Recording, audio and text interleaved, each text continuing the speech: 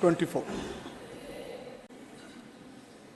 Report of study visit of the Committee on the Welfare of Scheduled Castes and Scheduled Tribes, Dr. Sumer Singh Solanki.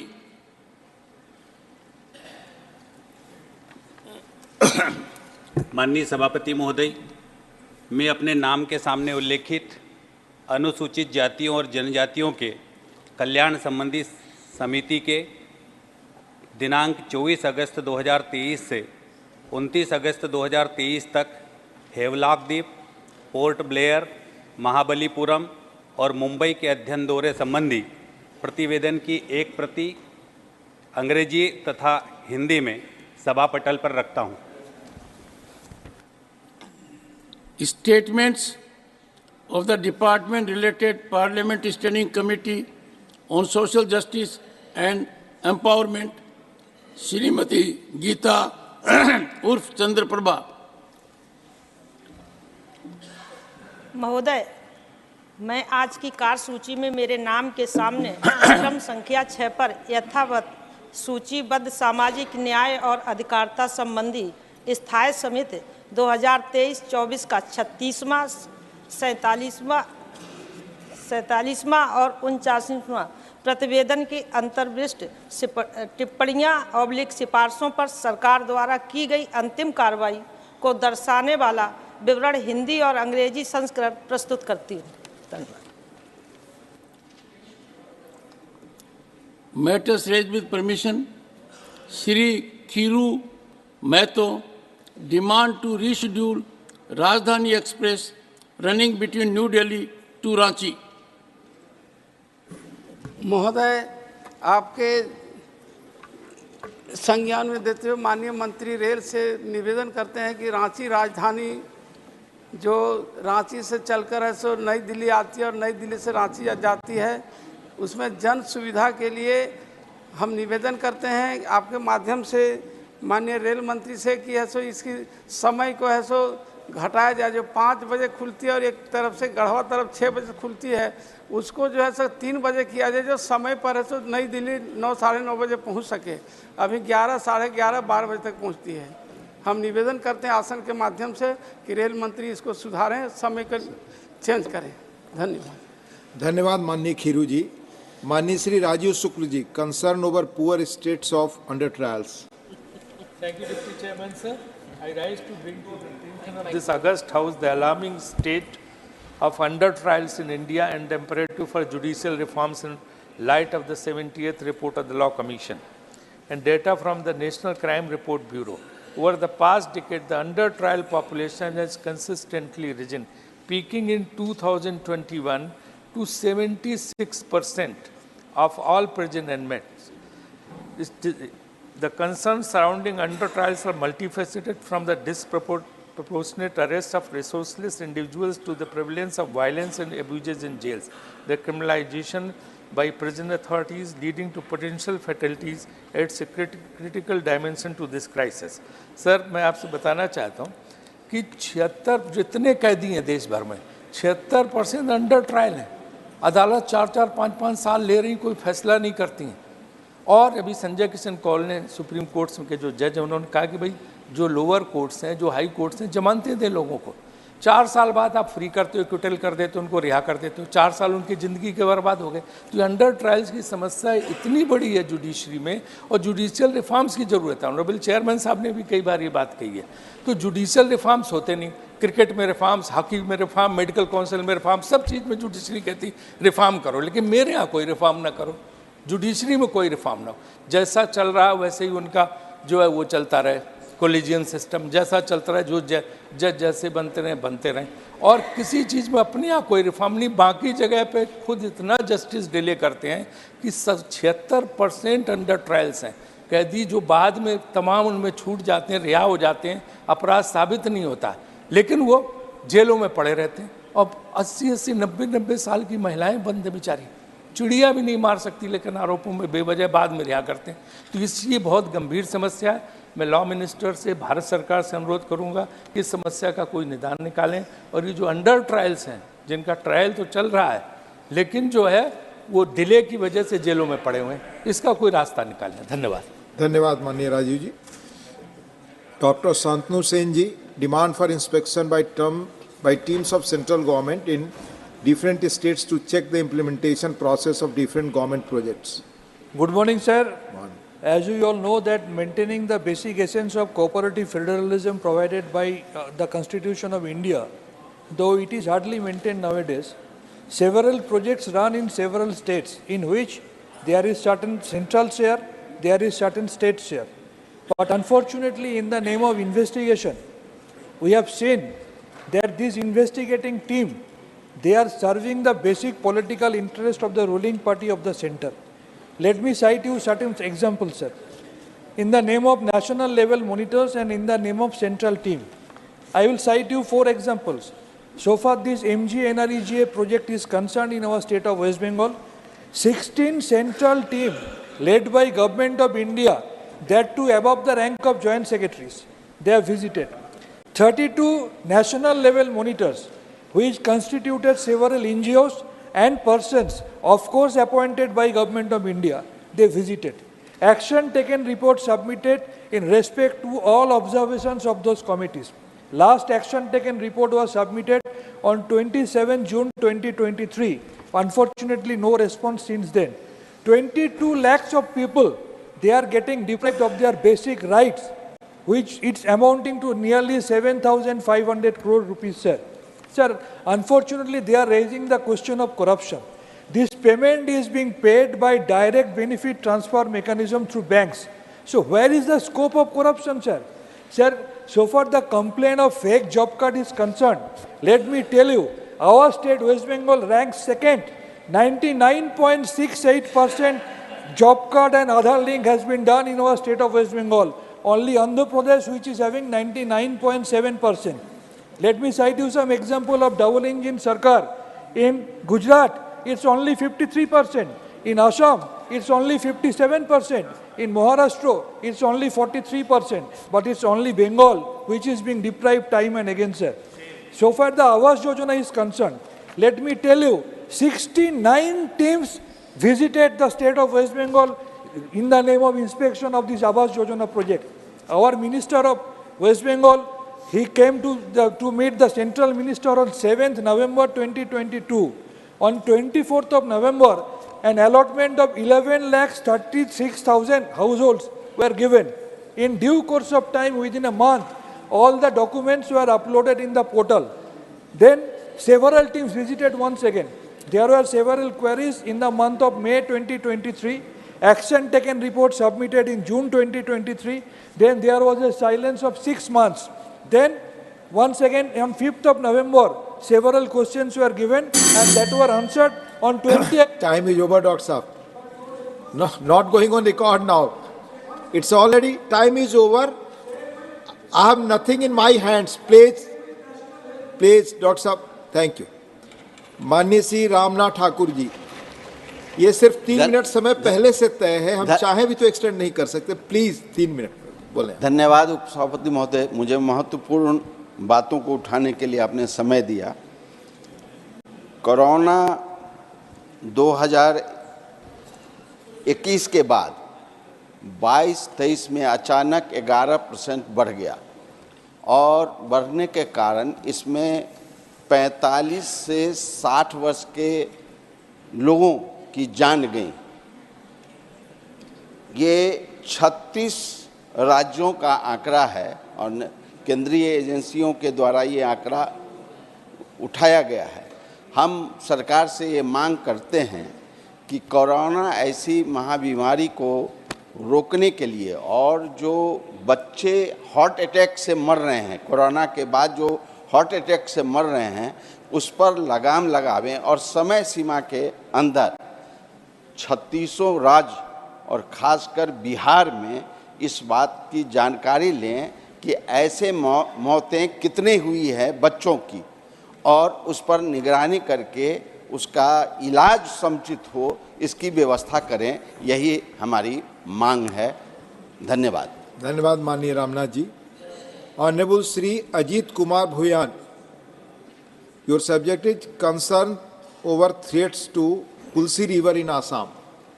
Thank you, Deputy Chairman, sir, for giving this opportunity to raise an important issue pertaining to national importance. The Kulsi River in Assam, a habitat of the endangered Ganges River dolphin, but illegal sand and mining and the existence and construction of bridges are altering the water flow regime, posing a serious threat to the aquatic mammal and to the riparian communities that depend on the Kulsi for their livelihoods. Indiscriminate and illegal mechanized sand mining, unplanned industrial growth, and construction activities have destroyed the Kulsi River, the unique habitat of the endangered Ganges River dolphin, sir.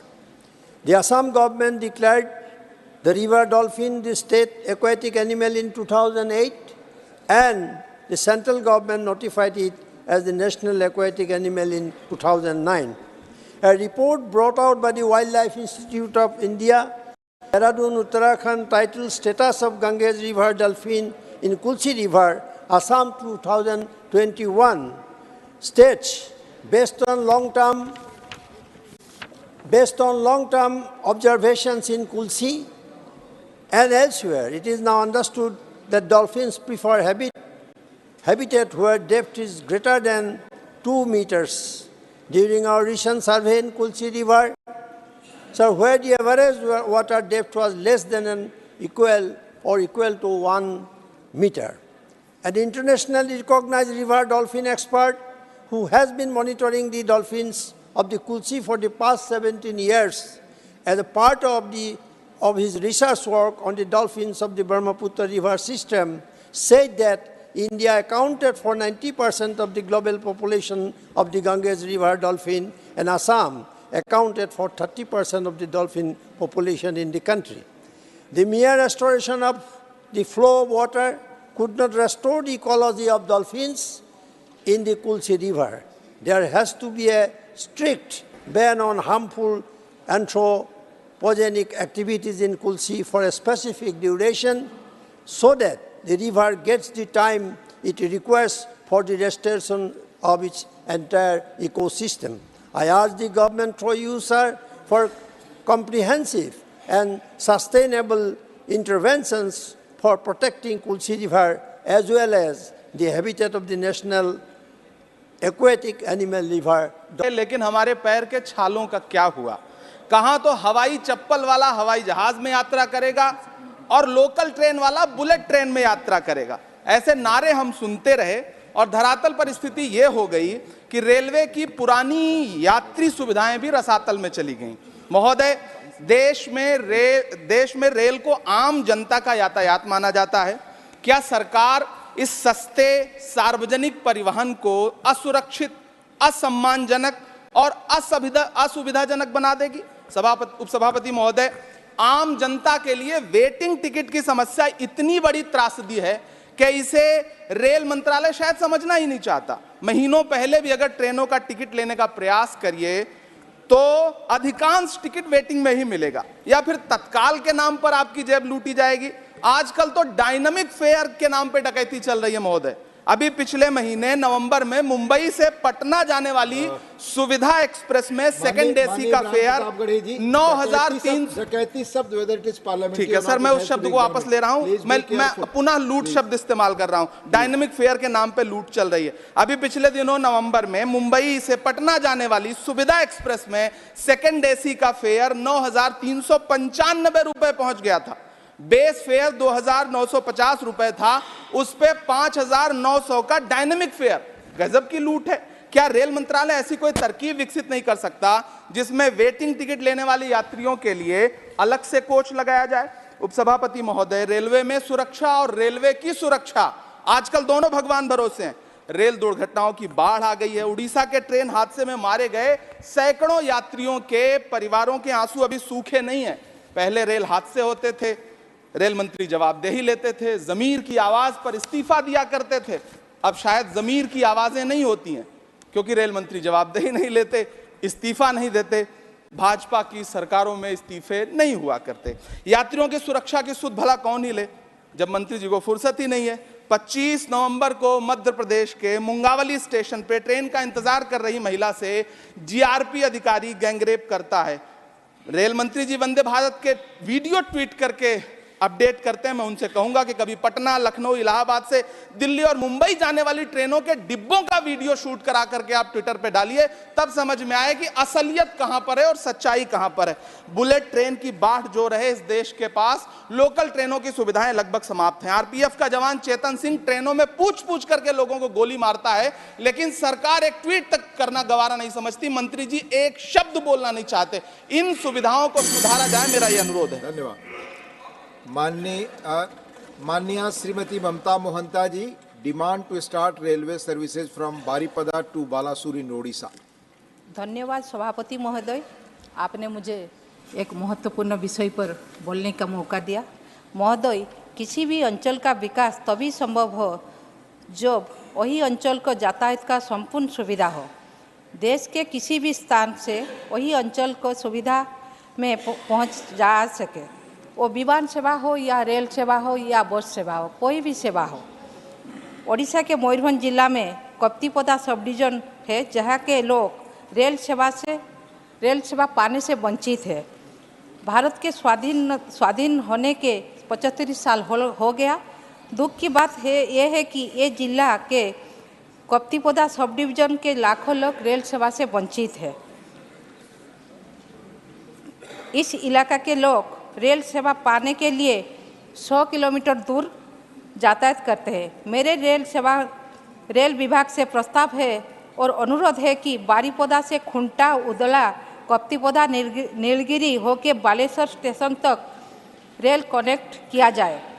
ये rail connect होगा तो इस इलाका के लोग rail सेवा पा सकते हैं और भुवनेश्वर, दिल्ली जैसे देश के सभी जगह सुविधा में आ जा सकते हैं। इस अंचल के रेल सेवा होगा तो ये अंचल का विकास भी होगा। धन्यवाद। धन्यवाद माननीय Mohanta ji. Now doctor Amar Patnaik ji, demand for homes to the poor of Odisha under Pradhanmantri Awas योजना।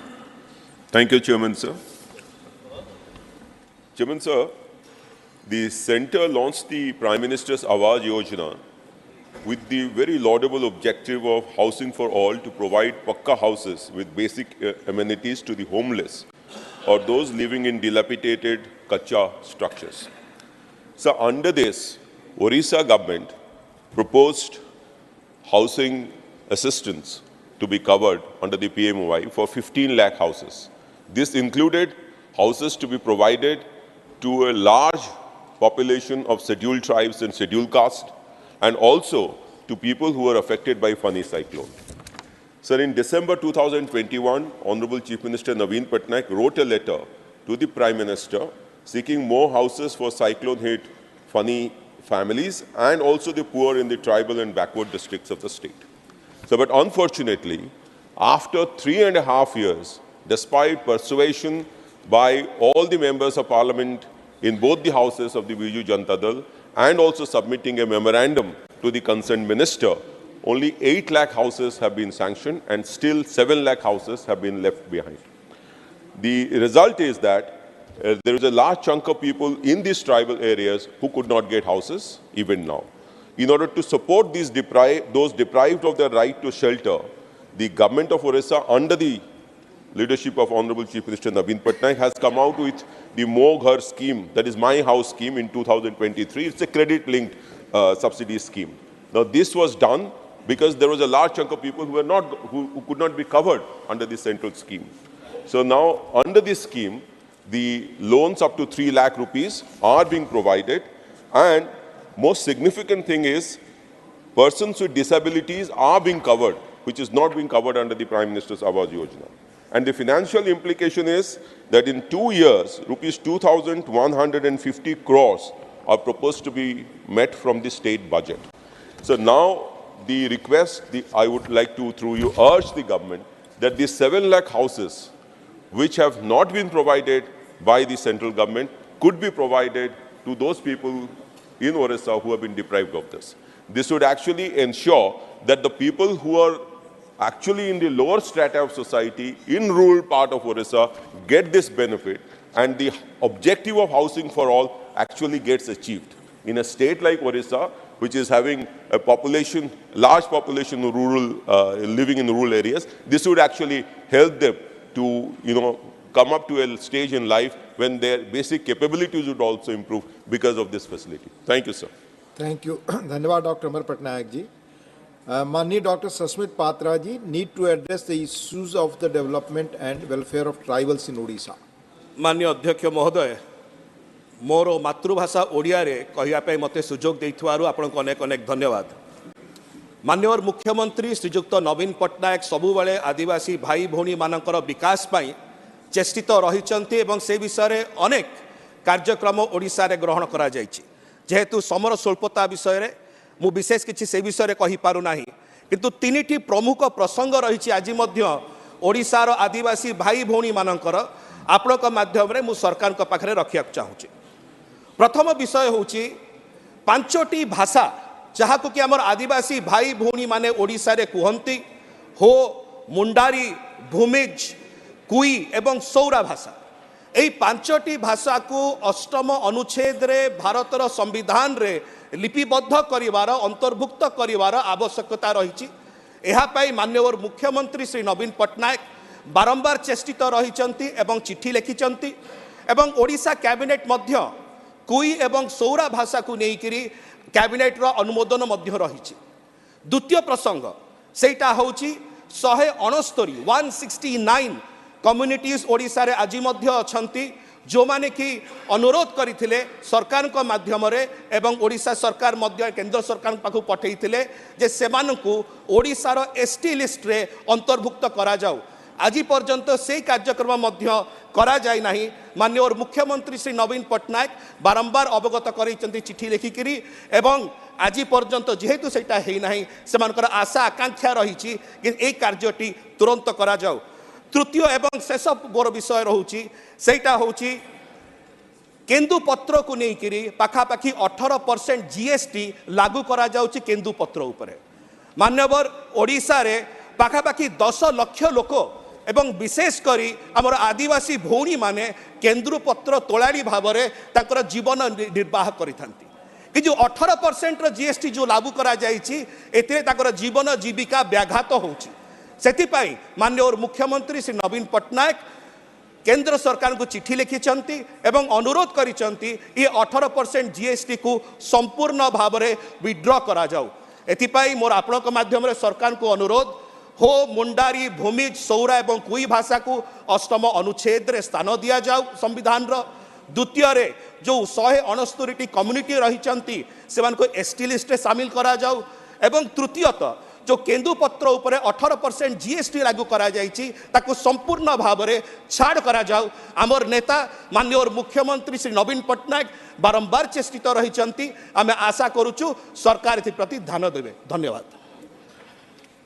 धन्यवाद माननीय डॉक्टर सस्मित पात्रा जी. माननीय Shri Nagendra Ray ji, issue of fencing on Bangladesh border. Thank you उपसभापति महोदय. मैं भारत एवं बांग्लादेश के जो बॉर्डर है इसका बारे में कुछ कहना चाहता हूँ. बड़े दुख की बात है कि हमारे बांग्लादेश बॉर्डर में इल्लीगल माइग्रेंट होता है जो इंडिया में आके अपना वोटर लिस्ट में नाम लिखाता है. जैसे तृणमूल का लीडर हमने सब इंडिया का आदमी सुना है कि बांग्लादेश के नागरिकों को इधर इंडिया में ले आके इसको वोटर लिस्ट में नाम लगाता है. जिसका जैसे ऐसा कर रहा है कि भाई ये फॉरेन अफेयर्स का काम कर रहा है गवर्नमेंट ऑफ इंडिया का. देखिए ये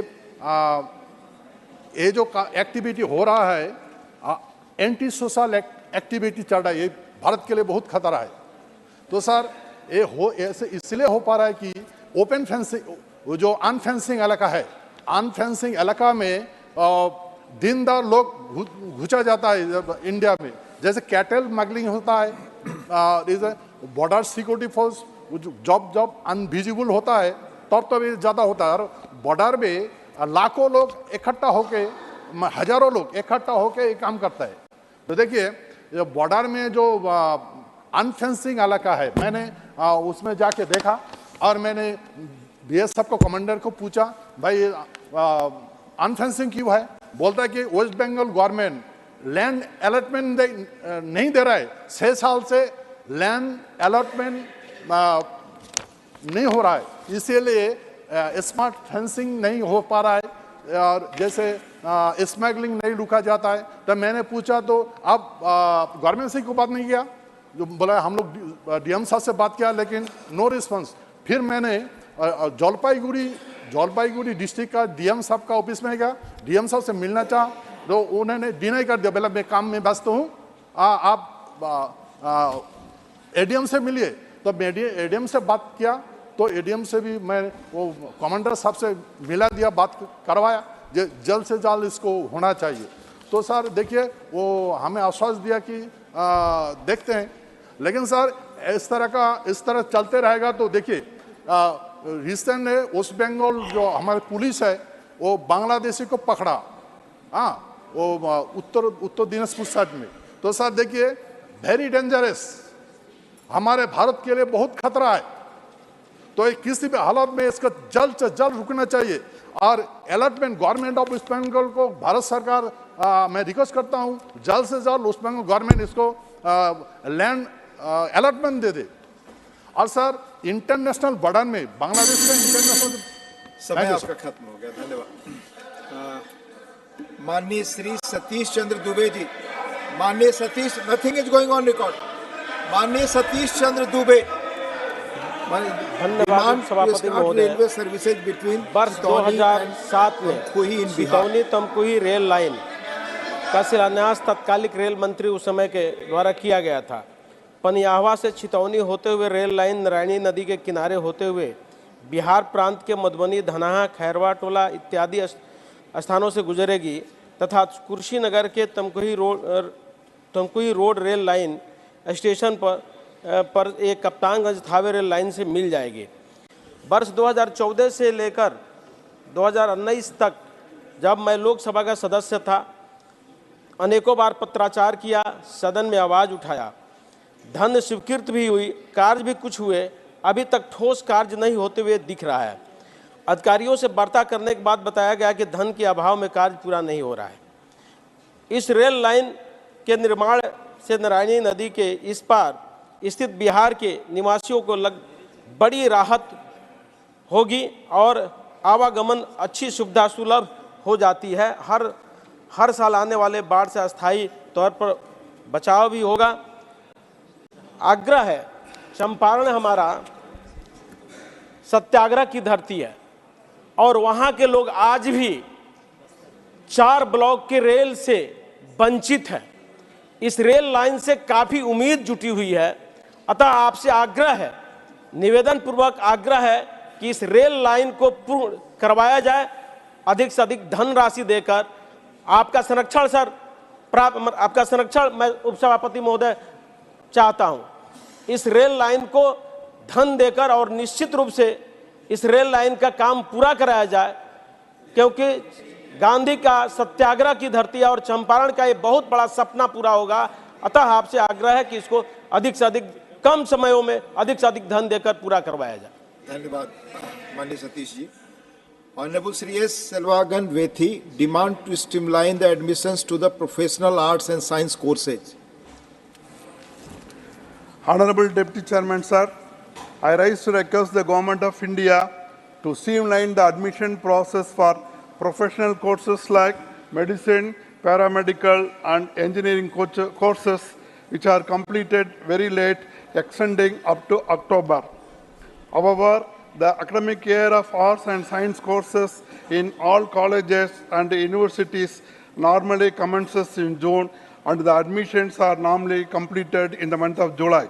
The first semester in arts and science colleges ends in November. It's being followed by the examinations. But those who are admitted to science courses leave the institution in the middle when they get seats in professional courses. It leaves the number of vacancies in arts and science courses, which is a waste of public exchequer. Even if the universities extend the date of admissions to arts and science colleges, those who are admitted in those vacancies have very little time to prepare for their first semester examination. Sir, almost all higher secondary examinations, which are the portals for engineering and medical courses, are completed by the central and state board well before April. Mostly, the results are also published in the month of May. They spend 1 or 2 months in coaching centers which charge huge fees. This is sheer commercial exploitation. This is also gives an added advantage to the well-privileged and the wealthy sections of the society. But many poor people cannot afford this. This is my opinion, is a denial of natural and social justice. Sir, this can be avoided easily if the national level G and NEET examinations are conducted immediately a week after the qualifying examinations. Then admissions to medicine and engineering courses to be completed before the end of July itself. Only then arts and science courses will run with its full strength. Therefore, sir, I urge the government to take immediate steps to narrow the time gap between school exams and college entrances, so as to ensure equal parity between all students. This would also ensure that the admission process in professional and graduation courses are conducted simultaneously, thereby resulting in reduction of dropout students in science and arts colleges. Thank you very much, sir. Thank you. Manya Shri Niranjan VC ji, regarding the establishment of a Kendriya Vidyalaya in Titlagarh, Odisha. Thank you, Honorable Deputy Chairman, sir, for allowing me to raise the matter of an urgent public importance regarding establishment of Kendriya Vidyalaya at Titlagarh in the district of Balangir, Odisha, in coordination with and financial support of the East Coast Railway, Bhubaneswar, Odisha. I would like to draw the kind attention of Government of India through you, sir, that the District Administration and Education Department had arranged temporary accommodation at Bhubaneswar Government Upgraded High School for the functioning of Kendriya Vidyalaya at Titlagarh. However, despite fulfilling prerequisites since November 2020, no further action has been made by the Government of India towards the establishment of Kendriya Vidyalaya. Titlagarh, being an underprivileged area, urgently requires educational support, especially through a Kendriya Vidyalaya, to benefit the children of central government employees working in the Department of Railway, Postal, Bank and Insurance, Bharatiya Khadya Nigam, BSNL employees, also employees working under the Government of Odisha. Hence, I urge the kind attention to direct the Kendriya Vidyalaya Sangathan authorities to expedite the pending process swiftly, ensuring the establishment of Kendriya Vidyalaya at Titlagarh in time for the upcoming academic session. The initiative aligns with our commitment to providing quality education in underdeveloped region, fulfilling the educational needs of the students belonging to the employees of Government of India and employees of the state government. Thank you, sir. धन्यवाद माननीय निरंजन जी. माननीय Shri Deepak Prakash ji, issue of brain drain और कोयला, तांबा, सोना, granite, uranium, lithium, bauxite, ऐसे अनेक खनिज संपदा से परिपूर्ण प्रदेश है सर. लेकिन मैं आज इस विषय को आपके सामने इसलिए रखना चाहता हूं कि वहां पर जिस प्रकार से खनिज संपदा से परिपूर्ण वो प्रदेश है, लेकिन वहां की राज्य सरकार की नीति और नियत में खोट है सर. केंद्र सरकार के लगातार सारे फॉर्मेलिटी पूरा करने के बावजूद वहां की राज्य की सरकार आयरन और एक भी वहां पर खोलने के लिए वो एक तरह से बंद करने के लिए विवश कर रही है सर. वहां एक भी आयरन और खुला हुआ नहीं है सर. साथ ही साथ हम सबको जानते हैं कि कोयले की यहां पर ऑक्शन होने के बाद लोगों को लीज मिल रहा है, लेकिन जमीन का अधिग्रहण उस राज्य की सरकार के नियत में खोट होने के कारण नहीं मिल पा रहा है, जिसके कारण उद्योग और उद्योग के माध्यम से रोजगार का जो सृजन होता है उसमें कुल मिलाकर के बाधा पड़ी हुई है और वहां से उद्योग और उद्योगपति लगातार पलायन कर रहे हैं दूसरे प्रदेश में, और रोजगार के अवसर में जो लोग बेरोजगारी को तो झेल ही रहे हैं, साथ ही साथ ऐसे कई अपराधी, संगठित अपराधी गिरोह में अपने आप को शामिल कर रहे हैं सर। चाईबासा उसका उदाहरण है सर। इसलिए मैं आपका ध्यान आकृष्ट करना चाहता हूं सर, और मूल कारण क्या है महोदय कि वो माइनिंग लीज होने के बाद भी और आयरन और का जो माइंस नहीं खुलता है, उसके पीछे संगठित अपराधियों का एक गिरोह है जो इलीगल माइनिंग करते हैं, जिसका सीधा संबंध और संरक्षण वहां की राज्य की सरकार से है। सबसे दुखद बात है सर। दीपक जी ध्यान रखें, जो आप कमेंट कर सकते हैं हम इसी विषय सर, अब पलायन वहां के लोग पलायन कर रहे हैं सर, उसके पलायन के मूल कारणों को तो हम लोगों को समझना पड़ेगा।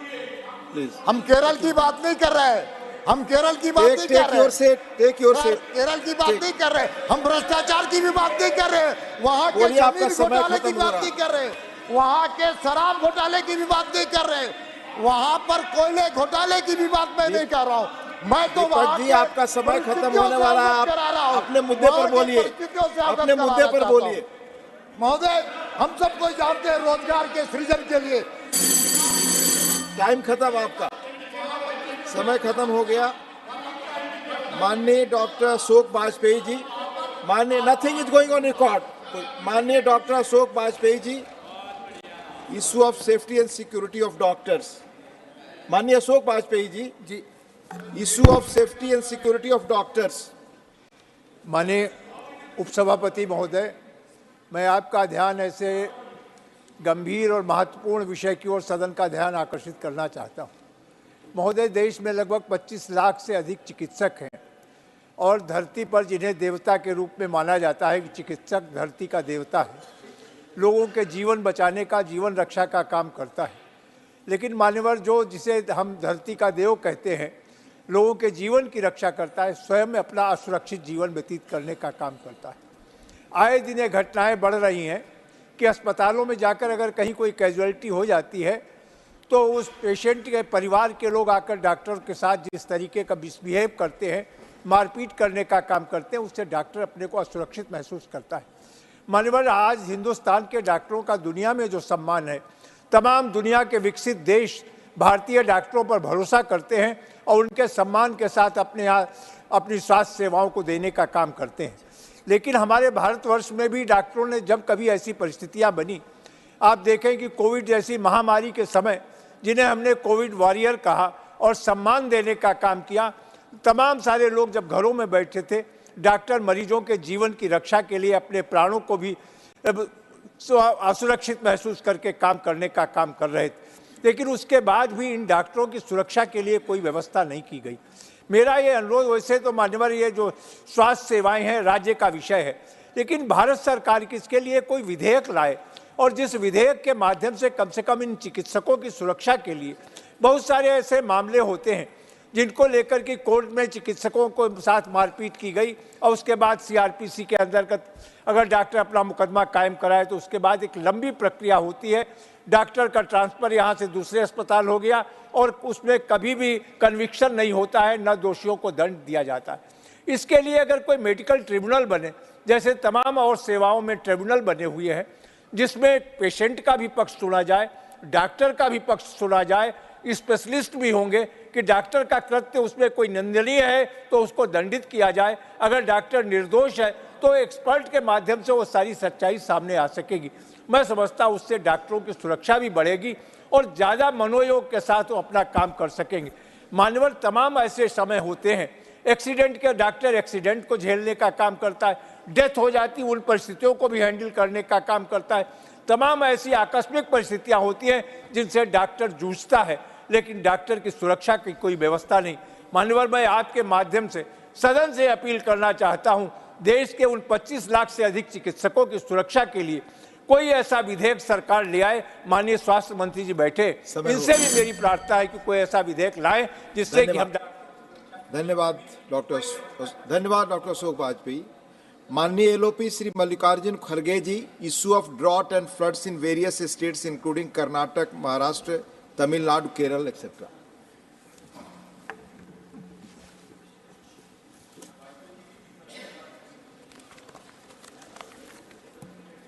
Sir, I wish to raise an important matter of utmost importance to the people of Karnataka and neighboring states.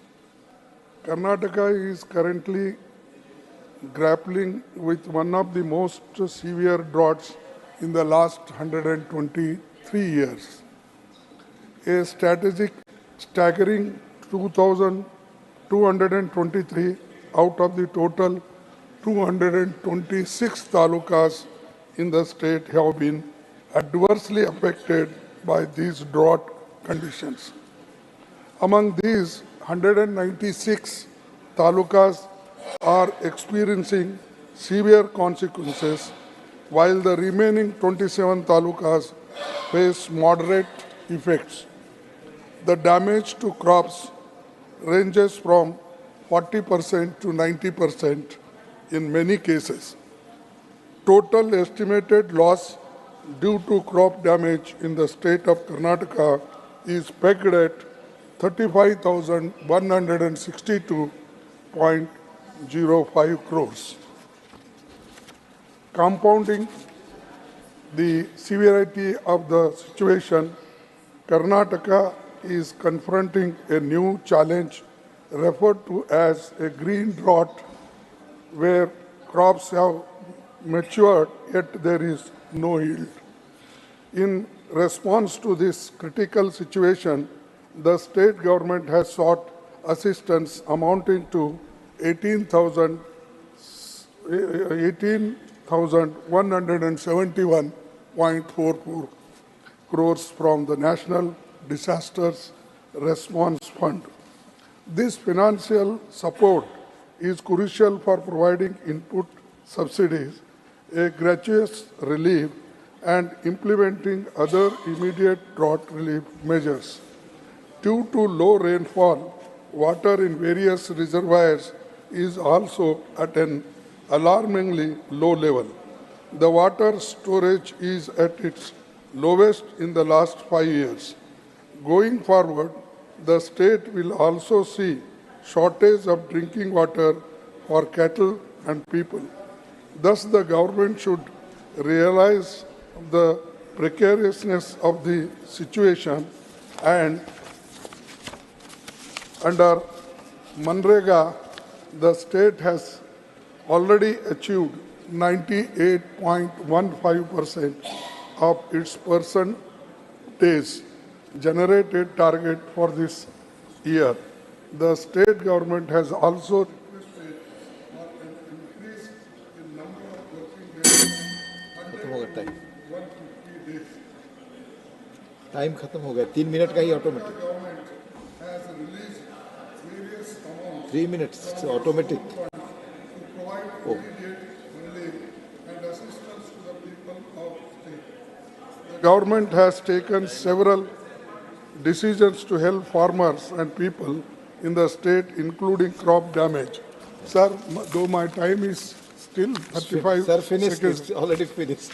No, I request you, because not only the drought in some areas, but the flood is also serious in Chennai, in our particularly our Kerala and other places, and Vidarbha is also suffering from drought in various places.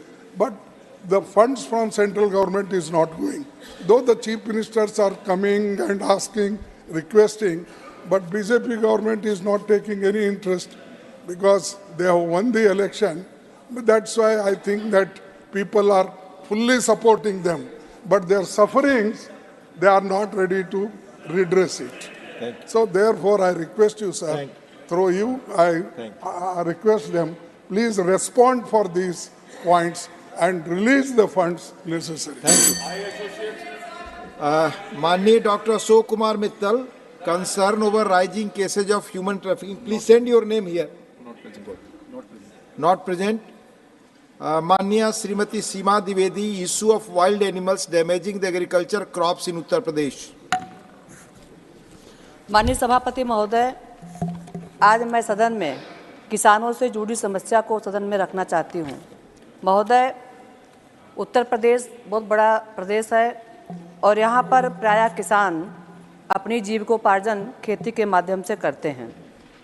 महोदय, हमारे माननीय प्रधानमंत्री जी, जिनको मैं धन्यवाद देना चाहती हूँ, जिन्होंने अपने तमाम कार्यक्रमों के माध्यम से किसानों की आय कैसे दुगनी हो, इसके लिए लगातार प्रयास कर रहे हैं। इसके लिए जैसे किसान सम्मान निधि, किसान ट्रैक्टर योजना, किसान मित्र योजना, प्रधानमंत्री किसान मानधन योजना, किसान क्रेडिट कार्ड योजना आज चल रही है। प्रदेश सरकार ने भी गांव-गांव में पशुशाला को खोल करके एक पशुओं को रोकने का एक अच्छा कार्यक्रम कर रही है।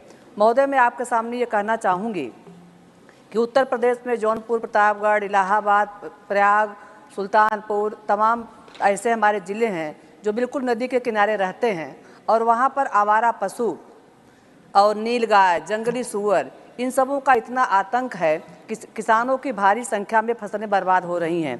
महोदय, मेरा अपना मानना है कि सरकार तो नियम बना रही है, सरकार का काम बहुत अच्छे से हो रहा है, लेकिन महोदय मुझे ऐसा लगता है कि इसमें जन सहभागिता होनी भी ज़रूरी है। जैसे लोग अपने छुट्टे पशु को छोड़ देते हैं और वो जा कर के खेतों को, फसल को बर्बाद करते हैं।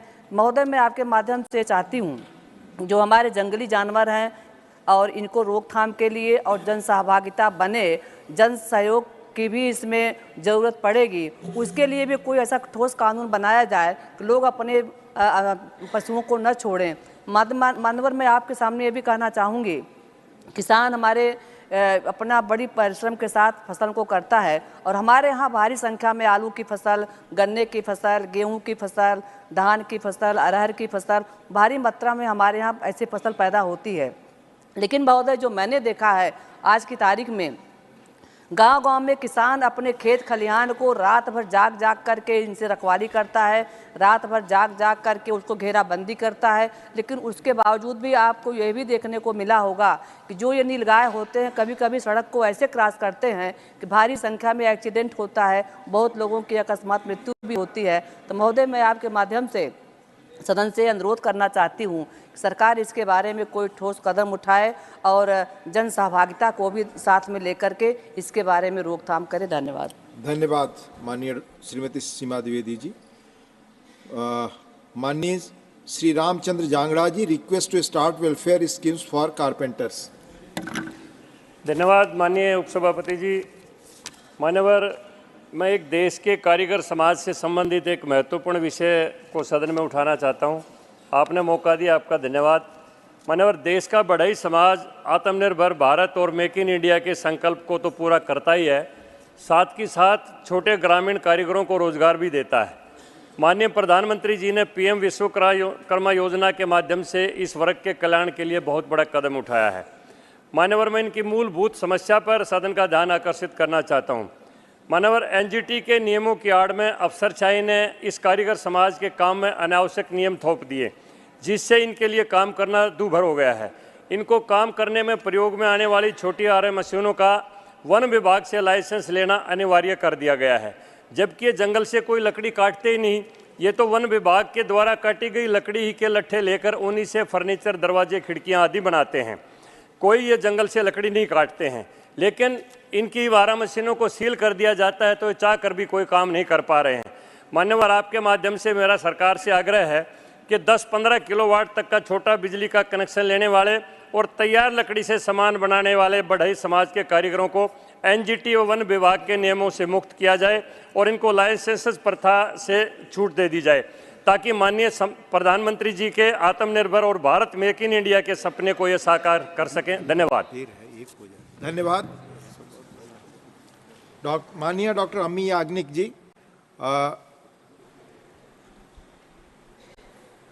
issue is need to implement laws strictly in public spaces for safety and security of women. Thank you, sir. So the latest NCRB data has said that there has been a 4% rise in crimes against women. and it is talking about all the data of all the states where there is domestic violence on the rise, many criminal acts on the rise, violence against women. But sir, the most important fact is public spaces where women have a right to freedom, where women have access to enjoy the same rights as everyone, cannot move freely, and acts like harassing them, lewd remarks, modesty outraging, and also committing physical violence. We have the data on rape, which I would not like to give right now, but the violence against women in public spaces is a big detrimental effect on the development of this particular nation and economy. Sir, there have been directives from the Honorable Apex Court that there should be policies, there should be schemes where you have PCR vans on the roads, continuously monitoring, CCTV cameras. There should be people on the road where they can always have some kind of a surveillance, and so that these kind of crimes don't take place in public spaces. Sir, there have been these directives for a long time now. Many states are implementing. There is very poor lighting on the footpaths and public spaces, and women do not get the right protection. Despite helplines and despite WhatsApp helpline numbers, when the victim is harassed, she does not have access to these particular helplines available to her. And that is why these crimes are occurring in public spaces all the time. Sir, I request the government, I urge through you, sir, that they see that all these strict policies, strict laws are implemented and women feel safe and secure in public spaces. Thank you. Thank you, Dr. Ami Yagnik ji. Now, Dr. Anil Sukhdev Rai Bonde ji demand to install centralized solar dryer system in the district of Amravati to dry medicinal plants. माननीय महोदय, अमरावती जिले में पिंपरी की लताएं लगाकर इस पिंपरी औषधीय पौधे की खेती लंबे समय से की जाती रही है। वर्ष में एक बार होने वाली ये फसल है। यह वेल जनवरी माह में लगाई जाती है। इस वेला के लिए हेटा या पांगरा सहायक वृक्ष लगाए जाते हैं। कई बार इस पिंपरी के फलों को निकालने के बाद में धूप में सुखाया जाता है, लेकिन बेमौसम बारिश से नुकसान की संभावना होती है। इस साल बेमौसम बारिश के कारण कटी हुई पिंपरी गीली हो गई, उस पर फंगस आया, जिससे ये औषधि वनस्पति पिंपरी किसी काम की नहीं रही। पिंपरी के इस वेली को यंत्र के माध्यम से सुखाया गया तो प्राकृतिक खतरे से बचा जा सकता है। आमतौर पर 150 से 250 हेक्टेयर पर पिंपरी का उत्पादन होता है और पूरे देश भर में आयुर्वेदिक के इसमें यूटिलाइज किया जाता है। तो इससे सौर ऊर्जा पे आधारित सुखाने के मशीन से इसका बचाव किया जा सकता है। ये पिंपरी वेल के आधार के लिए हेटा और पांगरा वृक्ष लगाए जाते हैं। इनके पन्ने जानवरों का खाद्य करके उपयोग में लाया जाता है, लेकिन कुछ सालों से पांगरा के ऊपर बुरशीजन्य बीमारियां आ रही है। उसकी वजह से यह पांगरा के वृक्ष विकसित नहीं होते। उनका परिणाम पिंपरी के ऊपर भी होता है। पिंपरी वैली के ऊपर भी मर बीमारी का प्रादुर्भाव ज़्यादा हो रहा है तथा वायु जल परिवर्तन के कारण पिंपरी उत्पाद के ऊपर भी बहुत परिणाम देखने को मिल रहा है। इसलिए सरकार से विनंती है कि औषधि वनस्पति पिंपरी पे आने वाला मर रोग, आधार वृक्ष हेटा और पांगरे पे आने वाला बुरशीजन्य बीमारियाँ तथा वायुजल के परिवर्तन से होने वाले नुकसान, इनके लिए अधिक संशोधन किया जाए तथा पिंपरी यह औषधि वायु जल के परिवर्तन पर आधारित बीमा में अंतर्भूत की जाए, ताकि औषधि वनस्पति का उत्पादन करने वाले किसान परंपरागत पिंपरी का उत्पादन जो कर रहे हैं उनको संरक्षण मिलेगा। उसका उपयोग आयुर्वेद में हो रहा है, वह निरंतर शुरू रहेगा और किसानों को होने वाले नुकसान को संरक्षित करने वाले बीमा के माध्यम से किसानों को बचाया जा सकेगा। मैं सरकार से अनुरोध करता हूं, अमरावती जिले में पिंपरी औषधीय पौधों की फलों की कटाई के बाद में सुखाने के लिए एक अभिनव योजना के रूप में सौर सुखाने का केंद्र सोलर ड्रायर शुरू करें और पिंपरी को हवामान आधारित बीमा में अंतर्भूत करें। धन्यवाद। धन्यवाद। अगले माननीय सदस्य को मैं आमंत्रित करूं, उसके पहले एक सूचना माननीय सदस्यों के लिए। Honourable members, as you are aware, the short duration discussion on the economic situation in the country was not concluded yesterday.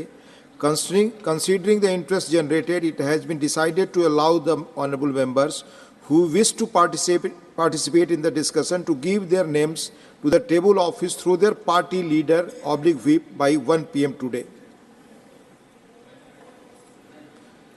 Dr. Sikandar Kumar, concern over insufficient supply of electricity in Pangi Valley of Himachal Pradesh. धन्यवाद sir.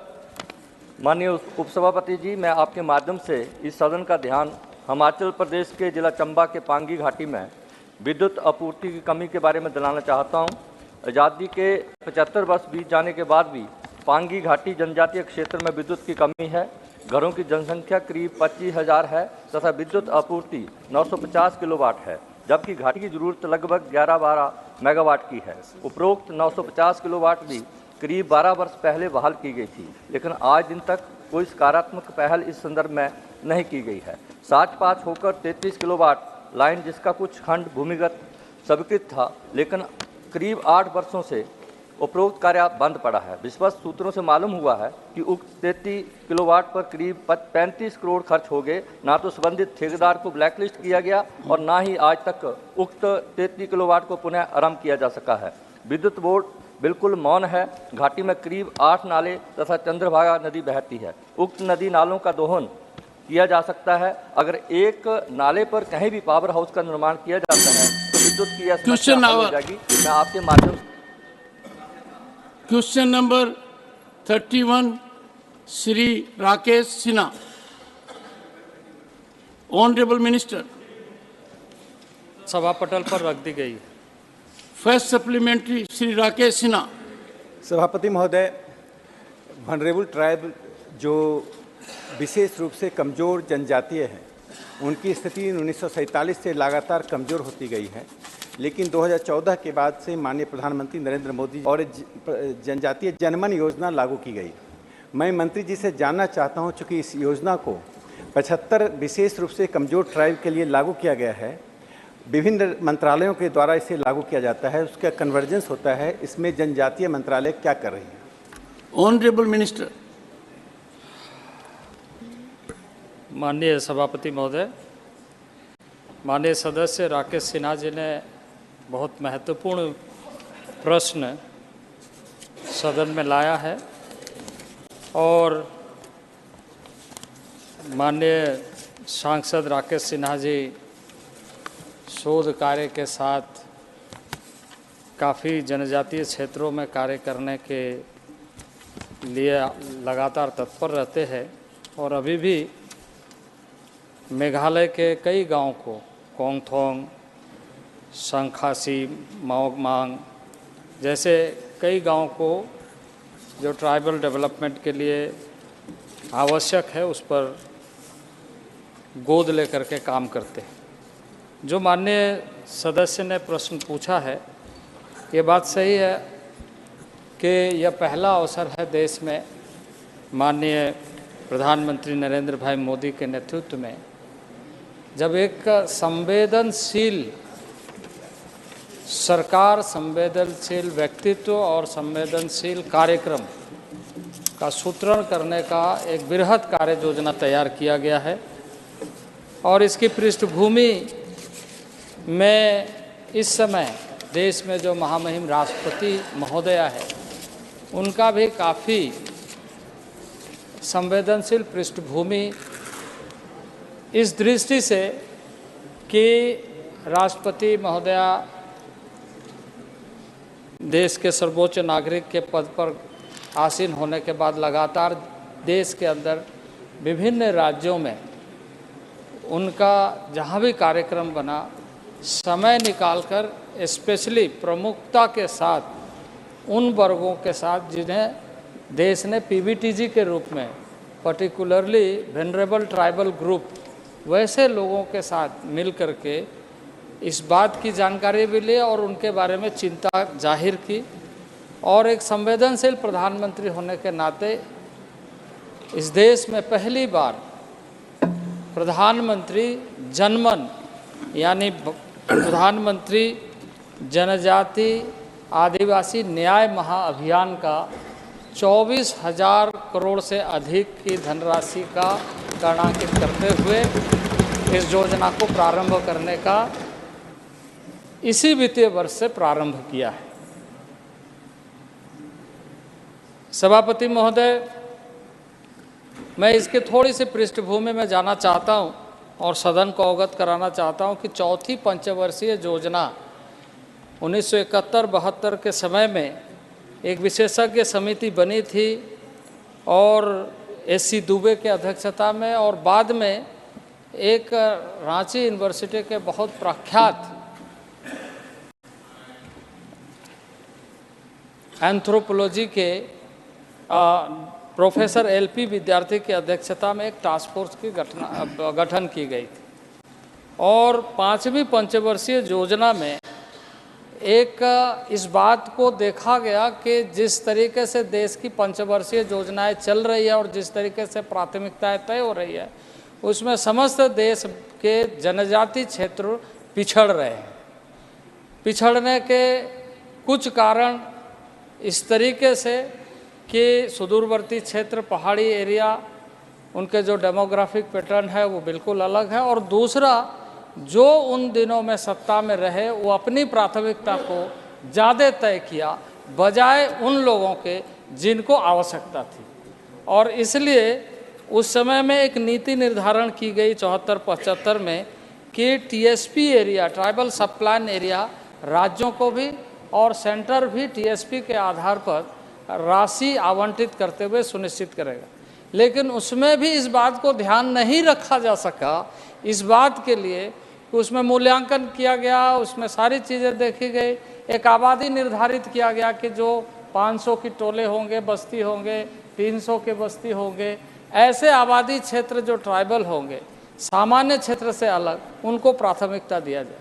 लेकिन मैं इस सदन में आपको बताना चाहता हूं कि जिन लोगों को आज लक्ष्य बनाकर जनमन योजना के तहत, पीएम जनमन योजना के तहत किया जा रहा है, उसमें वो 300-100 से भी कम, यानी जो पिछले 75 वर्ष में हमेशा पिछड़ते रहे, जिनकी आबादी 100 से कम है एक एक टोले में, पीवीटीजी टोले में, और वो अंडमान निकोबार से लेकर देश के विभिन्न राज्यों के 75 पीवीटीजी ग्रुप को इस योजना में सम्मिलित करते हुए यह सुनिश्चित किया गया है कि सामूहिक रूप से हमारे जो मंत्रालय हैं, 9 मंत्रालयों के माध्यम से उनके लिए जो मापदंड है उसको रिलैक्स करते हुए योजनाबद्ध तरीके से कि अमृत काल में हम वैसे गांव तक पहुँचे जहां आज़ादी के बाद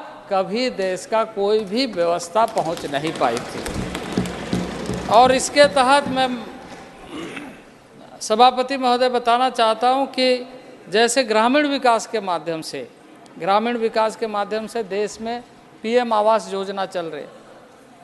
इन समुदायों के लिए पीएम आवास योजना में लागत भी बढ़ाई गई है और दूसरा पूर्ण रूप से उन गांवों को आच्छादित करने का सुनिश्चित किया गया और 4,90,000 नए आवास इन परिवारों को दी जाएगी जो पीवीटीजी समुदाय के हैं। इसी तरीके से 1,000 मोबाइल हेल्थ वैन प्रारंभ किया जाएगा इन गांवों के लिए।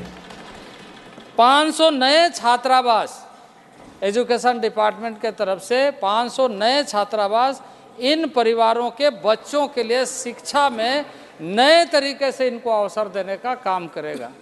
तो इसी तरीके से 2500 नए आंगनबाड़ी केंद्र, जहां पर आबादी बहुत कम है, वैसे गांव में 2500 नए आंगनबाड़ी केंद्र खोले जाएंगे। और इसके साथ साथ ही हमारे मंत्रालय के द्वारा बंधन केंद्र के माध्यम से रोजगार उन्मुखी कार्यक्रम के लिए 500 केंद्र खोले जाएंगे। स्पेशल तरीके से टेलीकॉम डिपार्टमेंट के माध्यम से 3000 गांव में नए टावर लगाए जाएंगे ताकि वो गांव जो इन सारे चीज़ों से अछूता रहे हैं वो सारी सुविधाएं उपलब्ध हो और सही तरीके से जो पीएम जनमन है, यानी पीएम जनजाति आदिवासी न्याय महाअभियान को अमृतकाल में सफल किया जाए। Second supplementary Shri Rakesh Sinha. सभापति महोदय, मैं थोड़ा आश्चर्य में हूं कि ट्राइबल इशू पर विपक्ष क्यों नहीं सुनना चाहता। प्लीज। मेरा दूसरा सप्लीमेंट्री है कि ये 75 जो कमज़ोर समुदाय हैं, जनजातीय समुदाय हैं, जिनका अस्तित्व लगभग मिट जाता है 2014 में मोदी सरकार नहीं बनती। कई सेंट्रल स्पॉन्सर्ड स्कीम चल रही हैं, वो राज्य सरकारों के साथ चल रही है। तो जनजातीय मंत्रालय किस प्रकार से राज्य सरकारों के साथ समन्वय करते हुए इन योजनाओं को लागू कर रही है? Honourable minister. ये योजना सेंट्रल स्पॉन्सर्ड तरीके से किया गया है और सभी राज्यों को इसमें सुनिश्चित किया गया है। मैं इस सदन में ये बताना चाहता हूँ कि 2001 और 2011 के जो जनगणना के आंकड़े हैं, उसके अनुसार 11 में जो जनगणना के आंकड़े आए, उसमें बहुत सारे पीबीटीजी समुदाय की जनसंख्या में कमी आई और इसलिए सभी मुख्यमंत्री को संवेदनशीलता के साथ इस बात का ध्यान रखने के लिए कि इन समुदायों में जो संख्या की गिरावट आई है उसकी शोध खोज करें। और TRI जो ट्राइबल रिसर्च इंस्टीट्यूट है, उसको हमने स्पेशली इसका टास्क भी दिया है अलग से कि इन सारे चीज़ों को शोध करके कुछ जगहों में यह देखा गया है कि हुई है और कुछ जगह में मृत्यु दर ज़्यादा है। आज मैं जिन योजनाओं का उल्लेख किया, उन योजनाओं के पीछे यह उद्देश्य है कि यदि हम 1000 मोबाइल हेल्थ मोबाइल वैन प्रारंभ कर रहे हैं तो इसके पीछे यही है कि उनको हम सही तरीके से स्वास्थ्य की सुविधा दिलाएं और 100% आयुष्मान भारत का कार्ड उसका बने और उनको सारी सुविधाएं उपलब्ध हो। Shri Amar Patnaik, third supplementary. Thank you, Chairman, sir. Sir, through you, I would like to ask this question. What is the reason behind merging two major and vastly different central initiatives, the Development Action Plan for Scheduled Caste and the Scheduled Tribe component, into the Prime Minister's Social Inclusion Mission for Welfare of SCs and STs? I believe the National Commission for Scheduled Tribes has also taken some kind of an objection to this because they think that the problems of scheduled tribes and scheduled castes are completely different. Honorable Minister. माननीय सदस्य ने जो प्रश्न पूछा, मैं यह स्पष्ट कर दूं कि इस तरह से कुछ नहीं, जो उनका सूचना है हो सकता है कि उसमें पूरी सूचना उनको प्राप्त नहीं हुई है। मैं स्पष्ट कर दूं कि ट्राइबल अफेयर्स का गठन ही इसलिए किया गया है कि सारे डेवलपमेंट प्लान को हम फोकस हुए में ट्राइबल एरिया एंड ट्राइबल के लिए बनाएं और वो स्पष्ट तरीके से जो STC कंपोनेंट होता है, शेड्यूल ट्राइब कंपोनेंट राशि का आवंटन होता है, वो इस देश के लिए 1,15,000 करोड़ रुपया की व्यवस्था विभिन्न योजनाओं के माध्यम से की गई है। Shri Saket Gokhale. Thank you very much, sir. Sir, because the question pertains to tribal communities that are vulnerable and especially in the state of Meghalaya, protection of vulnerable languages is also a big constituent of protecting tribal communities. So I would like Meghalaya in the 8th schedule of the Constitution of India, and by when does the government plan to bring Garo and Kasi languages into the 8th schedule of the Indian Constitution? Thank you. I think it doesn't concern the Honorable Minister. You can reword your question. Garo and Kasi. Honorable Member. Right, sir. You, as very informed young member, are fully aware the mechanism of inclusion of languages. I'll give you an opportunity. But they have received Ask a another proposal. question. So they have received a proposal from the government of Meghalaya as recently as 2 months ago, the same All ministry. right, be that as it may. Honorable Minister, have you anything to add on this? माननीय सदस्य ने जो जानना चाहे, मैं आपको बताना चाहता हूं कि देश में 700 से अधिक ट्राइबल ग्रुप्स हैं और ट्राइबल की क्वालिटी है कि बहुत सारी भाषाएं उनमें विद्यमान है। पूरे देश भर के सभी क्षेत्रों की अलग अलग भाषाएं हैं। मैं ये सूचना सदन को देना चाहता हूं कि नई शिक्षा नीति जो हमारी बनी है 2020, उस शिक्षा नीति में क्षेत्रीय भाषाओं को, स्थानीय भाषाओं को अधिक से अधिक हम प्रोटेक्ट कर सके, मान्यता दे सके और पहचान दे करके उनकी संस्कृति जो परंपरागत रूप से बनी हुई है वो बनी रह सके, इसको सुनिश्चित किया है। अब जो वो कह रहे हैं कि 8वीं अनुसूची में, 8वीं अनुसूची की एक अलग प्रविधि है, अलग व्यवस्था है और उसकी आबादी सारी चीज़ों को ध्यान में रख करके देश में विचार किया जाता है। किसी एक क्षेत्र में अगर 700 ट्राइबल के बारे में हम चिंता करेंगे तो उसमें इन सारे विषयों को नीतिगत रूप से देखना पड़ेगा कि इसमें क्या क्या मेरिट्स, डिमेरिट्स, क्या कॉम्प्लिकेशंस है। वो एक क्षेत्र को ले करके नहीं कर सकते, पूरे देश को देख करके इस पर फैसला लिया जाए। Shri Sasmit Patra. Thank you, Honorable Chairman, sir. My special interest in this question stems from the fact that my state of Odisha has the largest number of PVTGs, amounting to 13 in the country. Honorable Minister in his reply has rightly mentioned that the population figures of PVTG communities as a whole is not available centrally. And from 1951, the enumeration has not been done. But the PVTG definition itself says that the population reducing of specific tribal groups led to them becoming PVTGs. So therefore, my specific question would be, considering the sensitivity of enumeration for PVTGs to understand whether they are growing, they are decreasing, would the Honorable Minister consider taking a targeted census or enumeration for only the 75 PVTG groups so that we would be able to have a central database to find out whether they are increasing in numbers, they are decreasing, the patterns of migration, and thereby these programs would be helpful. Thank you. Question number 32. Honorable Minister. Honorable Minister. जो माननीय सदस्य जानना चाहे, मैं आपको बता दूं कि यह जो कार्यक्रम है, यह कार्यक्रम में पोर्टल बनाया गया जिसमें सारे इन्फॉर्मेशन इनके उसमें डाले जाएंगे। माननीय सदस्य भी उसको देख सकते हैं।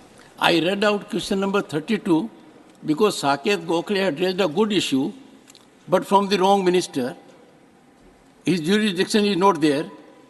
I am sure he will find a way out to raise this issue comprehensively at a proper forum as per rules. Question number 32, Sri Rajya Krishnaiya. Honorable Minister. पर रख दिया। Supplementary number 1, Sri Rajya Krishnaiya. Respected Chairman, the Supreme Court of India has given a judgment that SC, ST, OBC reservation should not cross the 50%. By that, in response to this judgment, almost all states, OBC reservation was decreased from 34 to 18 to 20%. But the central government has not taken any steps to increase the reservation as per the population of the OBC. The Andhra Pradesh and Telangana government also lowered the reservation from 34 to 22 on the basis of Supreme Court judgment. But Andhra Pradesh government has given on behalf of party an additional 20%. But in any other state in India not given increased the reservation on behalf of their parties. The only permanent answer to this matter, there is need to amend the constitution to provide population basis of based reservation. Then the government of India, in the pretext of at the time of amendment of the 73-74 constitution, some states are not having OBC list, particularly Uttaranchal, Jharkhand, and Chhattisgarh. But now all the states are having OBC list. So I request the government to amend the constitution and provide the OBC reservation on the basis of population in this in local body election. Honorable Minister. सभापति महोदय, संविधान का अनुच्छेद 243 घ के तहत आरक्षण दिया गया है। 1/3 से कम आरक्षण ना हो ऐसा प्रावधान इसमें है। लेकिन राज्य स्तर पर कई राज्यों ने 21 राज्य ऐसे हैं जिन्होंने निर्णय किया है, उन्होंने 50% तक आरक्षण को बढ़ाया है। सम्मान के माध्यम से इस तरह से कोई भी प्रस्ताव हमारे विचाराधीन नहीं है। Second supplementary, honourable member.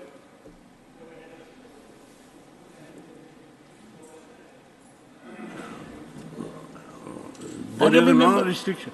There is a ceiling cap for the educational and employment reservation. It is purely political reservation. Why the government is not taking steps to population-based reservation in local body election?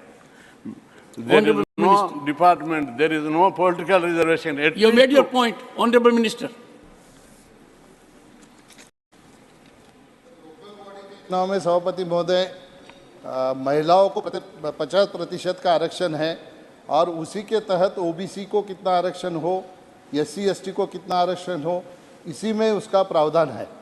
फिलहाल अभी सम्मानीय सदस्य जी ने कहा, मैंने पहले भी कहा, ऐसा कोई भी सरकार के विचाराधीन प्रस्ताव नहीं है।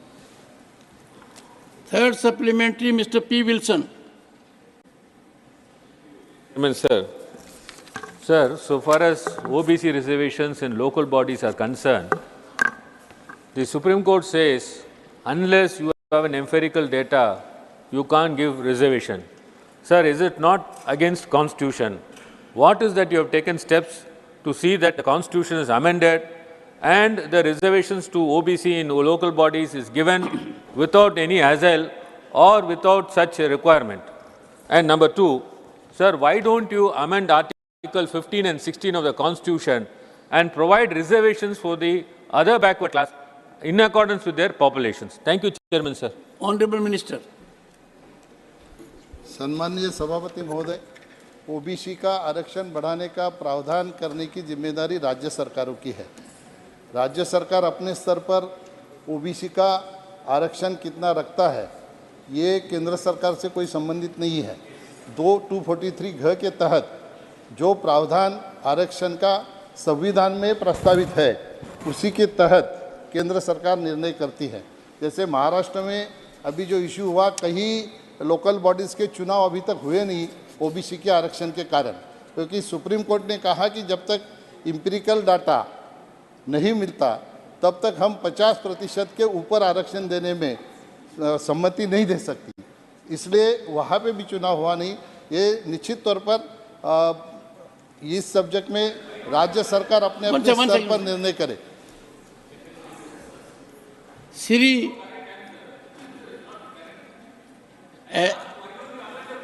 no,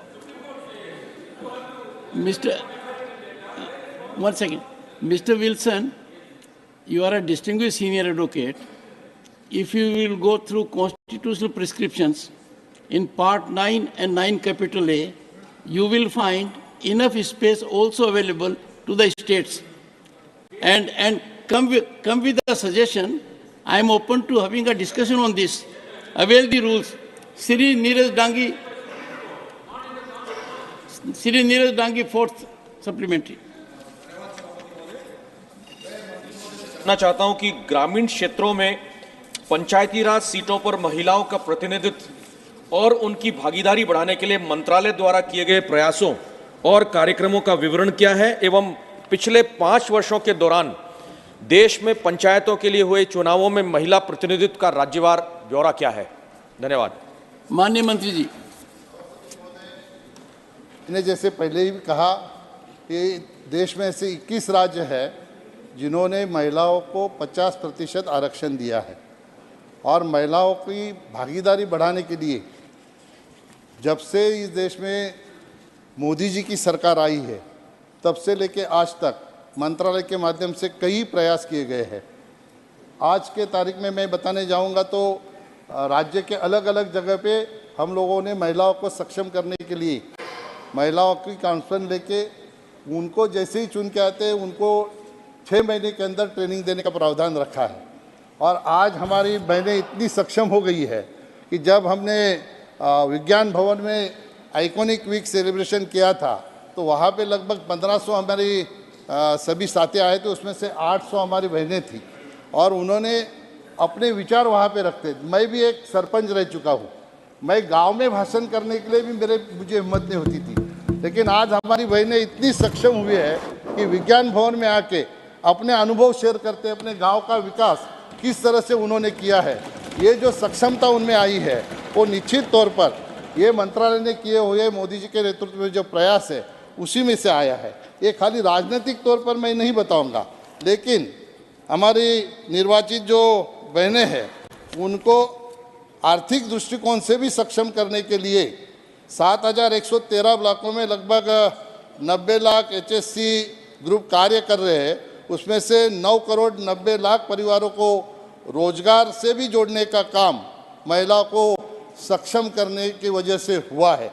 और इसी तरह से आज़ादी के अमृत महोत्सव 2 का महिला सरपंचों का जो योगदान है निश्चित तौर पर बहुत बड़ा योगदान है। 17 अप्रैल 2023 को जब सम्माननीय हमारे महामहिम राष्ट्रपति जी, वो भी एक महिला है, उनके हाथों से जब विज्ञान भवन में महिला सरपंचों को पुरस्कार दिया गया, सभी सरपंचों को पुरस्कार दिया गया, वो 42 लोगों को पुरस्कार दिया गया, उसमें से 18 हमारी महिला सरपंच थी।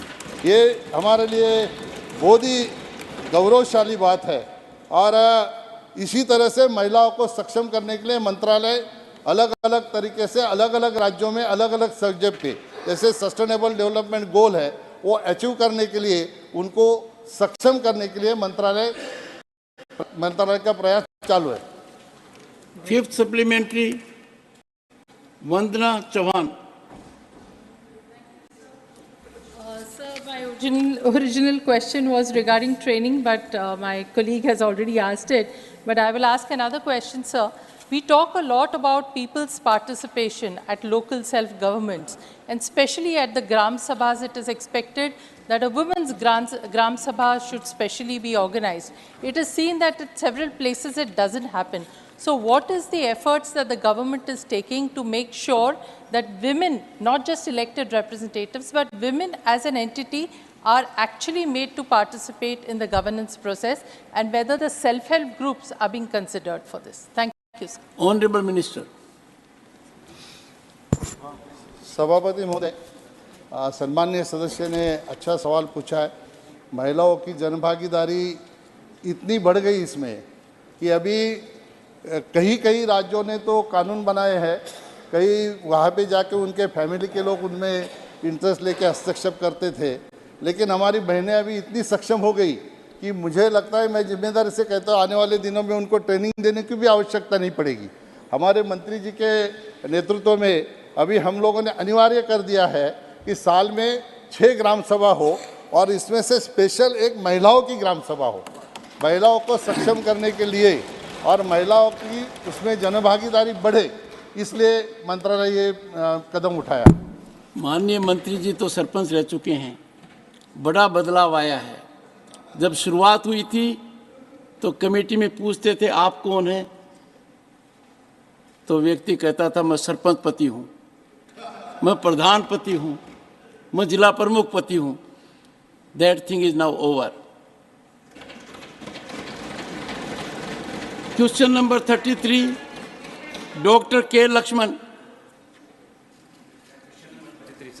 Honourable minister. पटल पे रखा गया है। Supplementary 1, Dr. K. Lakshman. Sir, thank you, sir. At the outset, I would like to welcome the decision of the government for internationalization of education as per NEP 2020. Because many of our students opt to go overseas to seek high-quality education. We know the financial burden of parents, and later the students never turn up, which causes huge loss to Indian economy and also the brain drain. But sir, what will be the challenges with the setting up foreign universities? Because some feel it will harm the Indian education system and also result in commercialization of the education. What are the preventive steps taken by the government to protect free structure, to be reasonable and transparent, and also the admission process, sir? Honorable Minister. Chairman, sir, in the National Education Policy 2020, the expert group has recommended, rightly recognized by honorable member, we have to internationalize our education system. More foreign students should come to India. More Indian students should get exposure in the global institution. Today, our students are compelled to go outside. Lot of foreign students are also coming to India. To accelerate that, to make it manifold, the NEP has recommended for internationalization. Now, not only foreign institutions will come to India, already 2 of them has opened their, started process to open their campus in Gujarat, gift city of Gujarat. In last budget speech, Honorable Finance Minister has invited global institutions, 2 of them are turned up. Recently, University Grant Commission in last November, the last month only, come out with a new sets of regulation to invite more foreign institutions. Now portal is open, lot more quality institutions are now getting registered in that portal. The member has raised 2 pertinent issues. How to maintain the quality of education? What about the fee structure? These 2 things are envisioned in the new regulation. Today, billions of dollars we have to spend on our students, those who are going out of country. Now, more students, what we envision, they all will be the global standard. They will tie up with some local university also. Beyond inviting foreign university, dual degree, twinning of courses, from both the sides, we have invited institutions, and UGC will have a committee to scrutinize the application, to look into the minimum regulatory mechanism, because we have to give autonomy to institution. Gradually, there is a consensus among the academia and the policy maker of our country, whether from any states, we have to give autonomy to academia, to institution. More institutions of global standards should come up, and Government of India is in the right direction to inviting, and I will happy to inform this August House Chairman sir through you. 2 of our IITs are going to open their campuses in the overseas. One campus will be opened at Abu Dhabi by IIT Delhi, and one campus of IIT Chennai will be opened at Zanzibar, looking into the need of the African countries.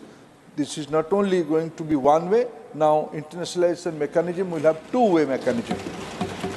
Second supplementary, Dr. K. Lakshman. Sir, thank you, sir. Sir, whether there is any proposal by the government to encourage, to collaborate and partner with these existing Indian institutions, which will not only help to mitigate competition and ensure that the benefits of foreign universities are shared with the Indian institutions and also Indian students. Honorable Minister. Chairman sir, this is an old practice, old tradition of our Indian institution. Almost all IITs, all NITs and all reputed institutions run by union government or respective state government, they all have a global tie-up with their counterparts. So with this NEP, with this focused concept of internationalization, it will get accelerated impact. Dr. Santanu Sen. Giving me this opportunity. Thank you very much, sir, for giving me this opportunity. Sir, we all know that few days back, a circular has gone to all the universities and colleges from UGC that there should be a selfie stand with the photograph of our respected Prime Minister in the background. Through you, with all humility, I would like to know from our learned Minister that according to which rule or guideline of UGC this could be done, as apparently it seems to be nothing but a political publicity before the 2024 Parliament election. Thank you, sir. Honorable Minister. Honorable members' question has nothing related to the primary. Keep in mind, I have been Governor State of West Bengal. Sir, I know that. And Dr. Santanu Sen has raised the issue Sir, I also cannot forget the scene, the constitutional responsibility you took on the very first day of this present government. Country never forget your position, sir. With this due respect, sir, this is a separate question. But beyond that, already he has raised the question. Sir, I am proud of my Prime Minister. Sir, this country is proud of Prime Minister Narendra Modi. This will be my answer. Sir, President, Prime Minister, constitutional functionaries, they belong to the nation. They represent the nation. As much as a Chief Minister represents a state. And therefore, I will appeal to all sections of the House. When it comes to constitutional functionaries at the state level or at the central level, let our vision be not through politics, but in general. Professor Manoj Jha, it's your subject. Yes, sir. I am sure you will put a pointed question to the Honorable Minister. शुक्रिया सभापति महोदय। Your time starts now. मेरा माननीय मंत्री जी से एक आग्रह है या सवाल है सर कि फॉरेन यूनिवर्सिटीज़ का आना, कैंपस खुलना, ये बहुत एक सकारात्मक पहल है, लेकिन हमारी शिक्षा व्यवस्था अफर्मेटिव एक्शन के प्रोग्राम पे है। क्या फॉरेन यूनिवर्सिटीज़ में अफर्मेटिव एक्शन इंट्रोड्यूस हो कॉन्स्टिट्यूशनल मैंडेट के हिसाब से, इसकी व्यवस्था की गई है? Thank you sir. Honourable minister. Sir, ये फॉरेन यूनिवर्सिटी उन देशों की कायदे पे चलेंगे। यहाँ फोकस है क्वालिटी एजुकेशन। हमारी देश में जितने 1100 पब्लिक यूनिवर्सिटी है, उसमें कुछ प्राइवेट यूनिवर्सिटी, अभी भी हमारी देश की जो स्टेट आर्ट में चलने वाले प्राइवेट यूनिवर्सिटी है और डीम्ड यूनिवर्सिटी में डीम्ड यूनिवर्सिटी है, अफर्मेटिव एक्शन की फॉर्म अलग है। धीरे धीरे जो आजकल विश्व की एजुकेशन पैटर्न बना है, स्कॉलरशिप एक नया इंस्ट्रूमेंट बन रहा है, वो भी एक तरीके का अफर्मेटिव एक्शन है। सारा चीज़ों को एक ही चश्मे से देखना उचित नहीं होगा। क्वालिटी इंस्टीट्यूशंस देश में आए, ये प्रायोरिटी है। जोस के money, 5th supplementary. Thank you, sir. Opening of foreign universities in India promises global exposure and high-quality education. However, starting foreign university faces challenges. Could be one, it could be a drastic dropout in the domestic universities of the students. 2, very high cost of tuition. 3, potential cultural misalignment affecting adaptation. 4, resources allocation concern. 5, risk of educational inequalities. 6, foreign university degree recognition the Indian companies may reject their recognition. So I would like to know from the minister, what are the measures taken by the government to face all these challenges? Have you taken care of it? Honorable Minister. All questions are very important, but this is uncalled for at this time. We have to face the global challenge. These are the questions, but government is quite competent, and UGC is a quite competent body with its expert committee will look into all these aspects. And these all are very premature, and we should not think everything in a negative regime. Question number 34, Sri Sant Balbir Singh. 34 number, Paryavarn. Honorable Minister. First supplementary, Sri Sant Balbir Singh. बहुत धन्यवाद जी chairman साहब जो समा दिता। सो मंत्री साहब बहुत वधिया काम कर रहे हैं। असी पर्यावरण की इन्हां नाल गल करना चाहुंदे हां कि जिहड़े सब तो वध प्रदूषण जिहड़ा है वो जिहड़ा डीजल आ उहदे वाहन आ असी जिहड़े है जिहदा करके जे साडे नज़दीक लुधियाना देखो तो सब तो पोल्यूशन शहरां च आउंदा। उहदा कारण की है कि उत्थे डीजल वाहन बहुत चलते हैं। सो असी मंत्री साहब के कोलों जानना चाहुंदे हैं कि वातावरण नूं साफ रखण लई की सरकार पेट्रोल की थां ते प्रदूषित रहित देसी ढंग नाल बदलਵੇਂ प्रबंध ईंधन ते विकास ते जोर दिता जा रहा है। जे दिता जा रहा तो उसदा वेरवा देश विच खास तौर ते पंजाब दीयां सड़कां विच ਜਿਹੜੀ ਉਹ ਮਸ਼ੀਨਰੀ ਚੱਲਦੀ ਹੈ ਜਿਹਦੇ ਨਾਲ ਸੜਕਾਂ ਬਣਾਈਆਂ ਜਾਂਦੀਆਂ ਕਿ ਉਹਦੇ ਵਿੱਚ CNG LNG ਤੇ ਇਥਾਨੋਲ ਦੀ ਵਰਤੋਂ ਕਰਨ ਲਈ ਕੀ ਕਦਮ ਚੁੱਕਿਆ ਜੇ ਹੈ ਤਾਂ ਉਹਦਾ ਦੱਸੋ। Honourable minister. माननीय अध्यक्ष महोदय, ये बात बिल्कुल सही है कि हमारे देश में 40% जो इमिशन ऑफ CO2 है, पोल्यूशन है, वो ट्रांसपोर्ट सेक्टर में होता है और दिन ब दिन ये बढ़ते जा रहा है। ये चिंता का विषय है। 330 million metric tons of CO2 emission every year. It is a very dangerous problem.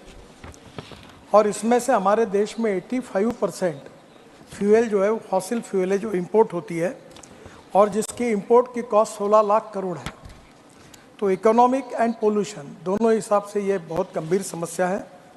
और ये जो पेट्रोल और डीजल इसके कारण विशेष रूप से जो पोल्यूशन होता है, जिसकी बात आदरणीय सम्मानीय सदस्य ने रखी है, उसके लिए भारत सरकार ने काफ़ी प्रयास किए हैं और इसको प्रायोरिटी दी है।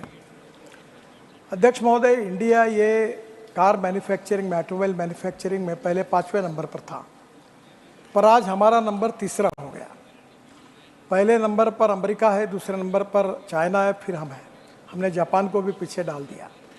पर एक बात ये भी है कि इसका ग्रोथ रेट बहुत बड़ा है। टोटल व्हीकल्स में 9.91% और कार और 4 व्हीलर्स में 20% है। और ये इंडस्ट्री सबसे ज़्यादा GST भारत सरकार और राज्य सरकार को दे रही है और 4.5 करोड़ जॉब्स यहाँ क्रिएट हुए हैं। पर इसके बावजूद जो सम्मान्य सदस्य ने जो बात रखी, उसके आधार पर भारत सरकार ने अल्टरनेटिव फ्यूल और बायोफ्यूल ये दोनों को विशेष रूप से प्राधान्य दिया है। ये जो G20 हुआ, इसमें ग्लोबल बायोफ्यूल अलायंस ये भी निश्चय इसका ये हमने निश्चित किया और ये टारगेट तय किया है कि 2070 तक हम नेट जीरो इमिशन तक जाएंगे। और मुझे इस बात की खुशी है कि हमने अल्टरनेटिव फ्यूल पे अलग प्रकार के प्रयोग किए हैं।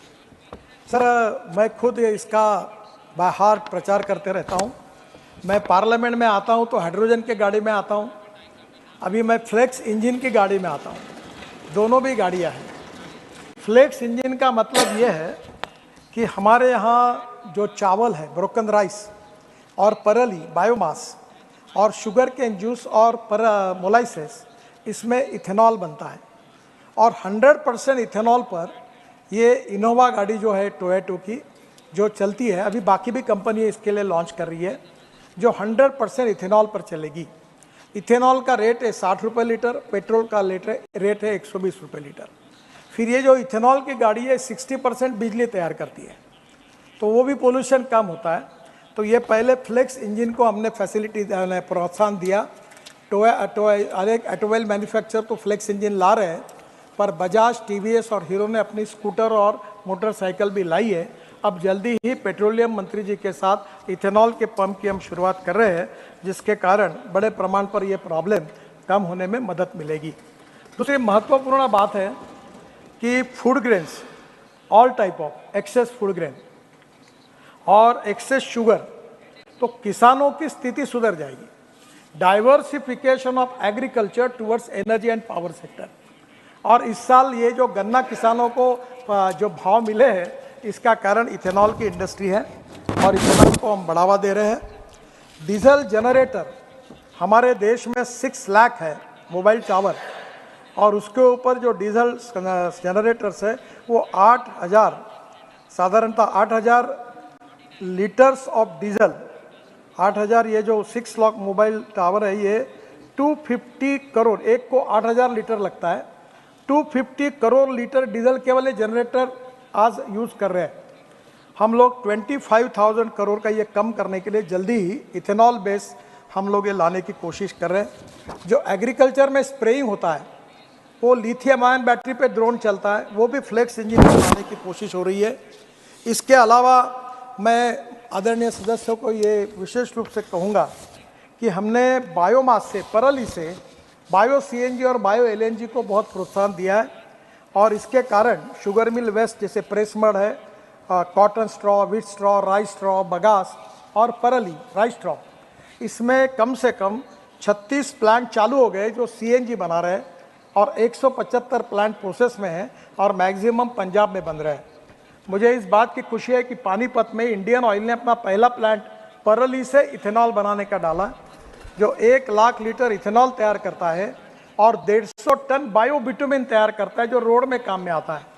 हमें 80 लाख टन बिटुमिन लगता है, 30 लाख टन हम इंपोर्ट कर रहे हैं। तो ये जो परली जलाकर जो प्रदूषण होता है, इसके बजाय बायो बिटुमिन बनेगा और वहीं अब बायो एविएशन फ्यूल बन रहा है। जो हवाई ईंधन है उसमें भी 1% डालने का प्रोविजन वर्ल्ड लेवल पर हुआ है और ये भी ईंधन देश में बनेगा। मुझे विश्वास है कि आने वाले समय में ये ग्रीन हाइड्रोजन ये फ्यूचर का फ्यूल है।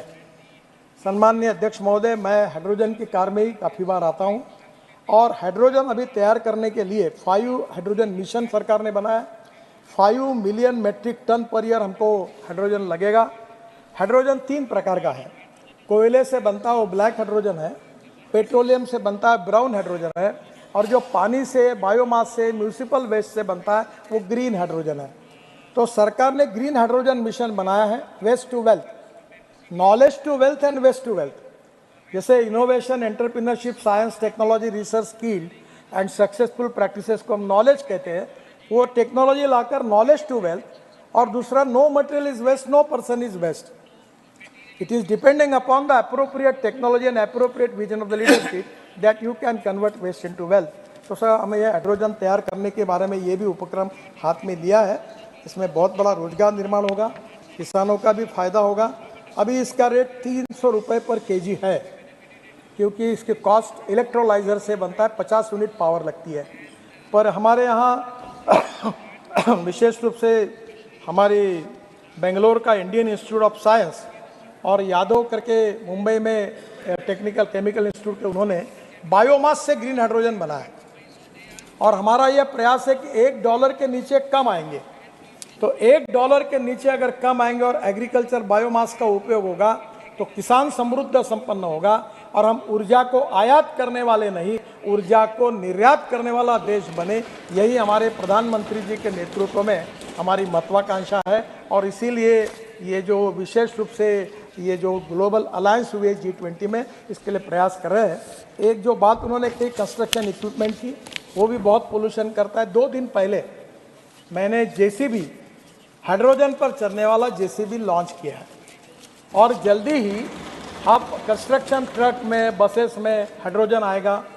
इसमें इलेक्ट्रिक का तो अल्टरनेटिव फ्यूल में इलेक्ट्रिक पॉपुलर हो गया। Electric scooter, electric car, electric buses अब कॉमन हो गई और धीरे धीरे अल्टरनेटिव फ्यूल और बायो फ्यूल का उपयोग करके और वेस्ट से ये एनर्जी तैयार करके और किसानों का भी आर्थिक स्थिति सुधारे और प्रदूषण को कम करे, ऐसी कोशिश सरकार की ओर से हो रही है। सेकंड सप्लीमेंट्री श्री संत बलबीर सिंह। बहुत धन्यवाद मंत्री साहब। एक असी पूछना चाहते हैं कि सड़क किनारे township, smart city, logistic park, उद्योग क्लस्टर बनाने की कोई योजना तैयार की गई है? जे हाँ तो इसके ਵੇਰਵੇ ਦਿੱਤੇ ਜਾਣ। ਕਿਹੜੀਆਂ ਸੜਕਾਂ ਇਹਨਾਂ ਪ੍ਰੋਜੈਕਟਾਂ ਅਧੀਨ ਆਉਂਦੀਆਂ ਤੇ ਰਾਜਵਾਰ ਉਹਨਾਂ ਦੇ ਵੇਰਵੇ ਦਿੱਤੇ ਜਾਣ। Thank you. माननीय मंत्री जी। सम्माननीय अध्यक्ष महोदय, टोटल देश में हम 35 multi modal logistic park MMLP बना रहे हैं। इसमें जोगीघोपा जो आसाम में, उसमें MMLP जो है वो मल्टी मॉडल है, यानी रोड भी है, हवाई जहाज एयरपोर्ट भी है, जलमार्ग भी है और उसके साथ रेलवे भी है। तो पंजाब में भी जो आदरणीय सदस्य जहाँ से आते हैं, नॉर्थ पंजाब में अमृतसर और जालंधर, गुरदासपुर, इसमें प्री फिजिबिलिटी स्टडी कंप्लीट हुई है जिसका हम विचार कर रहे हैं। साउथ पंजाब में लुधियाना, संगरूर और पटियाला, यहाँ लैंड के लिए हम स्टेट गवर्नमेंट से बात कर रहे हैं।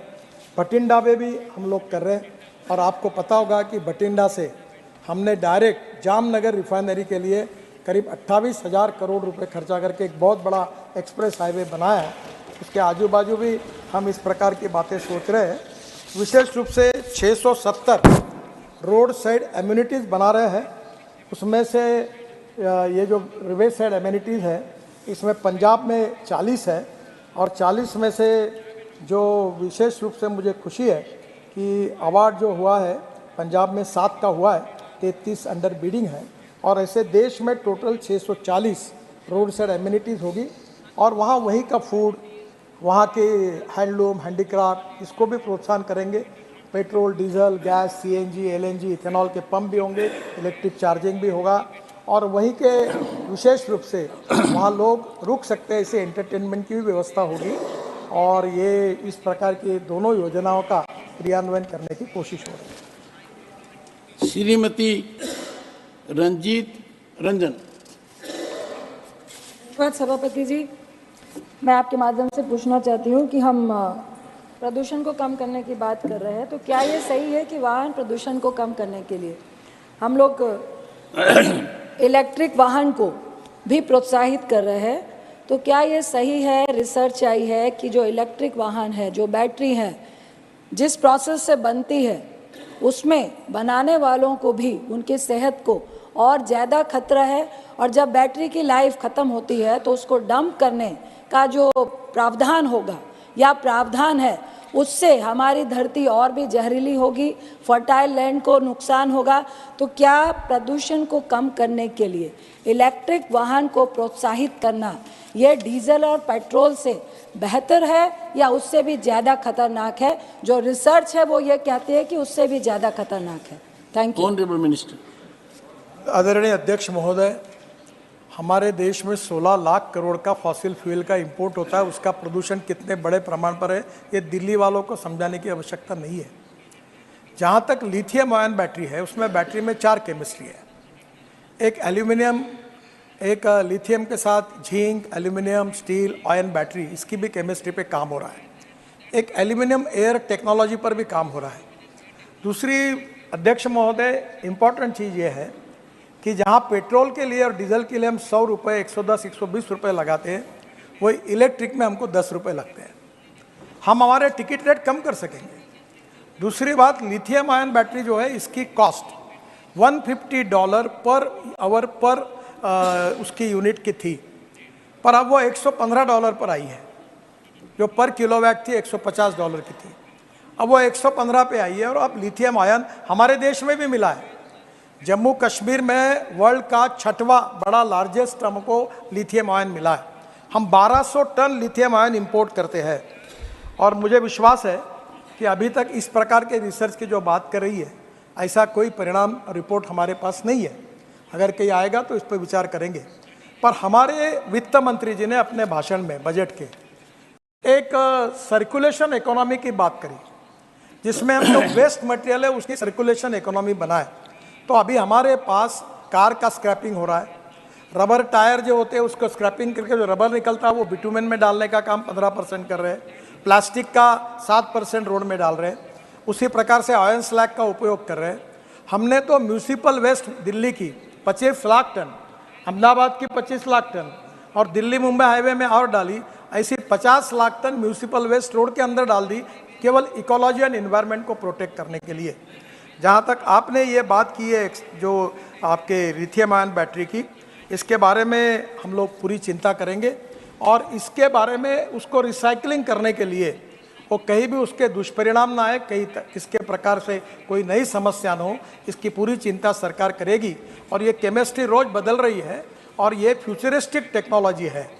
Our government is working in the direction with the futuristic technology, futuristic vision and futuristic planning, कि आत्मनिर्भर भारत बनाने का जो प्रधानमंत्री का सपना है, वर्ल्ड की एक स्ट्रॉन्ग इकोनॉमी बनाने का ये है। मैं विश्वास के साथ कहूँगा कि आने वाले 5 साल के अंदर electric vehicle, buses, even truck आ रहे हैं, इनको एक्सपोर्ट करने वाला पहले नंबर का देश हिंदुस्तान बनेगा। इतना पोटेंशियल हमारे पास है और इतना काम हो रहा है। और वर्ल्ड के सब रेप्यूटेड ब्रांड है, 12.5 लाख करोड़ की इकोनॉमी है। अब जापान को पीछे डालकर हम तीसरे नंबर पर आए हैं और निश्चित रूप से जल्दी आगे जाएंगे। ये बहुत अच्छी तरीके से है और हमारा एक्सपोर्ट इसमें बढ़ेगा, नए रोजगार निर्माण होंगे और देश समृद्ध होगा। सरकार की तरफ से चिंता करेंगे। 4th supplementary, Kartikeya Sharma. To you, I would like to ask the Honourable Minister about the status of adoption of e-vehicles and the steps taken for their promotion in the state of Haryana and the NCR region. Honourable Minister. Subject which is related with the Heavy Industries Ministry and Urban Ministry.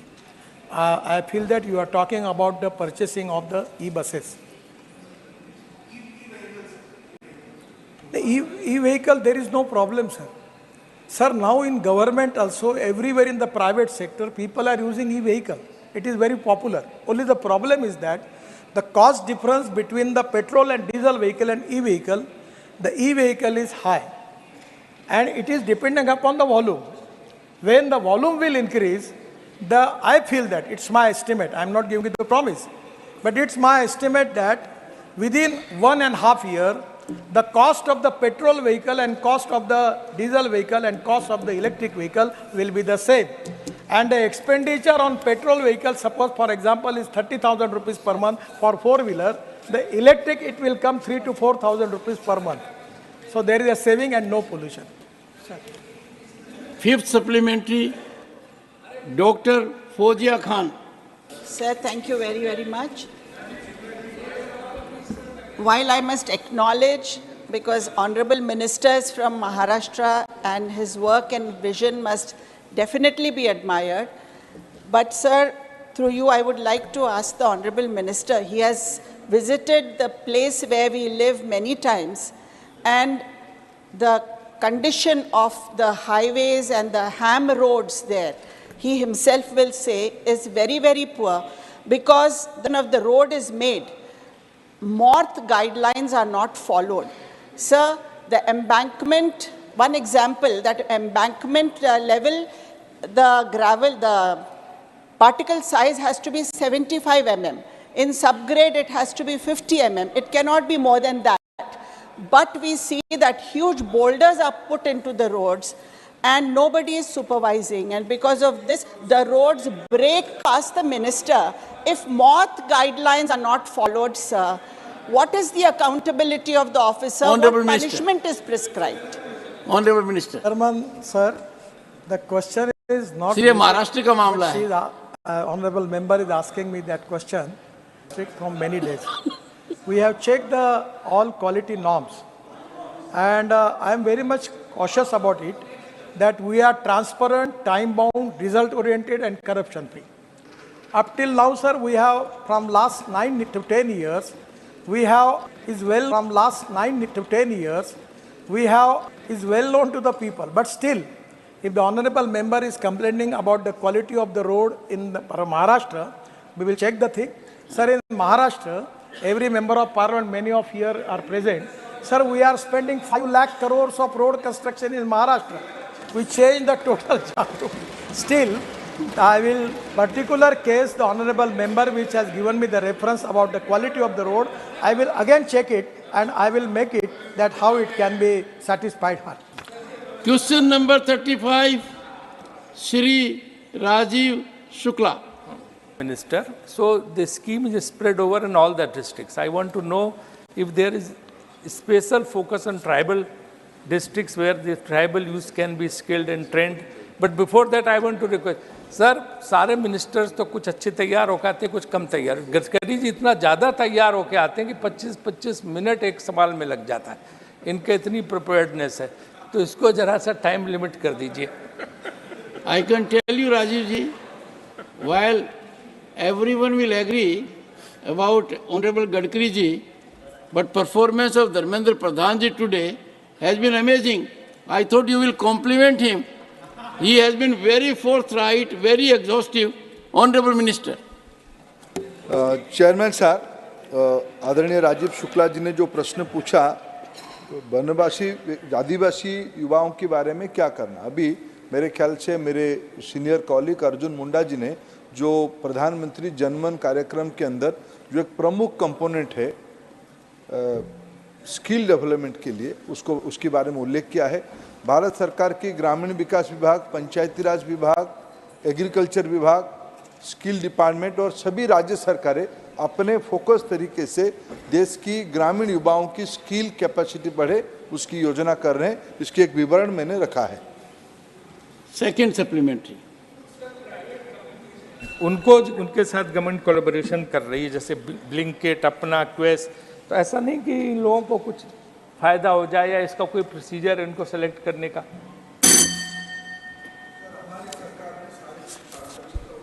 बाकी मेरे मित्र राजीव शुक्ला जी की दृष्टि में जो से देखे वो हमारे वहाँ तो सारे पारदर्शी।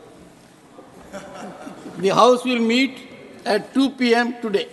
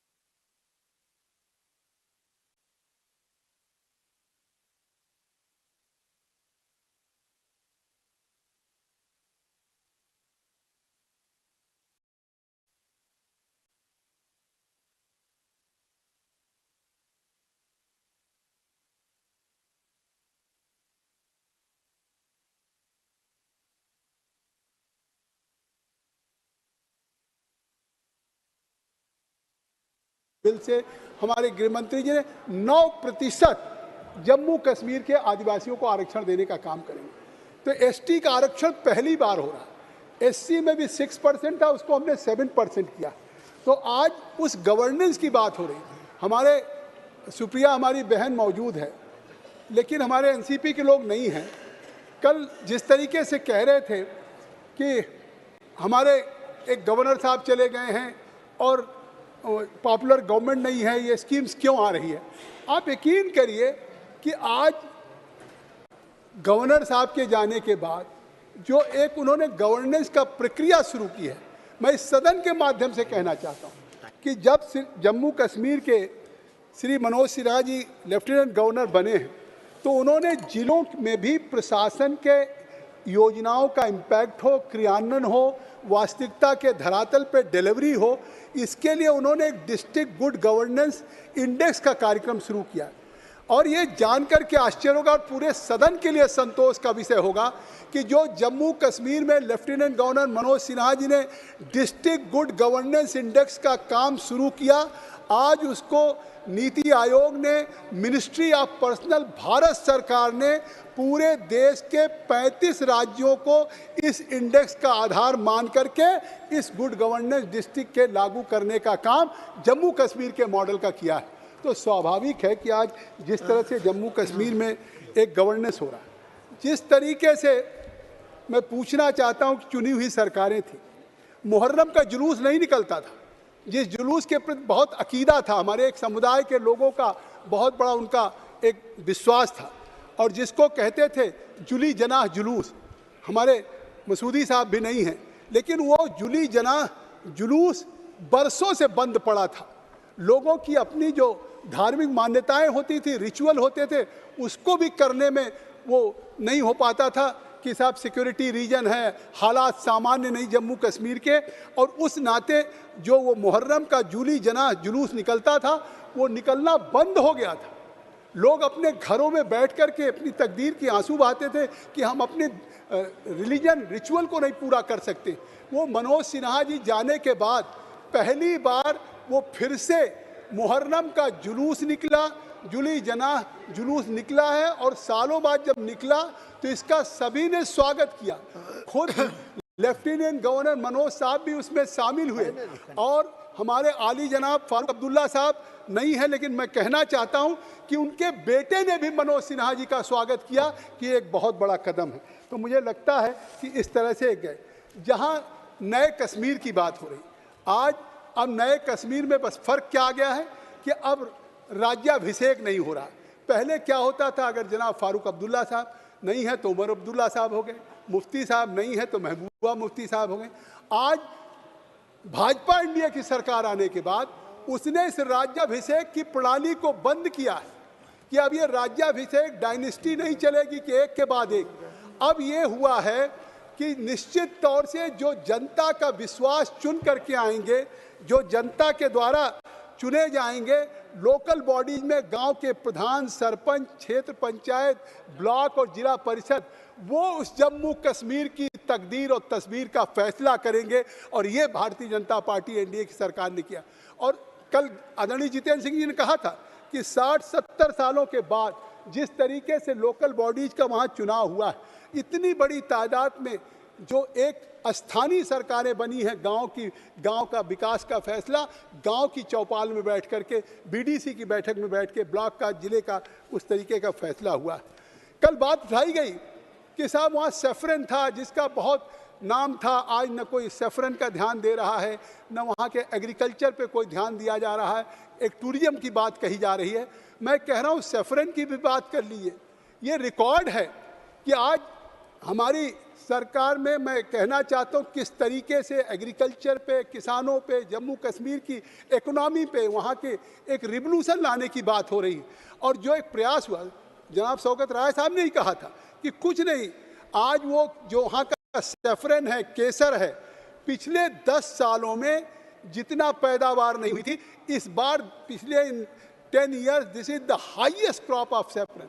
तो आज 10 सालों में इस साल सेफ्रन का रिकॉर्ड उत्पादन हुआ है।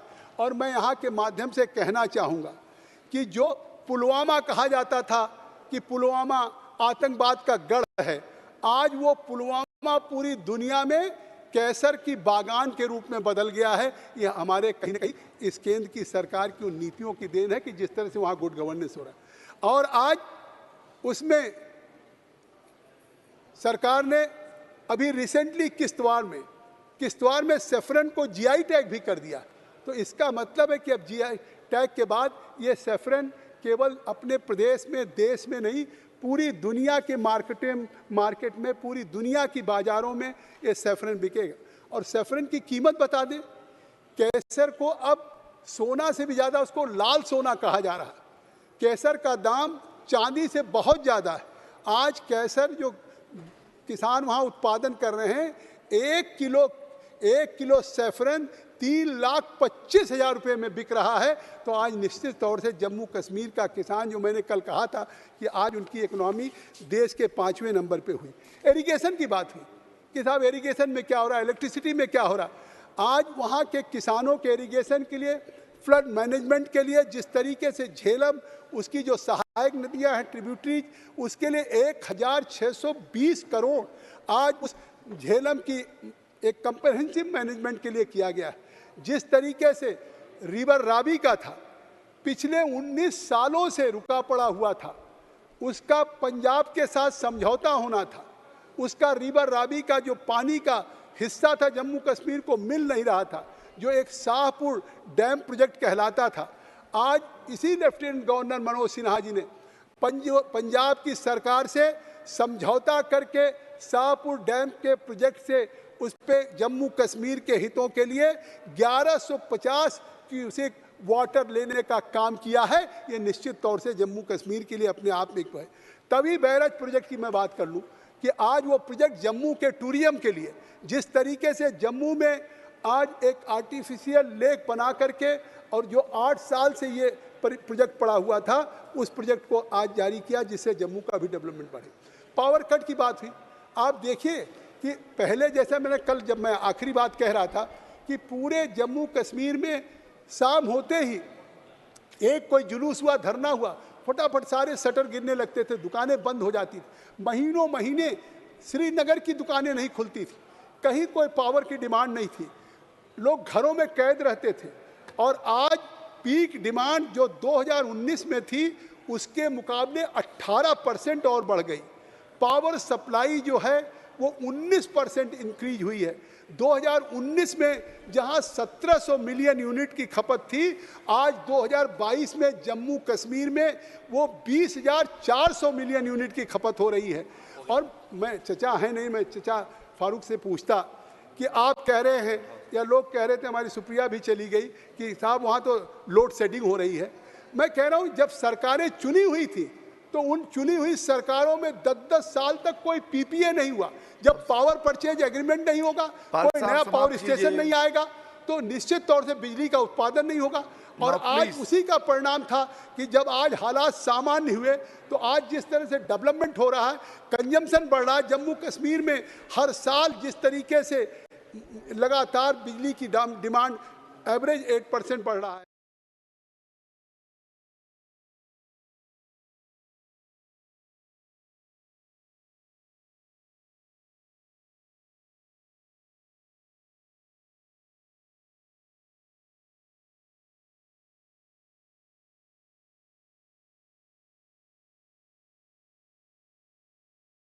Situation in the country raised by Sri Derek O'Brien on 5th December 2023.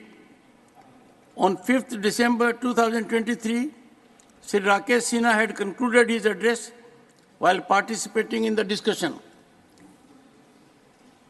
Any other member desiring to speak that was indicated.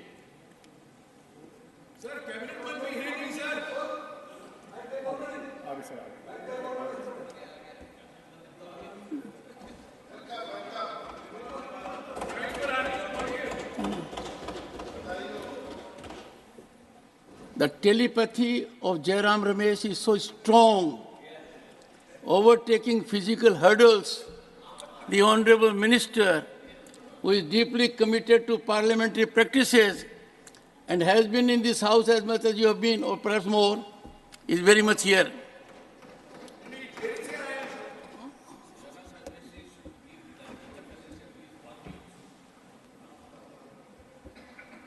I had, honorable members, indicated that we would like to accommodate as many members as possible.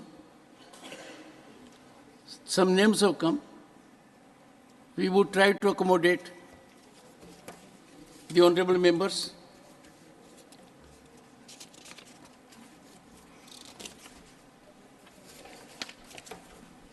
Shri K.R.N. Rajesh Kumar. No, I'm.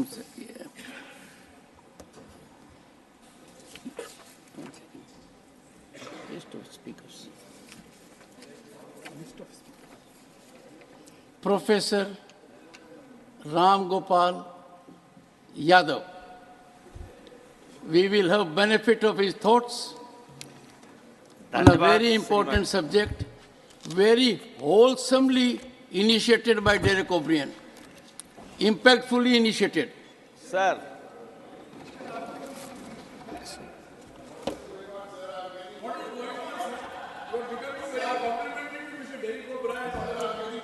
Let me tell you, our equation always has been the same.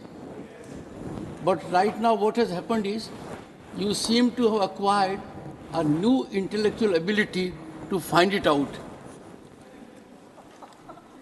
Professor, 20 second को adjust करवा दें sir, वो 20-22 second पहले ही हो गया.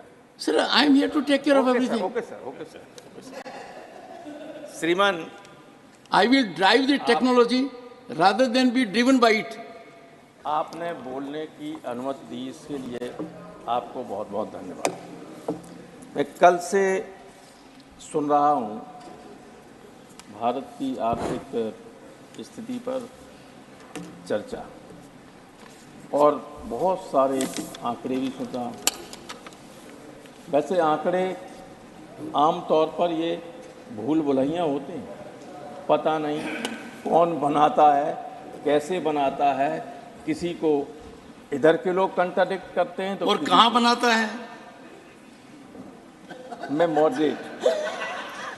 इस globe के कौन से हिस्से में बनता है. देखिए, मैं वैसे ही ज़्यादा नहीं बोलता, आप जानते हैं. कल जब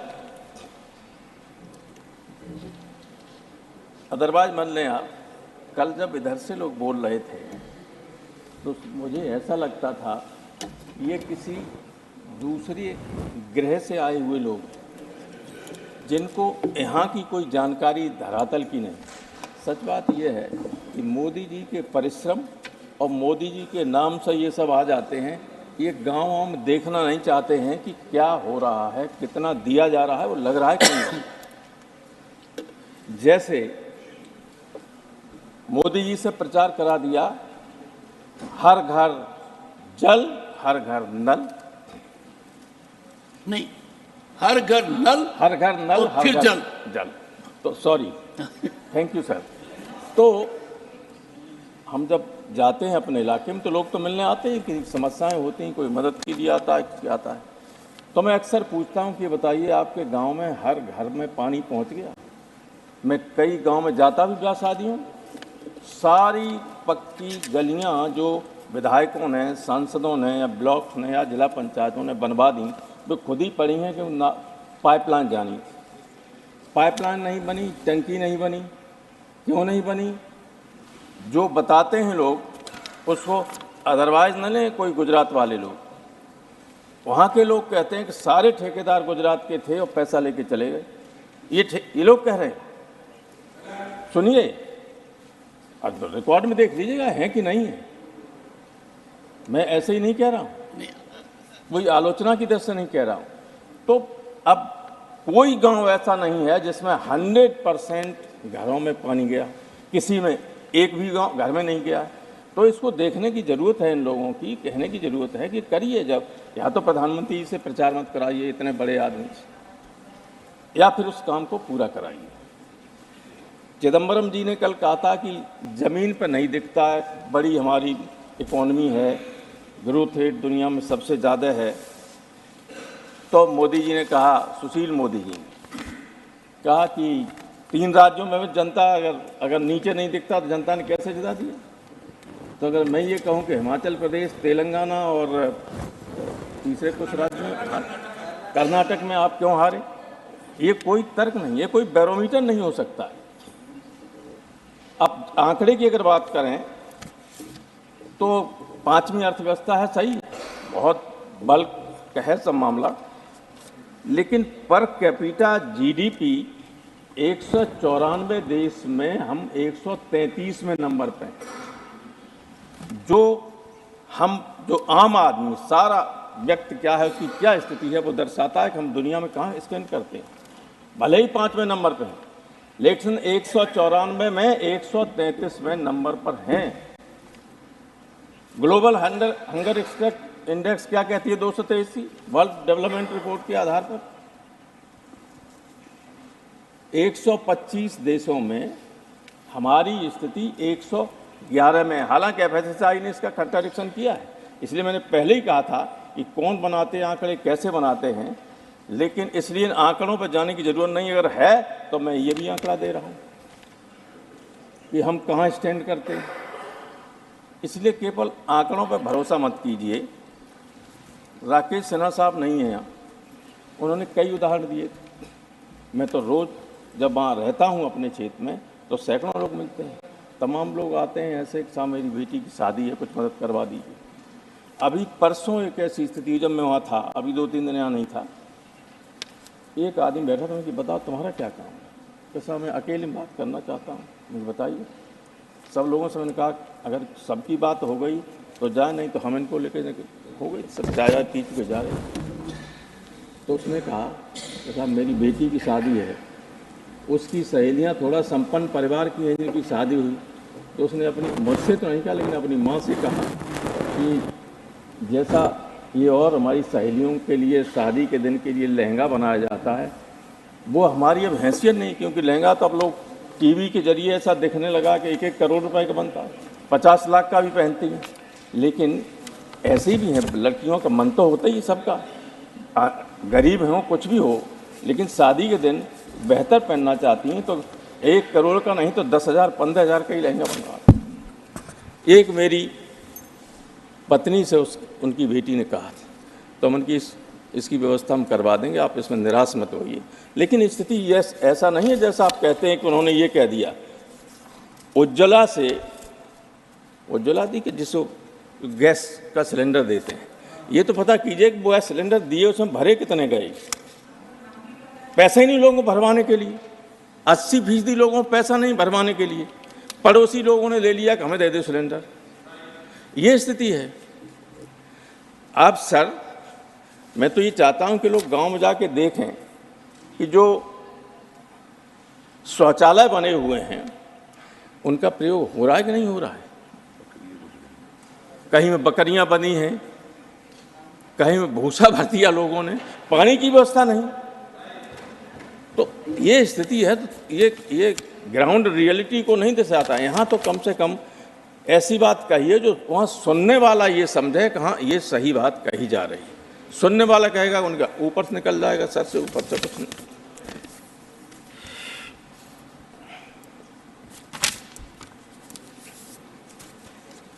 प्रधानमंत्री जी ने स्वास्थ्य के लिए बहुत सारी योजनाएं बनाई। ये सही है, 5 लाख रुपए की सबकी व्यवस्था की, लेकिन उसको डॉक्टर नहीं मान रहे। आप आश्चर्य करेंगे कि एक मरीज को इलाहाबाद की एमपी हैं, बहुगुणा जी की बेटी हैं रीता जी, उन्होंने भेजा गंगाराम, तो उसने वापस कर दिया कि हम ये कार्ड नहीं मानते। उन्होंने चिट्ठी लिखी और हमसे व्यक्तिगत आके कहा कि आप हेल्थ कमेटी के चेयरमैन हैं, कुछ मदद कीजिए। लाखों रुपए का बिल बना दिया और इसको मान ही नहीं रहा है। मैंने गंगाराम के सुपरिटेंडेंट से बात की। मैं जानता हूँ वो एम्स की गवर्निंग बॉडी में मेरे साथ थे, कभी की मुलाकात हो जाती थी। उन्होंने कहा साहब इसका कोई ठिकाना नहीं कार्ड। अब देखिए, ऑथेंटिक गवर्नमेंट का कार्ड है, लेकिन इसलिए कि उस पर आप जब पेमेंट लेंगे ज़्यादा तो मालूम पड़ जाएगा कि जो 10 रुपए की चीज़ है उसका 1000 रुपया ले रहे हैं, तो नहीं दे रहे हैं कोई। और कुछ निकाल ऐसे हैं कि 500 रुपए की दवा दी और 5000 का बिल बना देते, पैसा मिल जाएगा, हम लूट हो जाती उसमें। और आउट ऑफ पॉकेट एक्सपेंडिचर जो हमारे यहाँ दुनिया में सर्वाधिक हो रहा है। हमारे हेल्थ विभाग की और दुनिया के दूसरे देशों की ये रिपोर्ट है कि आउट ऑफ पॉकेट एक्सपेंडिचर से 2-3% लोग पॉवर्टी लाइन के नीचे चले जाते हैं। अगर एक घर में किसी को कैंसर का मरीज हो गया तो उसकी तो जमीन बिक गई। तो आउट ऑफ पॉकेट एक्सपेंडिचर कैसे कम हो, मैं सरकार से आपके माध्यम से अनुरोध करना चाहूँगा कि सबसे बड़ी बात है, इसको अगर कम कर देंगे, आदमी का कोशिश की है आपकी गवर्नमेंट ने, नो डाउट, लेकिन उसको इम्प्लीमेंटेशन सही नहीं हो रहा है। तो कुछ दूसरे देश जैसे लंदन वगैरह में है 2-3% है केवल, पश्चिमी देशों में बहुत कम है। तो यहाँ की अगर व्यवस्था नहीं होती है तो कोई लाभ होने वाला नहीं। आप कहते रहिएगा। इसलिए मैं ये कहना चाहता हूँ कि इन आंकड़ों पर मत जाएं, गांव में, देहात में, ग्रामीण इलाके में जाकर असलियत को देखें, लोगों से बात करें और कमियों को दूर करें। बहुत बहुत धन्यवाद sir. Thank you. Shri Kanakamedala Ravindra Kumar. Sir, Honorable Chairman, sir, I am very thankful to you for giving this opportunity. Sir, as on 31st March 23, the debt of the central government was about 155.6 lakh crore. This is 57.1% of GDP in financial year 22-23. When compared with the unemployment rate as on July 23 is 7.95%. During the first quarter of the current financial year, the manufacturing sector was not performing well to the expected level. But it seems the second quarter of the spur of growth in the manufacturing sector is there. Under these situations, a big question which arises in everybody's mind is whether the government will be able to become a 5 trillion economy by 2025. That has to be looked into. In the employment sector, there is a big gap. The government had set the ambitious task of providing 1 million jobs by the end of 2023. We are in the month of December. Only a few days left at the end of 20 year. My question is, it has to be considered by the Honorable Minister. Sir, we have given to ourselves a cooperative federalism center has the responsibility to take care of the financial conditions of the states. there are certain parameters which every state has to be followed. But what is happening in the state of Andhra Pradesh is known to everybody. As on the date of the debt of the present the state is about 11,28,992 crores. As per the information given in an answer to in a parliament question, the debt of the state government at the end of the financial year 22-23 is estimated about 28% of GDP. Is the debt percentage of the state government falls within 28% of GDP. Sir, as per the statement of RBI, sir, every day, what is this every day? It is a state is a part of the country. Everybody is there objecting every day. Speak on the Indian economy. It is a finance, state finance, it is a part of, Andhra Pradesh is a part of India. It is not outside. But, sir, as per this, it is a record, as per the record of the RBI. Please. As per the statement of RBI, the state government of Andhra Pradesh raised 46,443 crores from market. It repaid only 10,339. It has not even paid off of the amount borrowed market. In reply to my parliament question, on August 23, it has been internally guarantees of 22,363 crores, financial year 21-22, 57,449 during every financial year 22-23 have been issued by the state government. The state government of Andhra Pradesh and the state government has thrust into service of the state public sector companies, special purpose vehicles and other equivalent instruments into borrowing, and thereby attempted to decide the government and the net borrowings are within the prescribed limit. But the central government has stated that the borrowings by the state public sector companies and other equivalent instruments where the principal and interest are to be serviced out of the budgets. In spite of this advisory issued by the central government, did not stop the borrowing. Mani Ravindra Kumar ji, please conclude. Your time is already over. Sir, just 3 minutes, please. The Honorable Chairman has given 10 minutes time to my colleague member. Yes, it has been given. 3 minutes. Has given 10 minutes time for my colleague member. No, sir. Then the state is becoming a debt-ridden state. The debts of the government are increasing day by day. I'm inviting other person now, please. Your time is already over. Sir, as per the COG itself has observed, the government is making heinous mistakes of financial management. The COG itself about the financial ending, 22nd March has borrowed 1,20,000 crores without telling the assembly. Please conclude the COG now. itself, audit certificate in the name of qualified opinion was given only to the AP in the history of the country. She said she can debts in the corporation as per the given to, but not is giving full information about the debts of the corporation. COG says every rupee spent on 21-22, there is a debt of 51 pice. It will not go on record now anymore. No, please. Mani Sri Mahesh Jetmalani, please. Mani Mahesh Jetmalani, please speak on the subject, please. Your time is 15 minutes. Your time is 15 minutes. Please speak. Please speak. It's not going on record. Please follow the rules. Please. Please speak. You speak. It's not going on record. It's not going on record. You speak. Please. Honorable Chairman, I thank you for this opportunity to speak on this most important subject of the economic health of this country.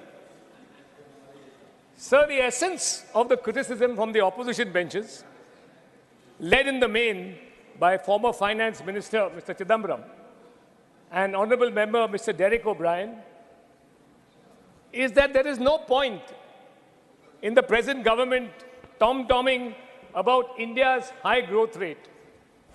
When on the ground, this high growth rate has not translated into indicators vital for the poor, such as high employment and low inflation. Sir, Mr. Chidambaram, as usual, has shifted the goalpost. But this shift is heartening in one respect. In April this year, citing the World Bank's latest GDP estimate for India, he attacked the government and he said that it was only Mr. Modi who was boasting about the economic growth rate in the country.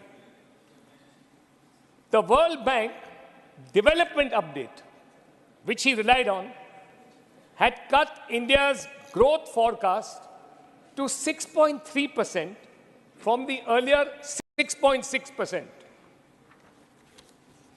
Mr. Chidambaram, however, has been repeatedly wrong about his economic forecasts regarding the NDA government's policies and programs. Again, the World Bank estimates have proved to be hopelessly wrong, and in the last 2 quarters, India's growth rate has been very impressive and way above the world average growth rate at 7.6% and 7.8%. Now, sir, Mr. Chidambaram, in a clear case of what can only be called convenient amnesia, he now accepts the growth rate. He doesn't dispute these figures, though he earlier did, and criticized us for boasting about it and predicting this high growth rate. So now he has moved on from his blind reliance on foreign forecasts about India's growth, but he laments now that what use high growth rates if high unemployment and high inflation persist. Now, sir, on employment, Mr. Chidambaram relies upon the periodic labor force survey. So it's a very good survey. It has got good methodology and its data is unexceptionable. So let us go by the PLFS data. First, sir, the data reflects, and sir, I'm afraid I'll have to read this out because there are figures involved. Normally, I don't like reading it out. Normally, I like to address it ad hoc, extempore, but sir, I'll read it out. First, the data reflects that both in quantity and quality, the employment situation improved consistently to 2019-20.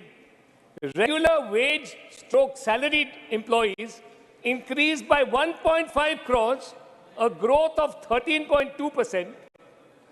The increase among females was 0.72 crores, or 29.4%, and that for males, 0.79 crores, or 8.8%. Further, formal employment increased by 1.2 crores, or 25.3%. The quantity of employment improved pre-pandemic as well. From 2017-18 to 2019-20, the UR, that is the unemployment rate, which captures long-term unemployment, decreased from 6% to 4.8%. The labor force participation rate, LFPR, increased from 49.8% to 53.5%. And so the worker population ratio increased from 46.8% to 50.9%. These changes were widely dispersed in rural and urban areas and for males and females. Now, sir, this is the pre-COVID. So as everybody knows, there was a setback to the economy during COVID. But let us come to the post-COVID situation. Post-COVID, urban employment registered a robust V-shaped recovery after the adverse impacts during lockdown and the second wave of the pandemic. Compared to the October-December 2019 quarter, in the April-June 2023 quarter, the worker population ratio increased from 44.1% to 45.5%. And sir, the labor force participation ratio from 47.8% to 48.8%. And sir, unemployment rate declined from 7.8 to 6.6%. So as urban areas were most affected by the pandemic, The complete recovery in employment in urban areas is crucial. The unemployment rate recorded in April-June 2023 quarter is the lowest, sir. This is important.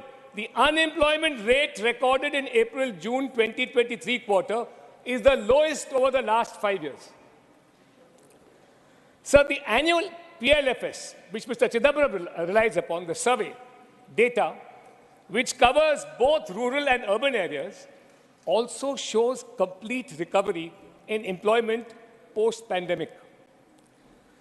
This pattern of complete recovery in employment is reflected similarly in data from, sir, EPFO, which is the Employees Provident Fund Organization, and Manrega.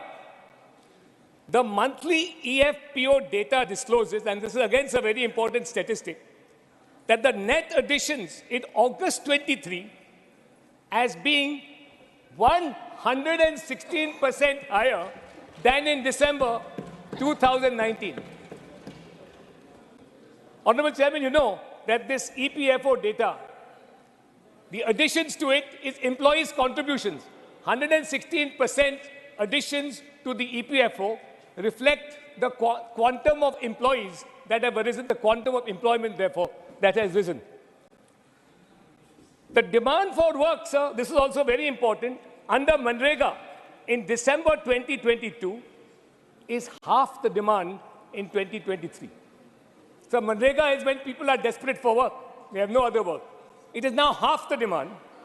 This shows that the demand for distress work has declined sharply in rural areas.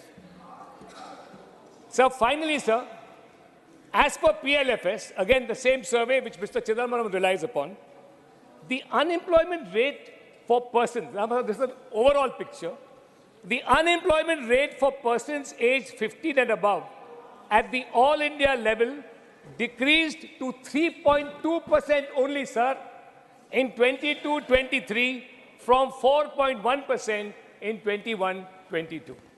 So that's the state of the unemployment which Mr. Chidambaram harps on. So then as regards inflation, as per data released by the National Statistic Office, the NSO, the consumer price index was 4.25 in May this year, 4.81% in June this year, and 5.02% in September, well before the Reserve Bank, well below Reserve Bank India's upper tolerance limit of 6%. So we have been below 6% continuously, sir. And so ultimately the ultimate test, sir, forget figures and statistics. Employment, sir, and inflation are matters of great concern to the poor. Overwhelmingly, the only test about whether unemployment and inflation is hurting people are the election results. Sir, the overwhelming results show, sir, that people are satisfied with employment and inflation levels. Sir, a former British Prime Minister is alleged to have said that there were 3 kinds of lies. Lies, damn lies, and statistics. Sir, Mr. Chidambaram is an excellent juggler of facts. I leave it to members of the House and others watching this debate to decide which category do Mr. Chidambaram's statements fall within. So perhaps it merits emphasis that as Finance Minister, Mr. Chidambaram presided over some of the greatest scams this country has seen, which devastated our banking sector, ruined investors, and severely retarded economic growth, and the very important indicators of employment and inflation, which he has so eloquently waxed about in this House. So the only silver lining, I may add, personally, is that his activities and those of his government have, in that aftermath, enriched a battalion of lawyers whose earnings, sir, I cannot grudge.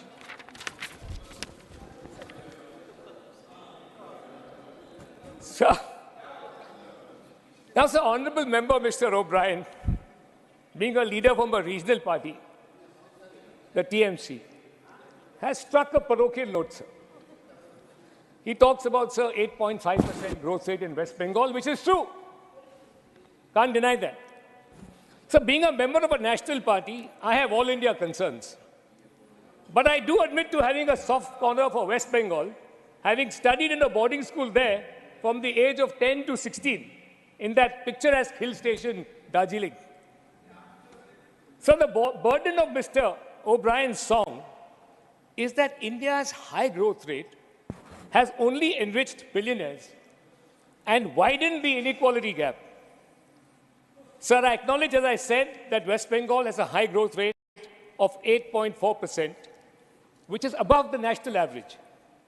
But perhaps an examination of statewide data should reveal to Mr. O'Brien where the fruits of economic growth in West Bengal have gone.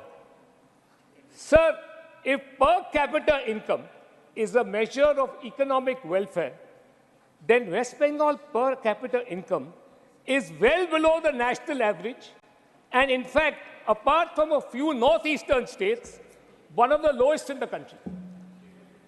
Then, sir, again, on the question of income inequality, which he talks so much about, so as per the Gini coefficient, so the Gini coefficient is now a measure used by economists to measure income inequality, income distribution. So as a measure of inequality, West Bengal has a coefficient of 0.38, which is the third largest in the country and more than the national average. So if you go by income inequality, income distribution, his state performs the third worst in the country. So perhaps he needs to ask, as a former quiz master, some questions of himself, and he may discover some home truths. Sir, in conclusion, it is the right of the opposition not merely to ask questions, but to ask incisive, searching questions of the treasury benches. But, sir, equally, it behoves the opposition not to buttress their case with selective facts, slanted questions, and distorted data. So the people of this country deserve to know from their elected representatives the unvarnished truth. I thank you, sir. Thank you. Thank you. Now, Honorable Sri Binay Vishwamji, 3 minutes, sir. 3 minutes. 3 minutes. Sir, give me 10 minutes, sir, please. 3 minutes. I don't have in my hand. Sir, it's in the list here. Sir, please. My friends from the BJP, they are trying very hard, including my previous speaker, Jadalani. They were trying to pose a picture which is most untrue. Most untrue. The V-shaped development, where is it? Where is it? It can't be seen in the country. The fact of the country is that the people are hungry. The young are unemployed. The young people, they knock at all the doors for employment. And we ask you, what happened to the promise of yours? 2 crore employment per year. Where is it now? Do you know the fact that even the FAO have made a report? It says that 22.4 crores of Indians are hungry today. And you say that everything is fine here. Sir, you live on propaganda. The BJP thrive on propaganda. And you thrive on propaganda in a very nasty way. The Beti Bachao, Beti Patao scheme. What happened to it? Major share of it, 42.3% of that funds went for propaganda alone. So this is the right-wing way of development. You forget the poor, forget the people, and you live on propaganda and spend the money for propaganda. This is the real truth of the country today. The economy is in shambles. Unemployment is on the increase. Hunger is on the increase. And the people have no huts to live. Your projects are great. but they are not bringing any fruits for the people. Sir, we want a decent life. At this age of ours, when the country is 77 years of independence, in this country, the maximum number of people of the whole world are illiterate, even today. Illiterate. Today night, the maximum number of people will go for sleep with half stomach. So this is the country in which child below the age of 5 years are dying, the maximum number. This is the country, sir, where the pregnant women are anemic, the maximum. These are WHO statements, sir. And you shut your eyes to this fact. And you tell the whole world that Vishwaguru, Vishwaguru. No, that Vishwaguru story is a real story, not. It's a story of illusions, a story of lies and half-truths. And you tell the world that the whole world is looking at you. Sir, the time has come that the people are demanding a change in the country. Don't think too much about the victory. That victory is a temporary victory. I can tell you, when all the forces of this country who stands for secularism, democracy, if they will stand together and hold their hands together, we are sure that you can be defeated. The struggle has begun. Don't think that the struggle has ended. It's only a temporary situation. The struggle continues. And this House said that the struggle, the people will win. The people will win, not the propaganda masters. Sir, Pope Francis has told about one fight. What's the point?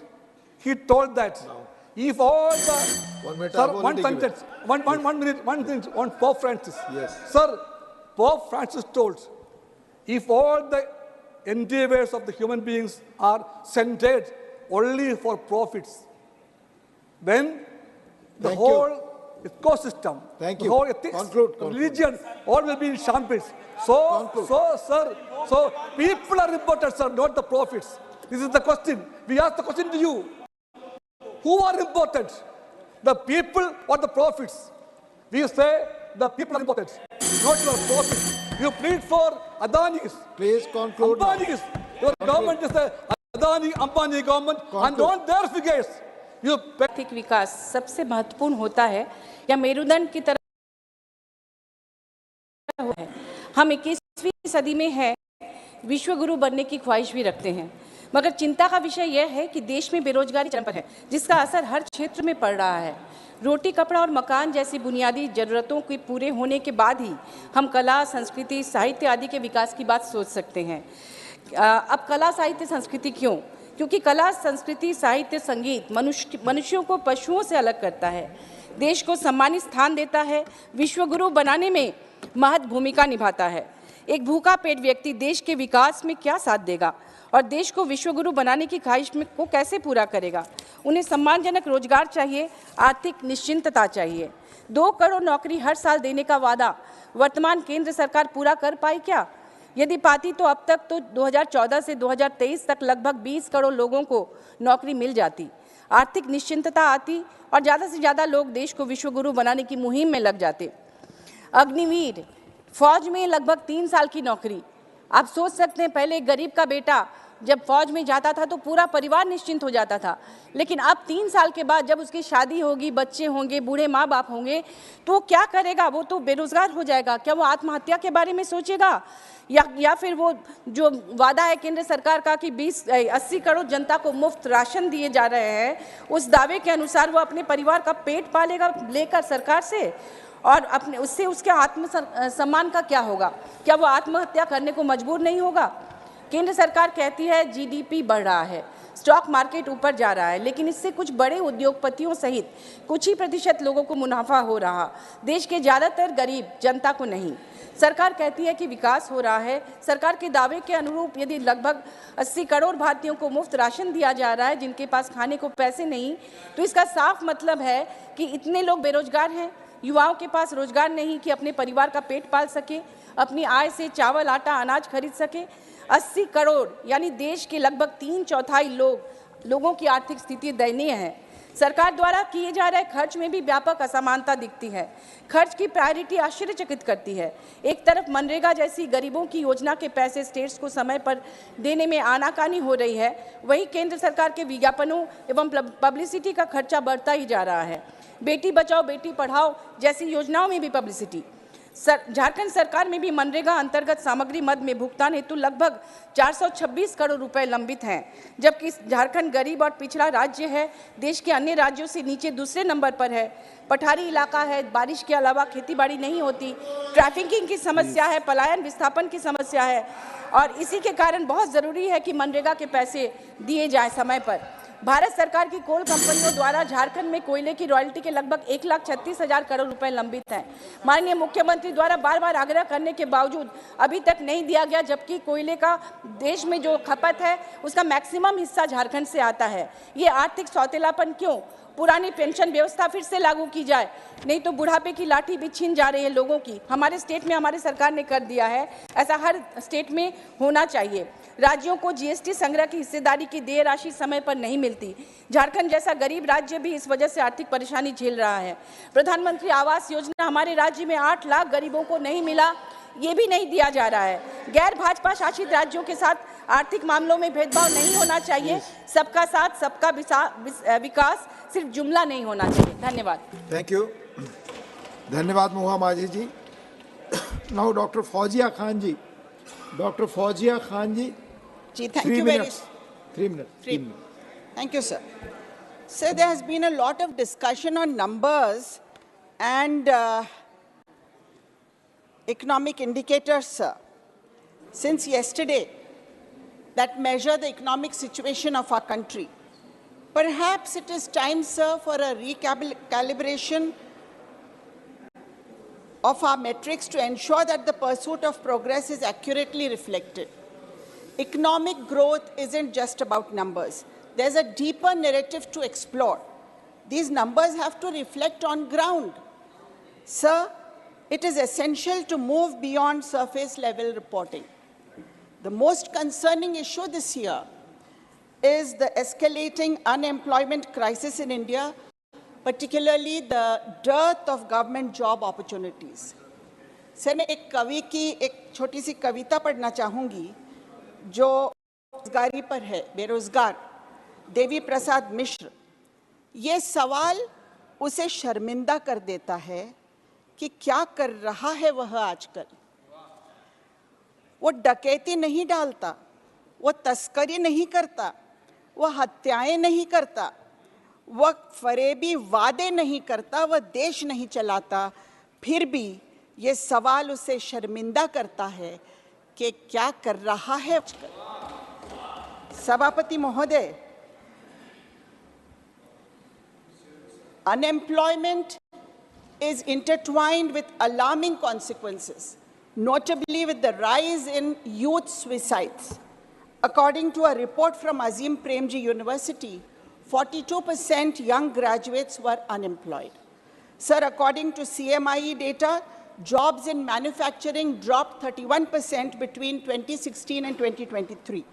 According to the latest report by the NCRB, over 13,000 students took their own lives in India in 2022. 9.6% of the suicides were those who were self-employed or salaried professionals. Unemployed persons comprise 9.2% of all suicides reported in India. Graduates account for 5.2% of all suicide deaths. This dire scenario, sir, often pushes vulnerable individuals towards extreme measures, either towards an uptick in the use of drugs, petty crimes, or suicides. Sir, we understand that this government has decided to put the number system on 5th gear by relying on headline-friendly numbers, turning the nation's progress into a clickbait economy.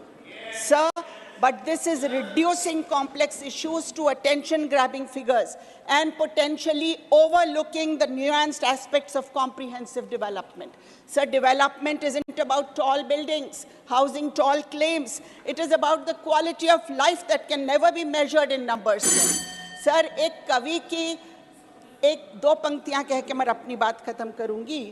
अगर गरीब और गरीब होता जा रहा है और धनवान होता जा रहा है, तो मैं कहूँगी मालूम करो हाथ उन्हीं का तो नहीं है, मालूम करो हाथ उन्हीं का तो नहीं है जो लोग आग बुझाने में लगे हैं, धन्यवाद sir.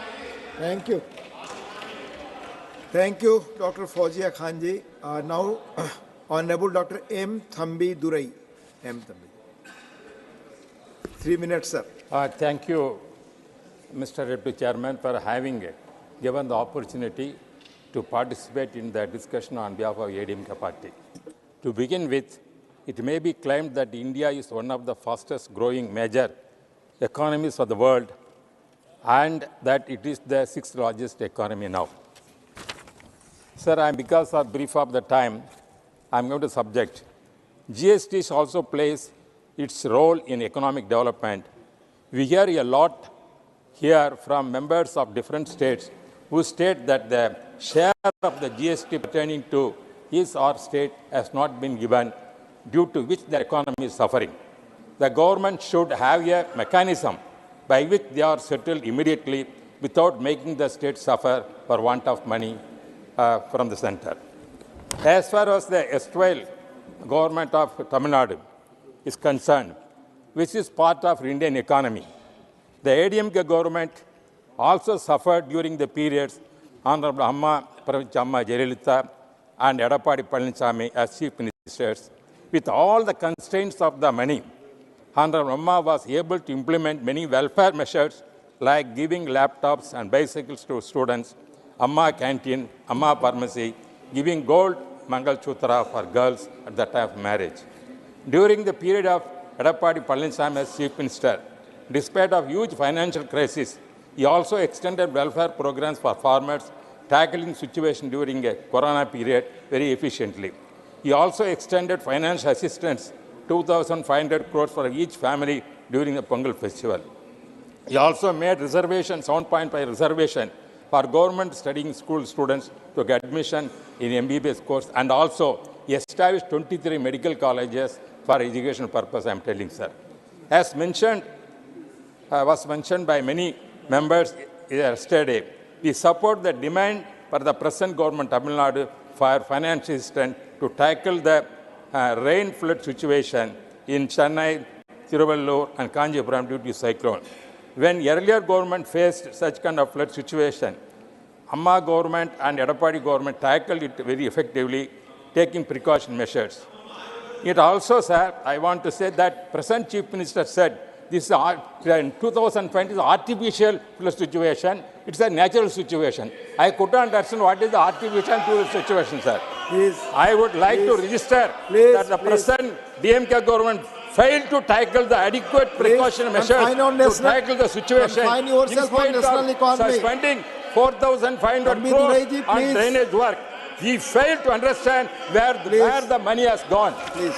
Sir, DMK government has to explain that insufficiency to tackle the problem, sir. Please. Sir, and also, I want to say, sir, your time is over. What? Please, sir, please Tamil Nadu is in India, sir. Tamil Nadu is in India. Your time is over. The DMK government is doing, I have the every right Your to time speak. is over. No, I am telling, sir, flood situation is havoc. In Tamil Nadu, people suffering, especially in Chennai. They cannot move. The present DMK group failed to tackle the situation. That's why he said. Thank you. They want 5,000 crores from you. Thank you. What happened? 4,500 crores, which are already discussing national economy. They have to explain where it is gone. That is the situation. Please, sir, please. the rain is not flowing there. The liquor is flowing there. Please. There is ganja is there. Please, there is please. lot of No, inefficiency I'm there. calling- This is calling the tackle some that other the government please. is doing. Please. Thank you very much, sir. Thank you. Mani Ajit Kumar Bhuyan.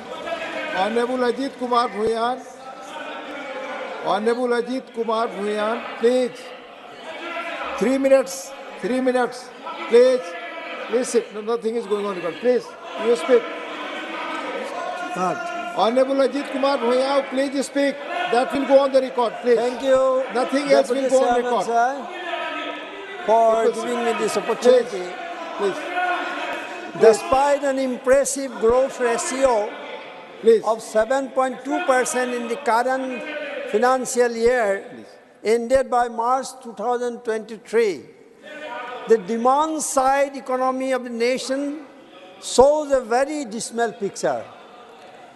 The demand for goods and services in India has been stagnant or declining due to various factors such as low income growth, high rate of inflation, massive unemployment, and inequality in income and wealth.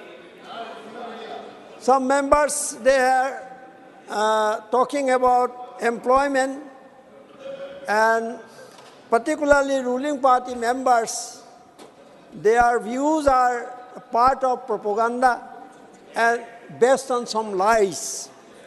The unemployment rate for the country touches 3.2% for the year 2022-23 as per official report published by Center for Monitoring Indian Economy.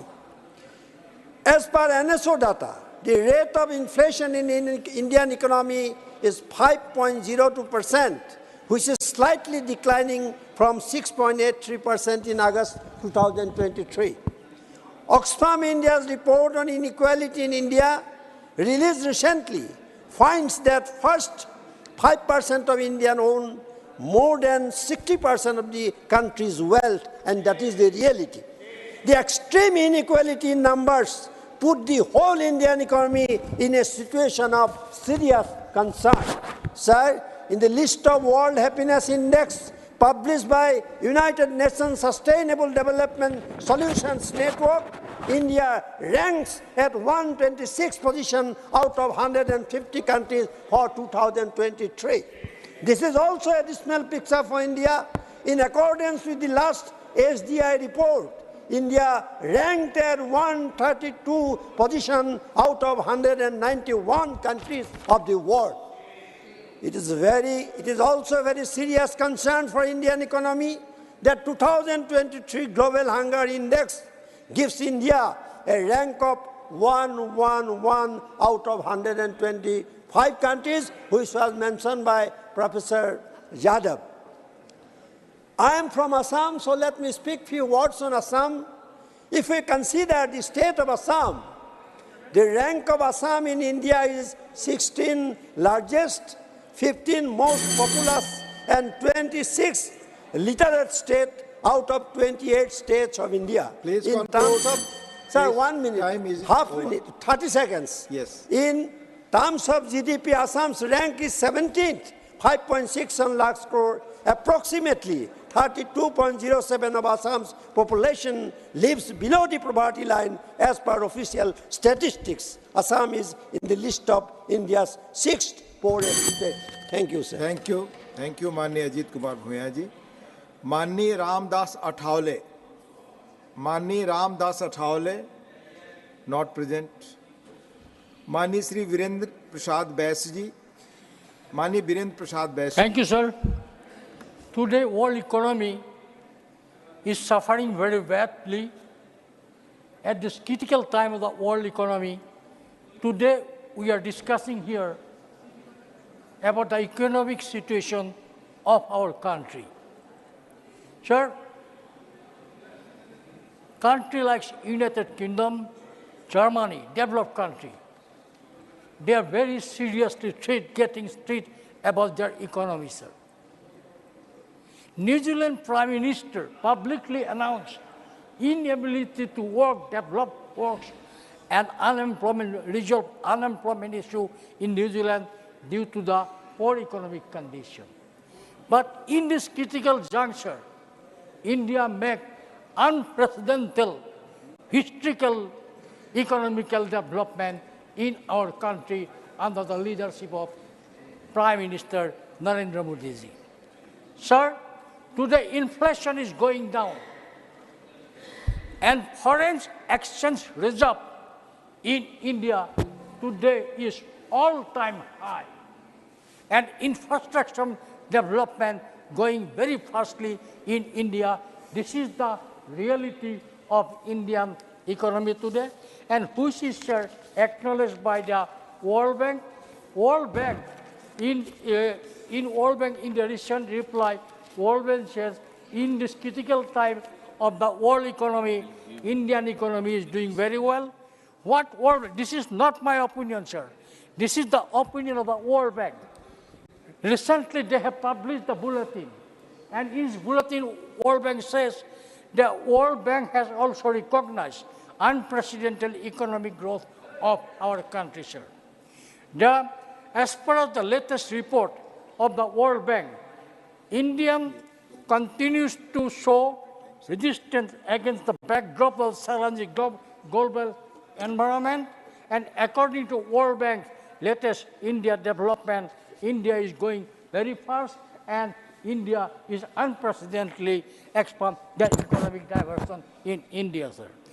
The World Bank flagship half-yearly report, Indian economy observed that despite the significant global changes, India was one of the fastest growing major economy in financial year 2022-23 at the growth rate of 7.3%, sir. India growth rate was second highest among the G20 countries, sir. Sir, recently we very successfully conduct the G20 summit in India, and India is India's ranked second, sir, among the G20 countries for the economic development. This is the present scenario of our country, sir. Sir, one more thing I like to say, sir. In resistance was underpinned by the robust domestic demand, strong public infrastructure investment, strengthening the financial sector, blanketing growth increase 15.8%, sir. First quarter of the 22nd, 23rd year, sir. They compare with the 13.3% with the previous year, sir.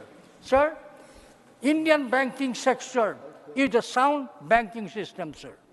India is following, sir, branch banking system, not like, sir, unit banking system of USSR. When major the developed countries, their banks set back. They closed down their bank, financially bankrupt. At that time also, Indian banking system doing very well, and they have played major role for the development of our country, sir.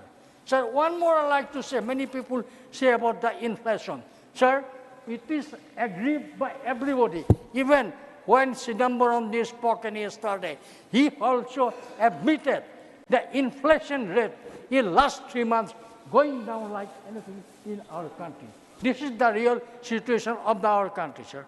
Sir, before independence, per capita income of Assam higher than other parts of the country, sir. And long time India was ruled by the Congress. During the period, our per capita is going down like anything. Sir, what is the region? Please conclude. Yes, Please, sir. your Yes, time sir. is over. What is the reason? Why per capita income of Assam going down, sir?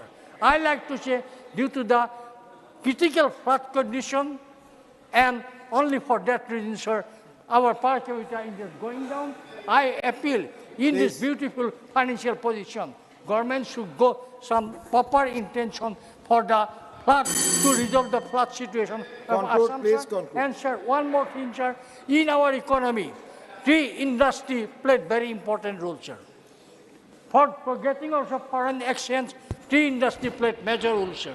Now, Indian tea industry, especially Assam and West Bengal, suffering serious threat from Sri Lanka and Kenya, sir. Please in this time, I like to request Government of India come forward to help tea industry of Assam for their growth to meet the challenge faced by the Kenya and Sri Lanka. Thank you very much, sir. Honorable Dr. Santanu Senji, 9 minutes. Thank you, sir. But before I come to my topic, I would like to strongly protest the pose and posture of one of our cabinet ministers, targeting the only lady chief minister of the country just few minutes back regarding one film festival. Please I speak. can show you the video if you want. I strongly... Please speak on the subject that Thank you you, can cover. but it should be noted, sir. Sir, so far the economy is concerned, there are two pictures of Indian economy. One is the picture of privilege and the other one is the picture of poverty. Sir, we live in India where 6 out of 10 Indians survive on less than 260 rupees per day. So far the Global Hunger Index is concerned, it's very unfortunate to remind you that India ranks 111 out of 125 countries. 30 suicides per day due to poverty or unemployment.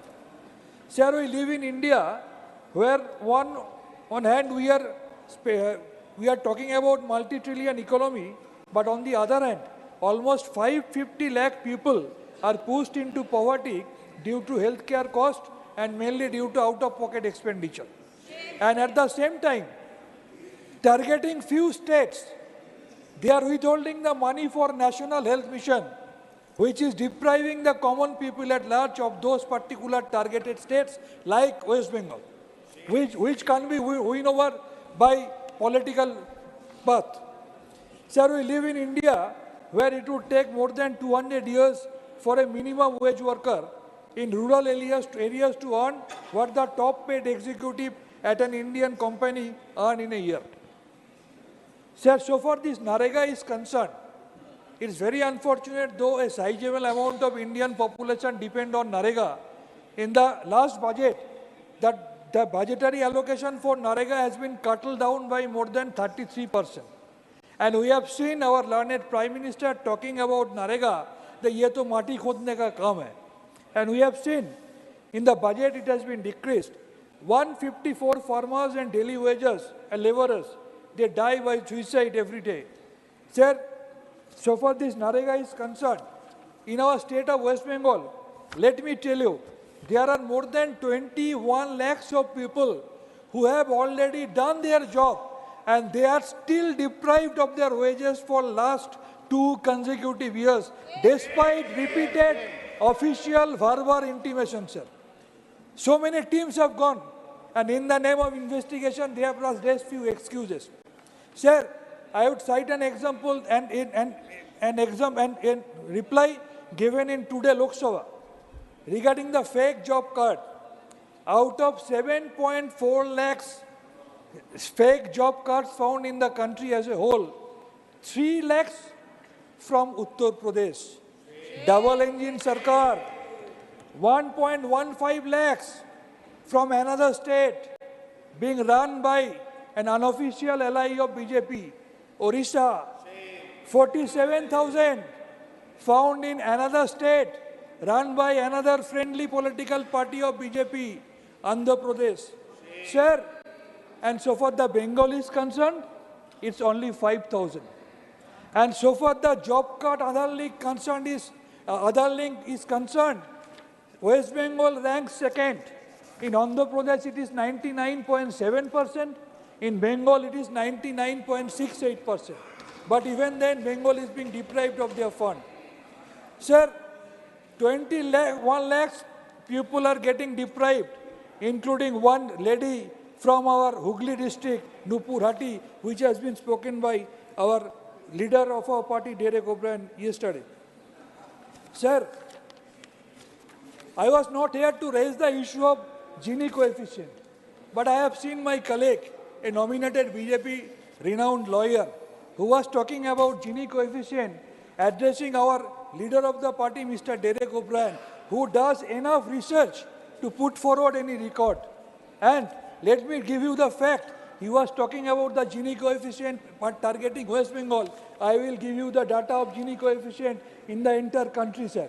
The Gini coefficient in India is forecast to amount to 0.35 in 2023. The number of people in India who are earning less than $2 per day is forecast to amount to 0.16 billion in 2023. This is for my beloved colleague, sir. Sir, we live in India where we are having the maximum possible unemployment in last 45 years. Per capita income in India, it is even less than 1/5 of that of China and less than 1/32 that of USSR. Sir, we live in India where green curtains gracefully conceal the harsh truth that over 40% of Indians' urban populace calls slums their home. We can recall that day of Namaste Trump, when 4 feet wall was built just to conceal the actual scenario, because the friend of learned Narendra Modi ji, Donald Trump, was supposed to visit our country. That is the harsh reality, sir. Sir, in India, we found 8 November 2016, demonetization. We know what the effect was, how the poor people suffered from this. Sir, we live in India where 2% tax wealth tax on 100 billion years can feed the children under the midday meal program for 3.5 years, and where 3% of wealth tax on the Indian billionaires can fund the National Health Mission for 3 years. So far the Awas Yojana is concerned, 11 lakhs 33,000 people are being deprived. Several teams visited our state of West Bengal in the name of national level monitors, in the name of central team. What did they do? 69 teams visited, sir. Our minister came on 7 November 2022. Then on 24th November, entire data was supposed to be given, and in due course of time it was put in the portal. Several inquiries were there, questions were raised, and that were replied on 28th of November. But till date, no fund has come. And once again, on this 1st of December, another intimation has gone to our government of West Bengal that again 7 teams will visit 14 districts of our state of West Bengal. Why, sir? Why, sir? Is it the reason that only it is being run by Trinamool Congress and Madam Mamata Banerjee cannot be defeated politically? Yes. Is it the only reason? Just tell me one state other than West Bengal which is being deprived in the same fashion, sir. You can't. Sir, let me tell you the India's external debt. It rises up to $629 billion. It is the report given by RBI in June 2023. Sir, total debt per Indian over 9 years has increased by 2.5 times, and outstanding debt on Government of India was 55,587 lakhs in 31st March 2014, and it has become 15531 lakhs on 31st March 2021. Courtesy our BJP government, sir. Sir, every Indian have a loan which they haven't taken. 2014 per capita loan 43,214, and in 2023 it has become 1,09,373. Courtesy our BJP government, sir. Sir, let me tell you the fact. So far the House is concerned, 6% of women of India and 35% of men, they don't have their own houses, sir. So far the cooperative federalism is concerned, it hardly exists in the recent scenario, sir. So far the migrant laborers are concerned, we are talking about economy, but COVID has unveiled the real scenario.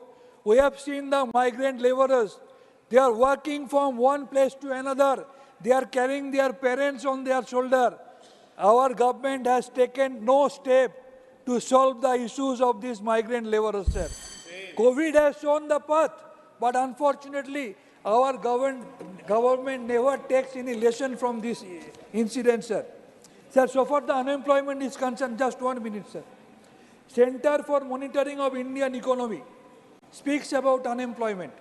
Highest unemployment in last 45 years. More than 40 lakhs sanctioned central government posts are there. 30 lakhs employees are there. And more than 9.6 lakhs posts are lying vacant till date. That is the real scenario of Indian unemployment, sir. Unfortunately, so far the literacy is concerned, there is tremendous gender disparity in the literacy. Census, we don't know when it will take place. Sir, just 30 seconds. I will finish by saying, sir, we are celebrating 75 years. That we have is 2 different ideas in India and a story called survival of the richest. Let us strive for true equality and create a society where not a single individual is left behind. And my final comment will be, sir, we are very happy to take part in this short duration. Earlier it was for 4 hours, now it has been extended for 8 hours. We are really very happy. My 2 suggestions. Why can't we have the same type of short duration discussion on the cooperative federalism, sir. Why can't we have? And lastly, I have got one question in my mind, if I can be satisfied by your reply. Government is giving so much Dr. of time Sen, for please. short duration discussion. sorry. Are they not having any business, sir? That is the question in my mind. Dr. Dinesh Thank you very much. Sharma. Dr. Dinesh Sharma. Dr. Dinesh Sharma. सम्मानित सभापति महोदय, आपकी कृपापूर्वक अनुज्ञा से आज आर्थिक विषय पर मैं इस विद्वत समूह के समक्ष कुछ विचार रखना चाहूँगा। हम सब जानते हैं कि भारत की अर्थव्यवस्था तेज़ी के साथ में आगे बढ़ रही है और ये एक वो समय था जब विदेश के लोग भारत की खराब छवि को प्रदर्शित करते थे और वृत्त चित्रों में उपहास उड़ाते हुए हम सब देख लेते थे कि कहीं गरीब, भूखा, नंगा और इस प्रकार का आवृत्ति वाला व्यक्ति जो दीनहीन अवस्था में है उसको भारत का नागरिक बता के वृत्त चित्रों में दिखाते थे। आज मोदी जी के आने के बाद 9 वर्ष का जो समय गुजरा है उसमें आज वही भारत का नौजवान हाथ में कंप्यूटर लिए हुए जब विदेश में जाता है तो अमेरिका ऐसे देश के राष्ट्रपति को कहना पड़ता है कि इंडियन से बच के रहो, ये ऐसा ना हो हमारे देश के नौजवानों का रोजगार छीन ले। ये मान्यवर, ये अर्थव्यवस्था का जो एक स्वरूप बदला है उसका मूल कारण रहा कि क्रमागत तरीके से एक विधि सम्मत तरीके से प्रत्येक बिंदुओं को छूने का प्रयास इस भारतवर्ष में 9 वर्षों से लगातार किया गया है। जो भी यहाँ की योजनाएं थी केंद्र सरकार की, उनका कनेक्शन एक योजना का दूसरे योजना से कनेक्शन रहा है। और जब हम सब जानते हैं कि जब जनधन योजना की घोषणा प्रधानमंत्री जी के द्वारा किया गया था तो लोग उपहास उड़ा रहे थे। 25 लाख के या उससे थोड़ा सा 50 लाख के अंदर खाते हुआ करते थे 130 करोड़ हिंदुस्तानियों के बीच में। आज 55 करोड़ के आसपास आज जनधन के खाते हैं और मान्यवर बताते हुए ये मुझे प्रसन्नता होती है कि अर्थव्यवस्था का बदलाव कैसे हुआ कि आज उनमें जिन लोगों के लिए जरूरी नहीं है कि आप एक निश्चित राशि को जमा करें, फिर भी हमारे देशवासियों का हौसला देखिए कि आज 4,000 रुपया से भी अधिक औसत जो बचत खातों में धनराशि है, इन 55 करोड़ जो खाते हैं उनमें 4,000 रुपये औसत खातों में आज जमा है।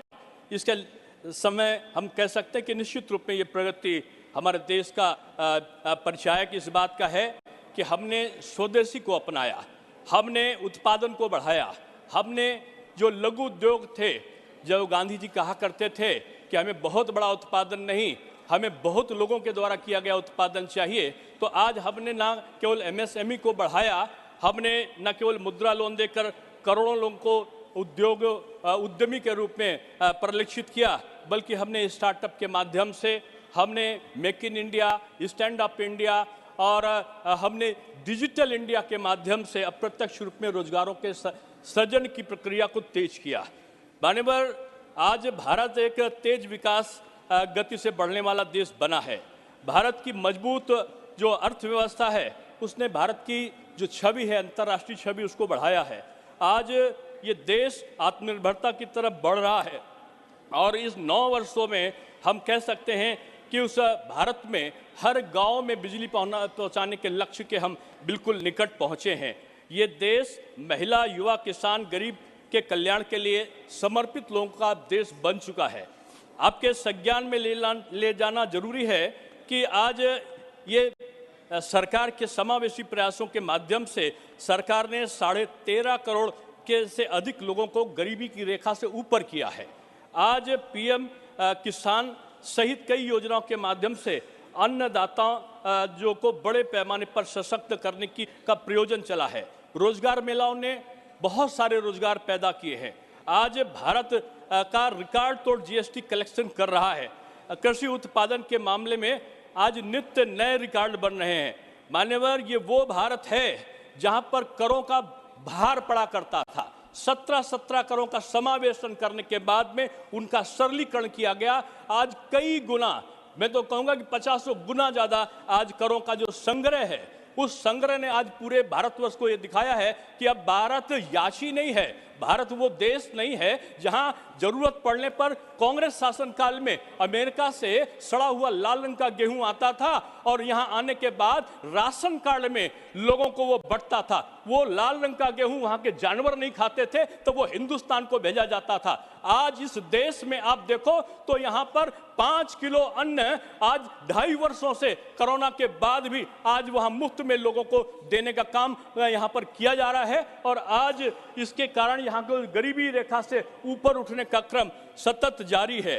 मान्यवर, आज अभी हाल में वैश्विक रेटिंग एजेंसी S&P ग्लोबल के अनुसार भारत 2030 में तीसरी बड़ी अर्थव्यवस्था बनने जा रहा है। मान्यवर, हम सब जानते हैं कि आज हम ये कहते हैं कि हम 5वीं अर्थव्यवस्था हैं, हालांकि पहले हम 10वीं अर्थव्यवस्था में थे या उससे पहले 11वीं अर्थव्यवस्था में थे। आज हम 5वीं अर्थव्यवस्था बन चुके हैं, लेकिन 5वीं अर्थव्यवस्था के बनने के पीछे मैं ये कह सकता हूं कि आज जो परचेजिंग पावर पैरिटी PPP जिसे बोलते हैं, उसका अगर आकलन किया जाए तो भारत तीसरी अर्थव्यवस्था की तरफ अग्रसरित हो चुका है। आज भारत का नागरिक जब विदेशों में जाता है तो भारत का नागरिक सर उठाकर देख सकता है और मैं ये कह सकता हूं कि जो GDP पिछली तिमाही में हमारा 7.6 हुआ है, इसने भी बहुत लोगों को चौंकाया है। आज चीन कराह रहा है मुद्रास्फीति के कारण, आज जर्मनी अपने न्यूनतम बिंदु पर पहुंचा है मुद्रास्फीति के कारण, अमेरिका में आज हलचल मचा हुआ है और ब्रिटेन की आर्थिक स्थिति को सुधारने के लिए प्रधानमंत्रियों को इस्तीफा देना पड़ रहा है और आखिर में उसकी स्थिरता आ सके तो भी एक सनातनी को लाकर प्रधानमंत्री बनाना पड़ता है और जब सनातनी आता है तो वहां की वो अर्थव्यवस्था को स्थिर करने का काम करता है। लेकिन वही भारतवर्ष है जो आज नीचे से उठकर आज 7.6, जबकि विश्व की वैश्विक दर जो है वो आज 3% के आसपास है। आज IMF सराहना कर रहा है भारत की, ग्रेडिंग कम कर रहा है चाइना की, और भारत आज विश्व नेतृत्वकर्ता के रूप में G20 में उभर कर आया। उसका मूल कारण यह था कि हमारे उत्पादन बढ़े हैं, हमारा उपभोक्ता का जो अंश था उसमें उपभोक्ता के अनुसार हमने डिमांड को क्रिएट किया है। आज हमारा ट्रेड बैलेंस फेवर में हुआ है, आज निर्यात संवर्धन की नीति आज पांव पसार रही है, आज आयात कम हुए हैं, आज स्वदेशी के कारण हमारा जो उत्पादन है, उत्पादन की लागत प्रति इकाई कम होती जा रही है। इसका यही वजह है कि भारत आज वो भारत बना है जैसी कि व्याख्या लोग कर रहे थे कि बंगाल 8.5% है। अरे बंगाल तो समृद्ध देश समृद्ध प्रदेश हुआ करता था।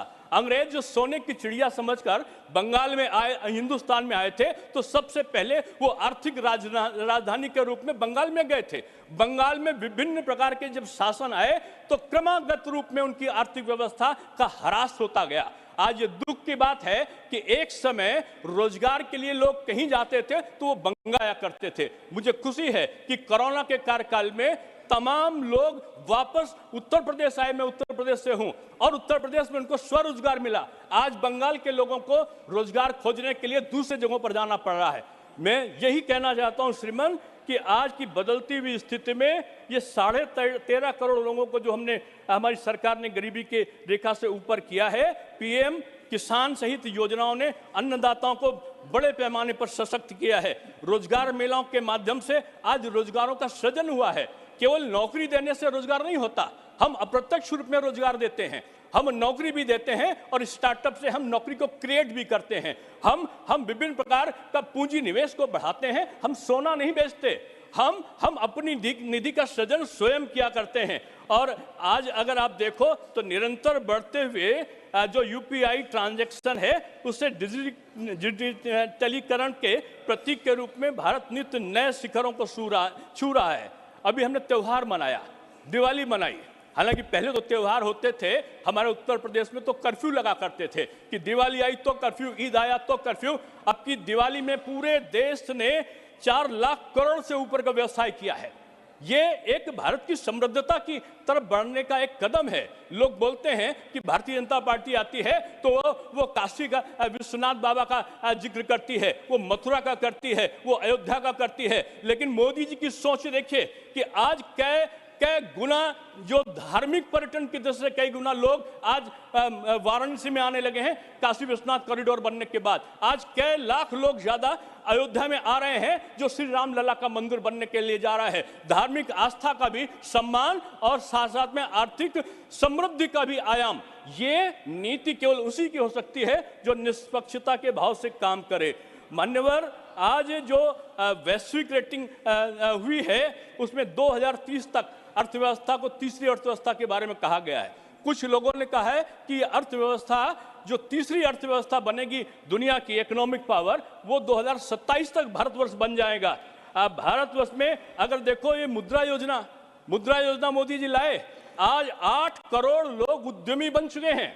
अगर आप देखो ये कहते हैं रोजगार सृजन की बात, ये रोजगार सृजन के बाद 2014 में ये केवल 350 स्टार्टअप थे, आज 1,25,000 स्टार्टअप हैं और 110 से अधिक यूनिकॉर्न एक्टिव हैं। यह देश में लोगों की औसत आय भी बढ़ी है। मैं आपके संज्ञान में बताना चाहता हूं कि आज जो आयकर विभाग के जो आंकड़े हैं, उन्होंने ये कहा कि 2014 में औसत आय 4 लाख रुपए थी, आज 2023 में बढ़कर ये 13 लाख रुपए हो गई है। ये समृद्धि और आर्थिक ये विश्लेषण नहीं होता तो ये आय बढ़ती कैसे, कहां से पैसा आया? ये ओवरहेड एक्सपेंडिचर जो थे ऊपर ही हुए थे, उन पर रोक लगाई गई। जो भ्रष्टाचार था उन पर रोक लगाया गया और उन पर रोक लगाने के बाद में जो पैसा आया, जनता का पैसा जनता के खातों में पहुंचाया गया। यह मोदी नीति है और इस मोदी नीति के कारण आज बदला हुआ जो परिदृश्य है उसमें आज आईआईटी खुल रहे हैं, आज आईआईएम खुल रहे हैं, आज मेडिकल कॉलेज खुल रहे हैं। ये आज ये सांप्रदायिक दंगों वाला प्रदेश नहीं है। आज ये सनातनियों का विरोध करने वाला देश कुछ जगह पर लोग हो सकते हैं, लेकिन पूरा देश नहीं है। आज ये देश का सम्मान बढ़ाने वाला देश बना है। ये अब सोने की चिड़िया नहीं रहा कि सोने की चिड़िया होती थी, विदेशी आते थे और पंख उखाड़ कर चले जाते थे। अब ये सोने का दहाड़ता हुआ शेर वाला देश बना है और ये मोदी देश, ये इस देश की आर्थिक संपन्नता के लिए आगे जाने वाला है। और मैं आपसे ये कहना चाहता हूं कि मान्यवर, एक उदाहरण मैं देना चाहता हूं कि रोजगार कैसे बढ़ता है।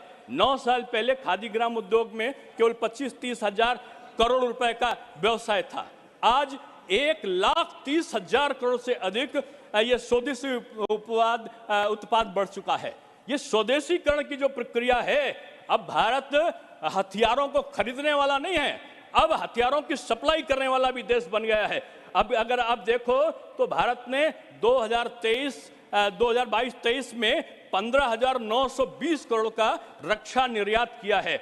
ये पिछली सरकारों से कई गुना ज्यादा आज भारतवर्ष का ये एक आर्थिक स्वावलंबन बढ़ा है। आज मोबाइल के क्षेत्र में भारत पूरे दुनिया का नंबर 2 का बना है। मान्यवर, मैं उत्तर प्रदेश सरकार में आईटी मंत्रालय मेरे पास में था और मैंने देखा कोरोना के समय चाइना से कंपनी भाग रही थी, वो वियतनाम नहीं जा रही थी, वो कोरिया नहीं जा रही थी, वो हिंदुस्तान में आ रही थी और हिंदुस्तान में भी वो उत्तर प्रदेश में आ रही थी। आज 100 मोबाइल बनता है तो 65 मोबाइल आज उत्तर प्रदेश में बनता है और उसके उपकरण भी उत्तर प्रदेश में बनते हैं। ये बदलते हुए भारत है। ये केवल मोदी योजना जो थी, मोदी जी का जो एक निष्पक्ष भाव से, समर्पण भाव से अर्थव्यवस्था को ठीक करने का जो चक्र था, उसके कारण हुआ है। आज उपभोग साल दर बढ़ रहा है। पिछले वर्ष की तुलना में इस वर्ष डिजिटल ट्रांजैक्शन की संख्या 61% और डिजिटल ट्रांजैक्शन के राशि में 47% की बढ़ोतरी हुई है। यही नया भारत है, ये नव भारत का उत्थान है। ये वो भारत नहीं है कि अब वो कटोरा लेके दूसरे को वहां भीख मांगने जाएगा। हम याची नहीं हैं, हम दाता बन गए हैं। वही भारत जब यहाँ पर एड्स होता था, मलेरिया होता था, यहाँ पर डेंगू होता था, तो वो देश दूसरों के सामने हाथ फैलाता था कि टीका दे दो, टीका दे दो। कई गुना दामों पर वो टीका, वो वैक्सीन मिला करती थी हिंदुस्तान को और सालों बीत जाते थे, हजारों लाखों लोग मर जाते थे। यही आया, कोरोना आया, पूरा विश्व कराहा, 10 लाख लोगों की मृत्यु अमेरिका ऐसे जगह पे हुई, लेकिन भारत में 3 वैक्सीन बनी और भारत ने 120 देशों को वैक्सीन सप्लाई करने का काम किया। ये बढ़ता हुआ देश है मान्यवर, ये बढ़ता हुआ देश है। और आपके संज्ञान में मैं लाना चाहूंगा, लोग अमेरिकन डॉलर और ये डॉलर इसका उल्लेख किया करते थे। आज G20 का सिरमौर बन के जब से भारत आया है, 18 देशों में रुपयों में ट्रांजैक्शन होने लगा है। भारत की मुद्रा बढ़ रही है, भारत का अस्तित्व बढ़ रहा है, भारत का सम्मान बढ़ रहा है।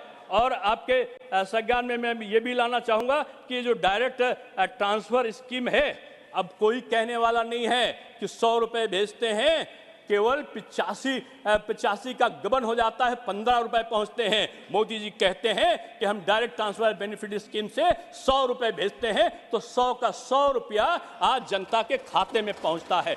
ये बदलता हुआ भारत है। और इस बदलते हुए भारत में मैं कह सकता हूं कि इनकम टैक्स रिटर्न का भी एक डाटा आया है, और उस डाटा में ये पता चलता है कि विभिन्न आय वर्गों में टैक्स बेस बढ़ा है। हर वर्ग में टैक्स फाइलिंग में कम से कम 3 गुना की वृद्धि हुई है। ये पारदर्शिता है मान्यवर, ये ईमानदारी है मान्यवर, ये स्वच्छता के साथ में काम करने की प्रवृत्ति का नाम है कि आज लोग स्वेच्छा से करों को देने के लिए आगे आए हैं। मान्यवर, मैं एक अनुरोध करूंगा कि आज पहली बार आपके इस विद्वत समूह में बोलने का सुअवसर आपने मुझे प्रदान किया है, और ये मेरा एक बेनिफिट का एक अपेक्षा है कि मुझे कुछ समय आप दें। पहली बार मैं बोल रहा हूं, तो इसलिए मैं अपेक्षा ये करूंगा कि थोड़ी समय आप मुझे देंगे। मेरा हाथ तो बंधे हाथ है, जो टाइम अलॉट किया हुआ है उसी के हिसाब से। नहीं, पहली बार मैं बोल रहा हूं, इसलिए बेनिफिट मुझे आपको 15 मिनट दे चुके हैं, और 1 मिनट आप बोल दीजिए, और 1 मिनट बोलिए।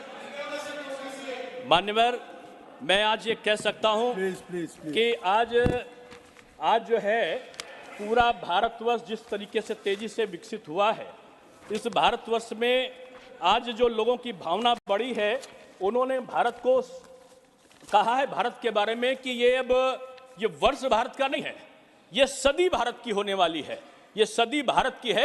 अर्थव्यवस्था के मामले में ये सुदृढ़ होगा, आत्मनिर्भर होगा, विश्व का नेतृत्व करने वाला होगा। आखिर में मैं सम्मानित विपक्ष से कहूंगा, मैंने बड़े सपने सजो कर मैं आया था मान्यवर, कि विद्वतजनों के समूह में बोलने का अवसर मैं पाऊंगा।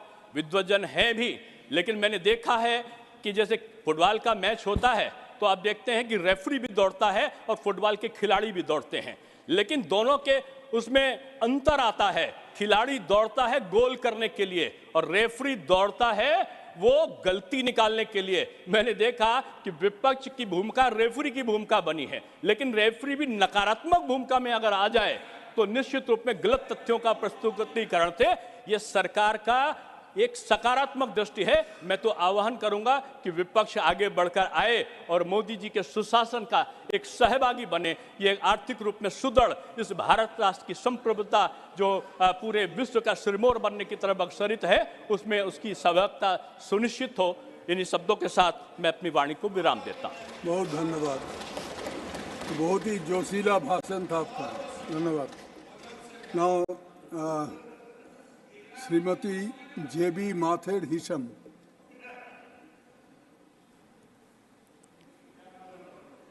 Thank you, sir.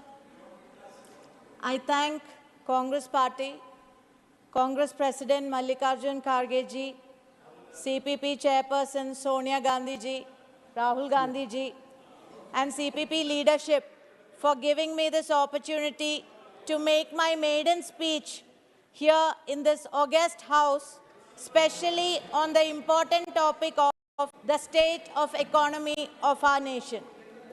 Today, we are at the very end of the second term of BJP government.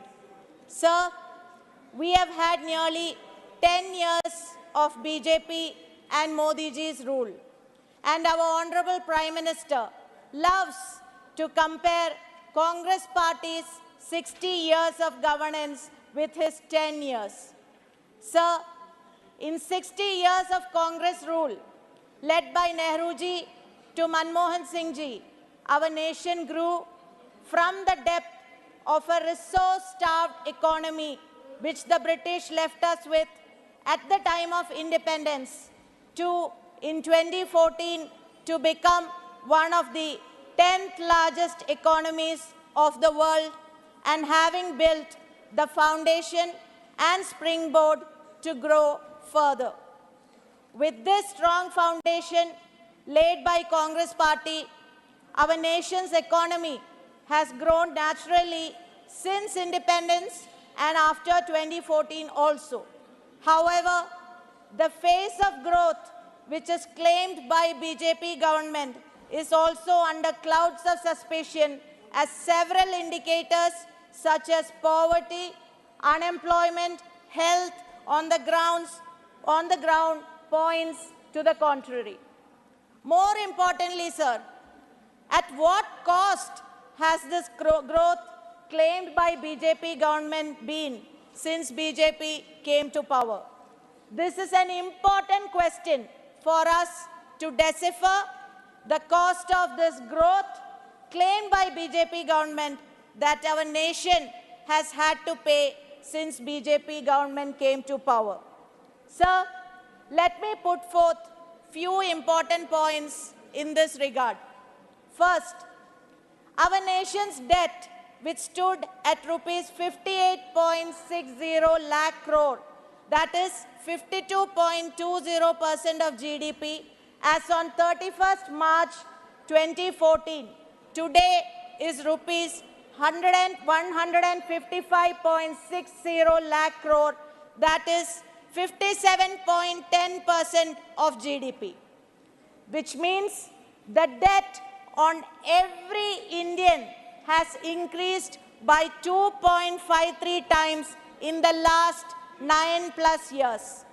The astronomical increase in the government's debt due to the Modinomics means that each Indian today has a debt. India's per capita debt is today rupees 1,09,373 compared to rupees 43,124 in 2014. I respectfully, very respectfully ask our Prime Minister, what is your answer to adding 66,249 debt in 10 years of your government versus 43,124 in 60 years of Congress governments onto the shoulders of every Indian in your 10 years of heading the government? Second, our nation had an unemployment rate of 4.90% in the financial year 2013-14 when Congress party was in power. The unemployment rate this financial year is hovering around 7.90% plus. I respectfully, very respectfully ask our Prime Minister, what is your answer to the unemployment rate in our nation, almost doubling in your 10-year term of heading the government? Third, India's ranking in Global Hunger Index was 55 in 2014.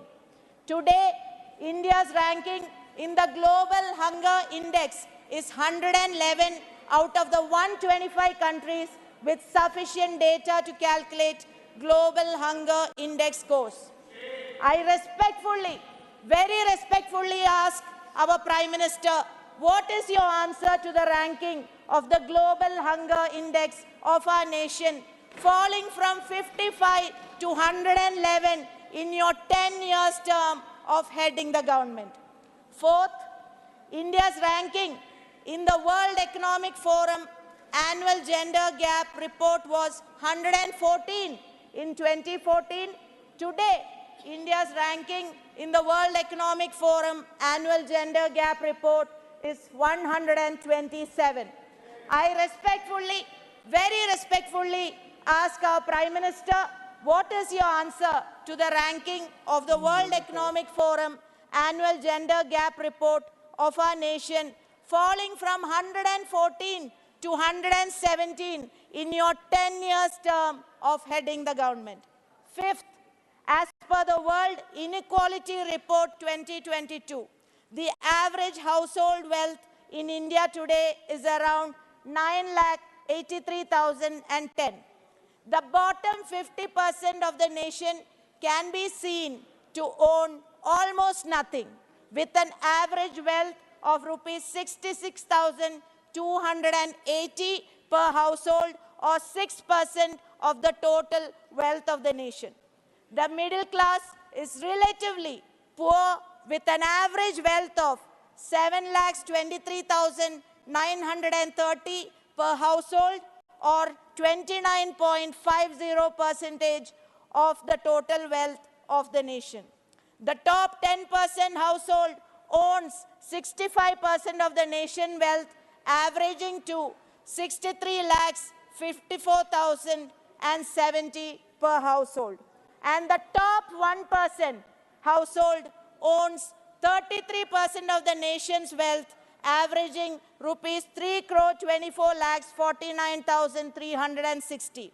I very respectfully ask our Prime Minister, what is your answer to the status of our nation as one of the most unequal countries in the world, with rising poverty and an affluent elite in your 10 years term of heading the government? 6, reducing fuel prices was very dear to our Prime Minister during the 2014 election campaign. Obviously, fuel prices hit at the root of an economy, and more so Indian economy.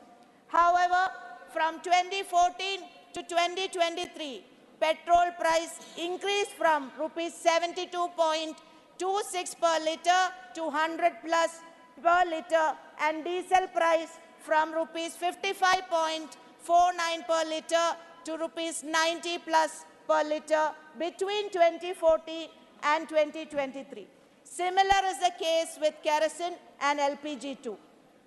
This, despite petroleum crude prices being exorbitantly high during 2014 versus the subsidized petroleum crude which we are getting from Russia since the Ukraine war. I very respectfully ask our Prime Minister, what is your answer to the huge increase in the prices of petrol, diesel, kerosene and LPG in your 10 years term of heading the government? Most importantly, sir, this is the most important. Indian rupees exchange rate with US dollar on 31st March 2014 was rupees 59.90. Rupees exchange rate is by self-admission a matter very close to our Prime Minister's heart. Yesterday, Indian rupees exchange rate with US dollar fell to rupees 83.41, the lowest ever in the history of our country. The lowest ever in the history of our country. I respectfully ask our Prime Minister, what is your answer to the Indian rupee depreciating to its lowest ever rate in your 10-year term of heading the government? 8, in 60 years, Congress government built world-class infrastructure from effectively nothing in 1947.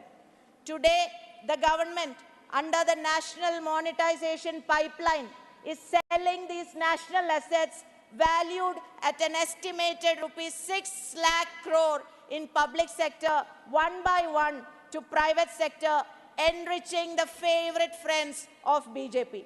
I very respectfully ask the Prime Minister, what is your answer to your government handing over national assets to your favorite friends in your 10 years term of heading the government?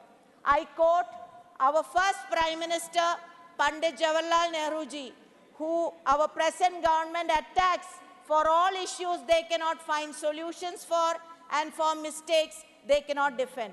Pandit Jawaharlal Nehru ji said, facts are facts and will not disappear on account of your likes. I can go on and on and on about various factors and statistics connected to the dismal state of economy, from inflation to price rise to Manrega state to Skill India to Beti Bachao to Beti Padhao and so on and so forth. Of course, then my senior colleagues from the treasury benches will ask few pointed questions. First question they would ask would be, isn't the economy growing? And our answer is, serious questions remain on the realness of the growth claimed by BJP government, as the economy is exhibiting several contra indicators to the claims of the BJP government. Another question which they would ask would be, isn't FDI coming to India? And what we wish to say is that it is only natural that FDI come to India based on the open door liberalized regime initiated by the Congress government and the reality that MNCs cannot ignore a market as large as India, which the stage was set by the Congress party. Yet another question, the chest-thumping question post the recent election is, did we not win the recent state election? My treasury, from the senior colleagues from the treasury benches, almost all said that. And we wish to say you did win, but very few media has reported that more Indian citizens, Hamare Deshwasi, voted for Congress party than BJP. About 11 lakhs more Indians voted for Congress party, where BJP polled 4.81 crore votes, Congress party polled 4.92 crore votes. So, we, the Congress party, has been in the heart of India for 138 years, and we, the Congress party, is in the heart of India now despite you wishing us away, and we, the Congress party, will remain in the heart of India despite you wishing for Congress Mukt Bharat. We will continue to oppose your wrongdoings, and we will continue to expose your jumlas. Our India is great. We will work to make her even greater and the greatest in the world. Jai Hind. Thank you. Now, Sri Jawahar Sarkar, your time is 5 minutes. 5 minutes. Thank you, sir. Mr. Jethmalani before me has described lies as lies, big lies or white lies, and statistics. There is a fourth category of lie that I would like to bring to your attention. Mr. Sarkar, 1 second. Sir? Lie is not allowed in Okay. Parliament. Modified, sir. But to the extent that I would like my friends in the House on both sides to be aware of the realities. They keep talking about GDP growth. I'll not contest it because it's too complicated for many to understand. But what does GDP growth mean where I am concerned and you are concerned? And that is per capita GDP, per person GDP. The GDP of Ambani and the GDP of Adani does not matter to me. On per capita GDP, we just had the G20 meeting, and there we made a calculation that the US has $63,000 by way of their per capita GDP. Australia has 61,000. Indonesia has $4,000 plus per person. And India is the lowest, I repeat, the lowest among the group that has just $2,085 per GDP. So look at realism. Don't go in for bravado and bragging.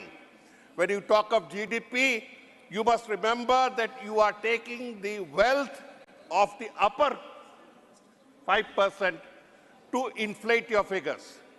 I'm just giving an example of how the upper crust has increased its wealth.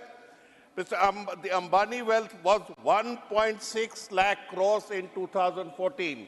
I repeat, 1.6 lakh crores in 2014. It is 8.6 lakh crores today, 5 times more. Please show me an Indian who has grown his income in the last 9 years by 5 times before you make further statements. Adani's went up from 1.2 lakh crore. This is more phenomenal, but I will not get into the details. 1.2 lakh crores, they have gone up to 6 lakh crores plus, which is again another 5 times growth. No Indian has ever gone through this growth during the last 9 years. So do not take credit for enriching the oligarchs. Do not take credit for enriching and fattening the capitalist class and then say, we grew as a whole. Now look at your reality. World Bank's unemployment figure. I'm quoting for the World Bank because most Indians and foreigners have given up on Indian statistics. It is so punctuated with untruths. Now, the World Bank's 2022 unemployment rate shows that India is 23.2%, 23% unemployment. Compare it with Pakistan, a failed state. Pakistan is 11%, less than half. Compare it with Bangladesh. Once upon a time, a basket case. Bangladesh is 12.9, 13%, and we are 23%. Sharam se doobna chahiye sabko. Bhutan is 14.9%. So where are the realities that you are drumming about GDP and becoming the fourth biggest and third biggest in the world?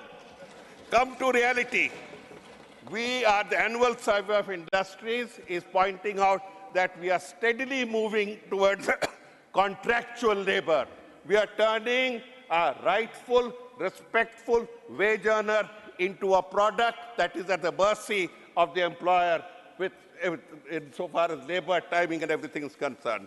I come to the labor participation ratio.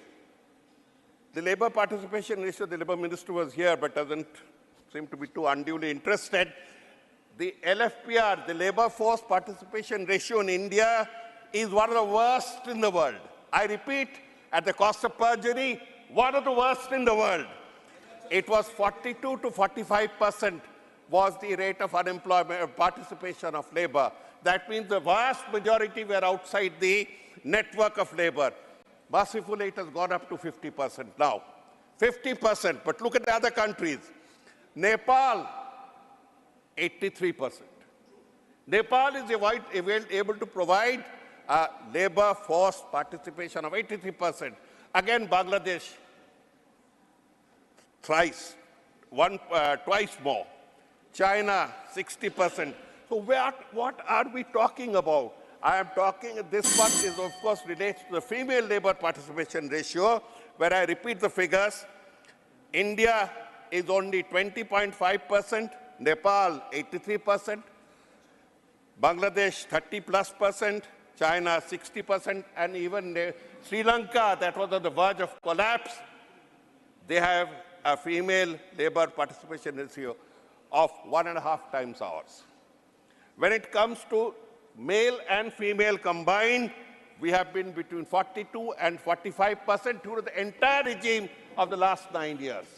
I repeat, 42 to 45%, one of the lowest in the world. It has just gone up to 50%, just gone up. We look at gender gap. Jebi already mentioned about the gender gap. I repeat, compare the gender gap of India at 28% with double that in Bangladesh. She also mentioned about the rising debt. I repeat, debt is increasing at a phenomenal rate, and we are binding future generations, your grandsons, your sons, my sons and my grandsons, to a debt that we are not entitled to. Thank you. Thank you, Mr. Sarkar. To GDP ratio. Debt, sir, one moment. It's a debt to GDP ratio has come to almost 90%. Sir, just one last word on defaulters, on banks, just one word. We were coming around to the banks, defaults of the banks, and there, yesterday's figure, that's why I'm giving it to the House, is 14.5 lakh crores have been written off. Dr. Karad is sitting there. He insists that writing off means nothing, but I insist that writing off is actually the legitimization of the destruction of your funds and my funds kept in the bank. The corporate sector, sorry, I repeat before the House, and I can give the calculation, thanks to the cooperation, thanks to the transparent reply given by Dr. Karad and others, the corporate sector alone has liquidated 10 lakh crores in 9 years. 10 lakh crores has gone down the drain to save the corporate sector, whereas Narega, there was a minister somewhere here who alone has destroyed one state. The poor of the state, curse him morning and evening, curse him morning and evening. That Sir, thank you. Sir, sir, don't deduct it from my time, sir. No, Mr. Wilson, please. It is not being recorded. Thank you, Deputy Chairman, sir. Sir, a lot of discussions has happened in this August House, and my earlier speakers have said about how the economic conditions of our country has deteriorated. Sir, I wanted to point out few. When you came to power in the year 2014 and re-elected in 2019, what did you promise? Did you implement these promises? I remind you some of the promises which you have made. You said you will reduce the LPG price, petrol and diesel price. You promised 15 lakhs in each of person's bank account. What happened to the same? You promised that you will link 60 rivers at the cost of 5.5 lakh crores. What happened to it? You promised 5 trillion economy in the year 2019 to win over for the second time. What is the economy today? In 2016, you promised double farmer income by 2022. What happened to it? You promised cleaning of Ganga. You promised inland waterway transport system. You promised 2 crore jobs, controlling price. These all been reduced to mere words. Sir, today more than 10 lakh vacancies have been registered on the National Carrier Service portal. What steps have you taken to fill these vacancies? There is a failure in Make in India, Startup India, demonetization, GST regime. These policies have weakened the institutions and the economy, and these are the shining examples as to how today's economy is. Sir, Tamil Nadu is the 10th largest state in India, is the second wealthiest state by GDP, and is the second largest contributor to India's GDP. For every 1 rupee that Tamil Nadu contributes to the center, it gets only 29 paisa. This demonstrates the immense contribution made by our state. But what is the return? Today, I will delve into the stepmotherly treatment which my state is facing from the hands of the union government. However, the present government has been helping their corporate friends to earn homogeneous profits and showering non-existent promises to the citizens of the country. Sir, I wanted to ask a question whether the per capita income of every Indian citizen has increased. Sir, the villages are worst affected. There is no agriculture, there is no industrial growth, there is no jobs. Sir, the daily wages, low-income workers are the sufferers because of the price rise in the essential commodities. And sir, they lead a very miserable life. You have sold all the public sector undertakings which is available in India.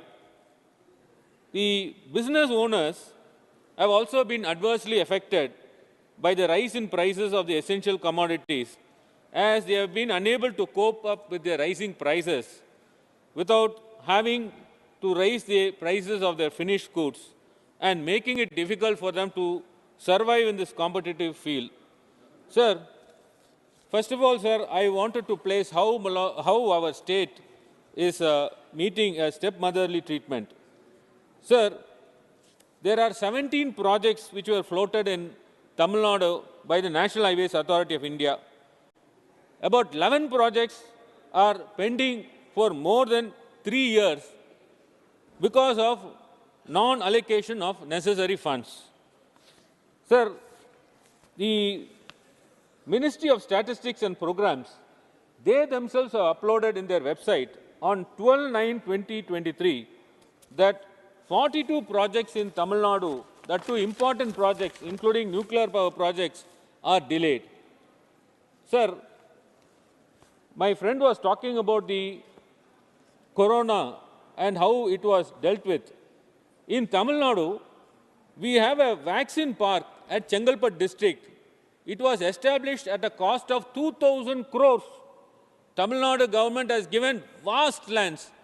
Sir, right from the day when that vaccine park came into existence and so much of investment is being made, not even one vial is being manufactured.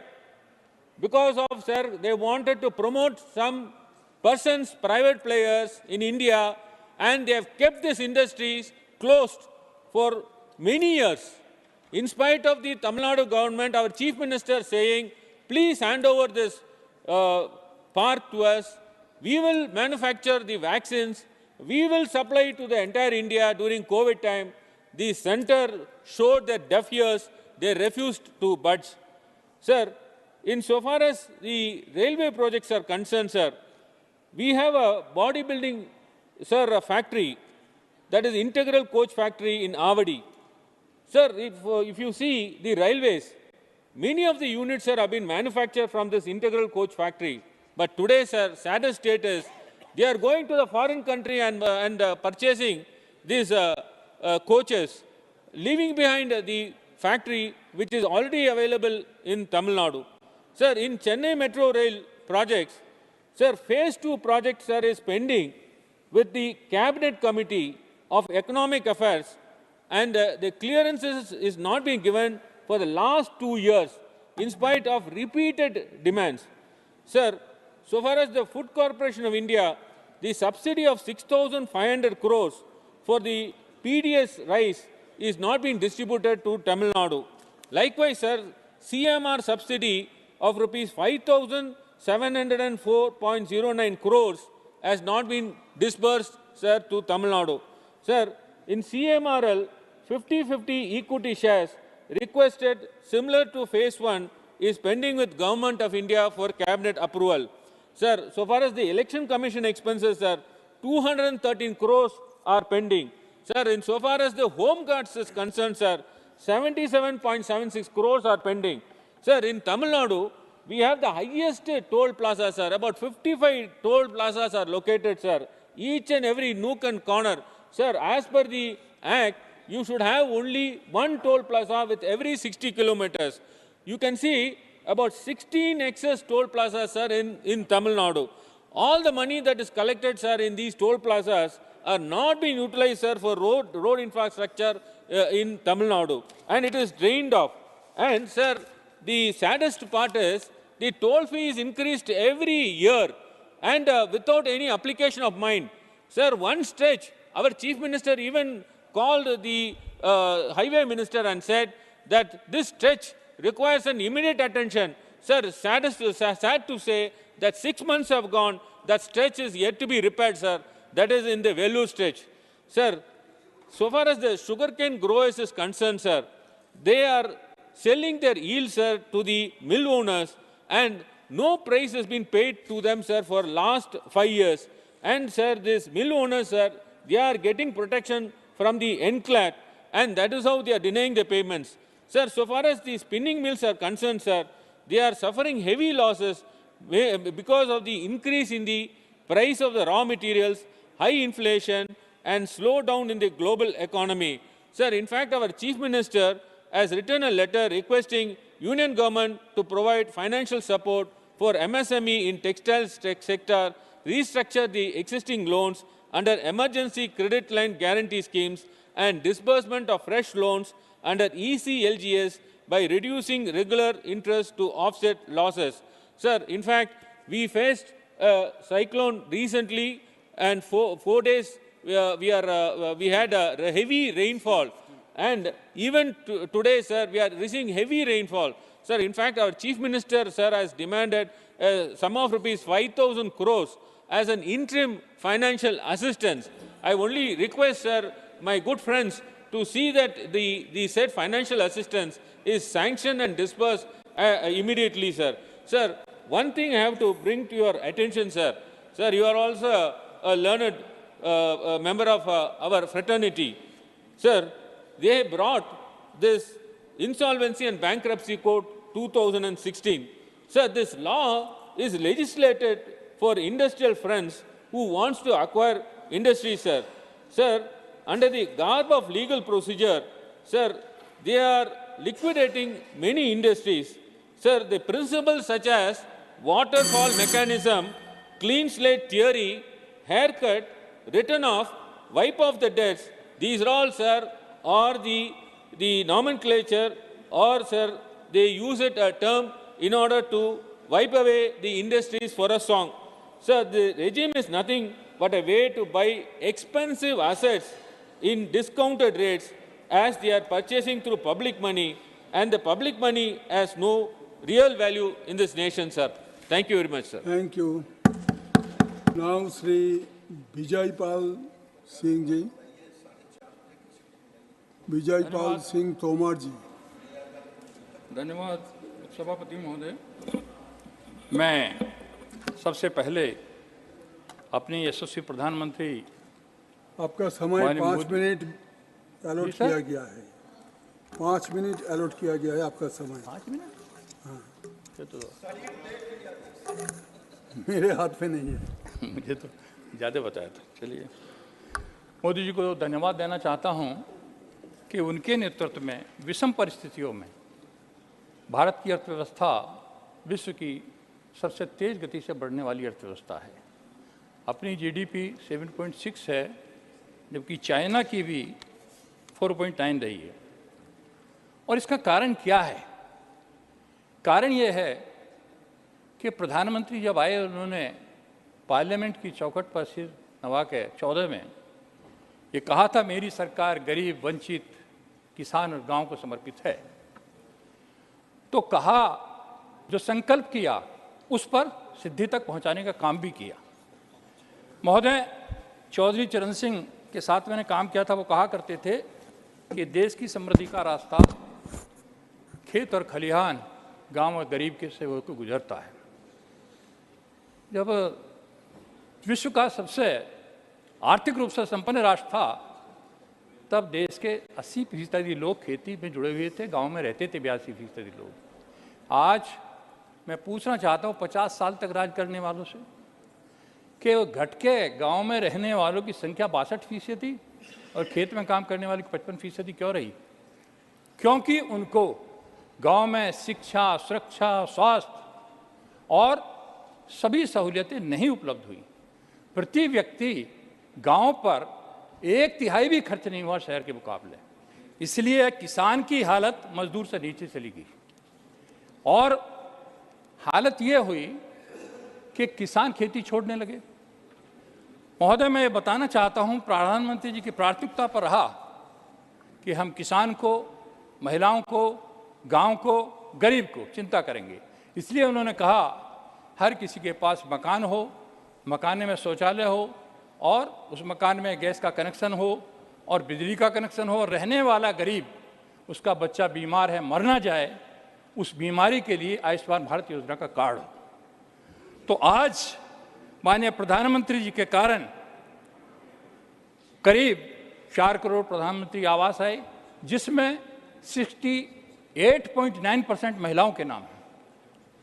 इसी तरह से वहाँ 9 करोड़ से अधिक Ujjwala gas के connection मिले, 11.5 करोड़ शौचालय बने।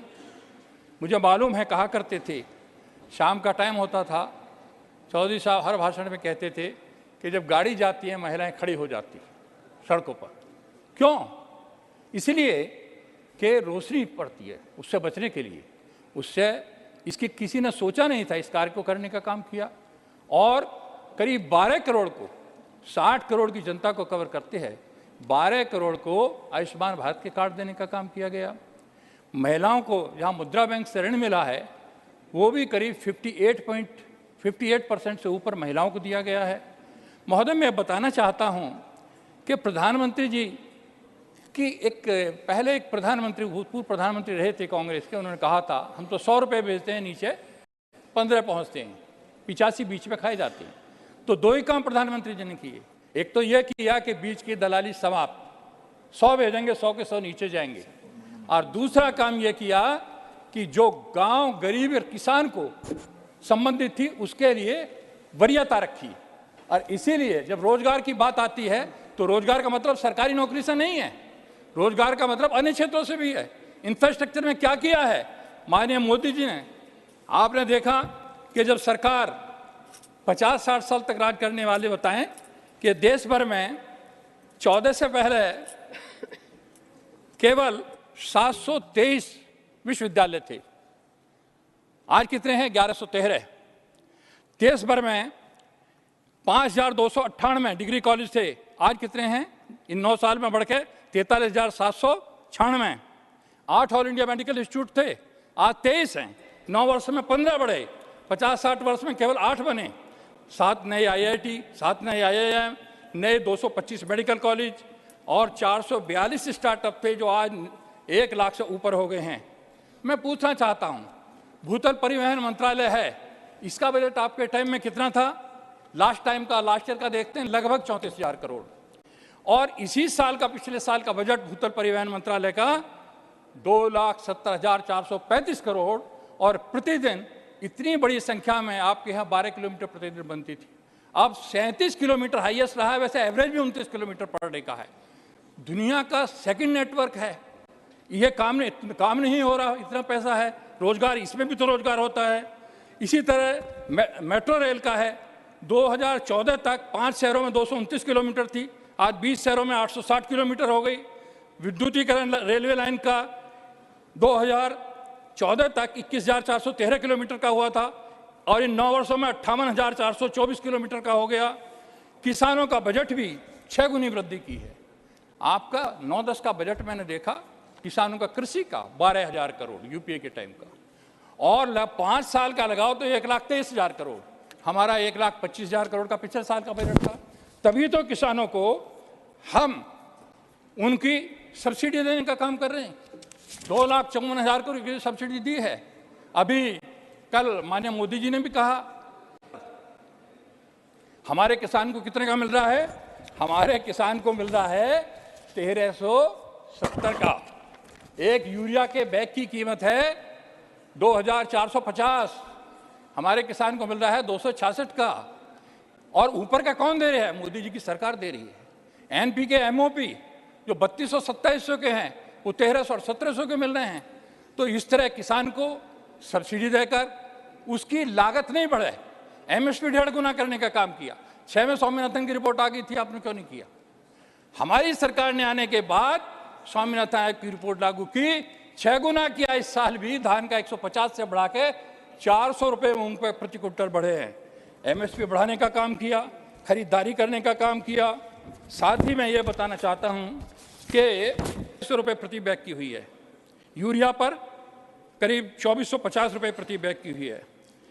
और साथ ही मैं एक बात और कहना चाहता हूँ कि जो हमारे रक्षा के क्षेत्र में अभी दिनेश जी ने बताया, माननीय दिनेश जी ने 16,000 करोड़ के यंत्र हम हैं जो उसका आयात बंद हो गया है, यही निर्मित होने लगे हैं, स्वदेश को बढ़ावा देने के लगे हैं।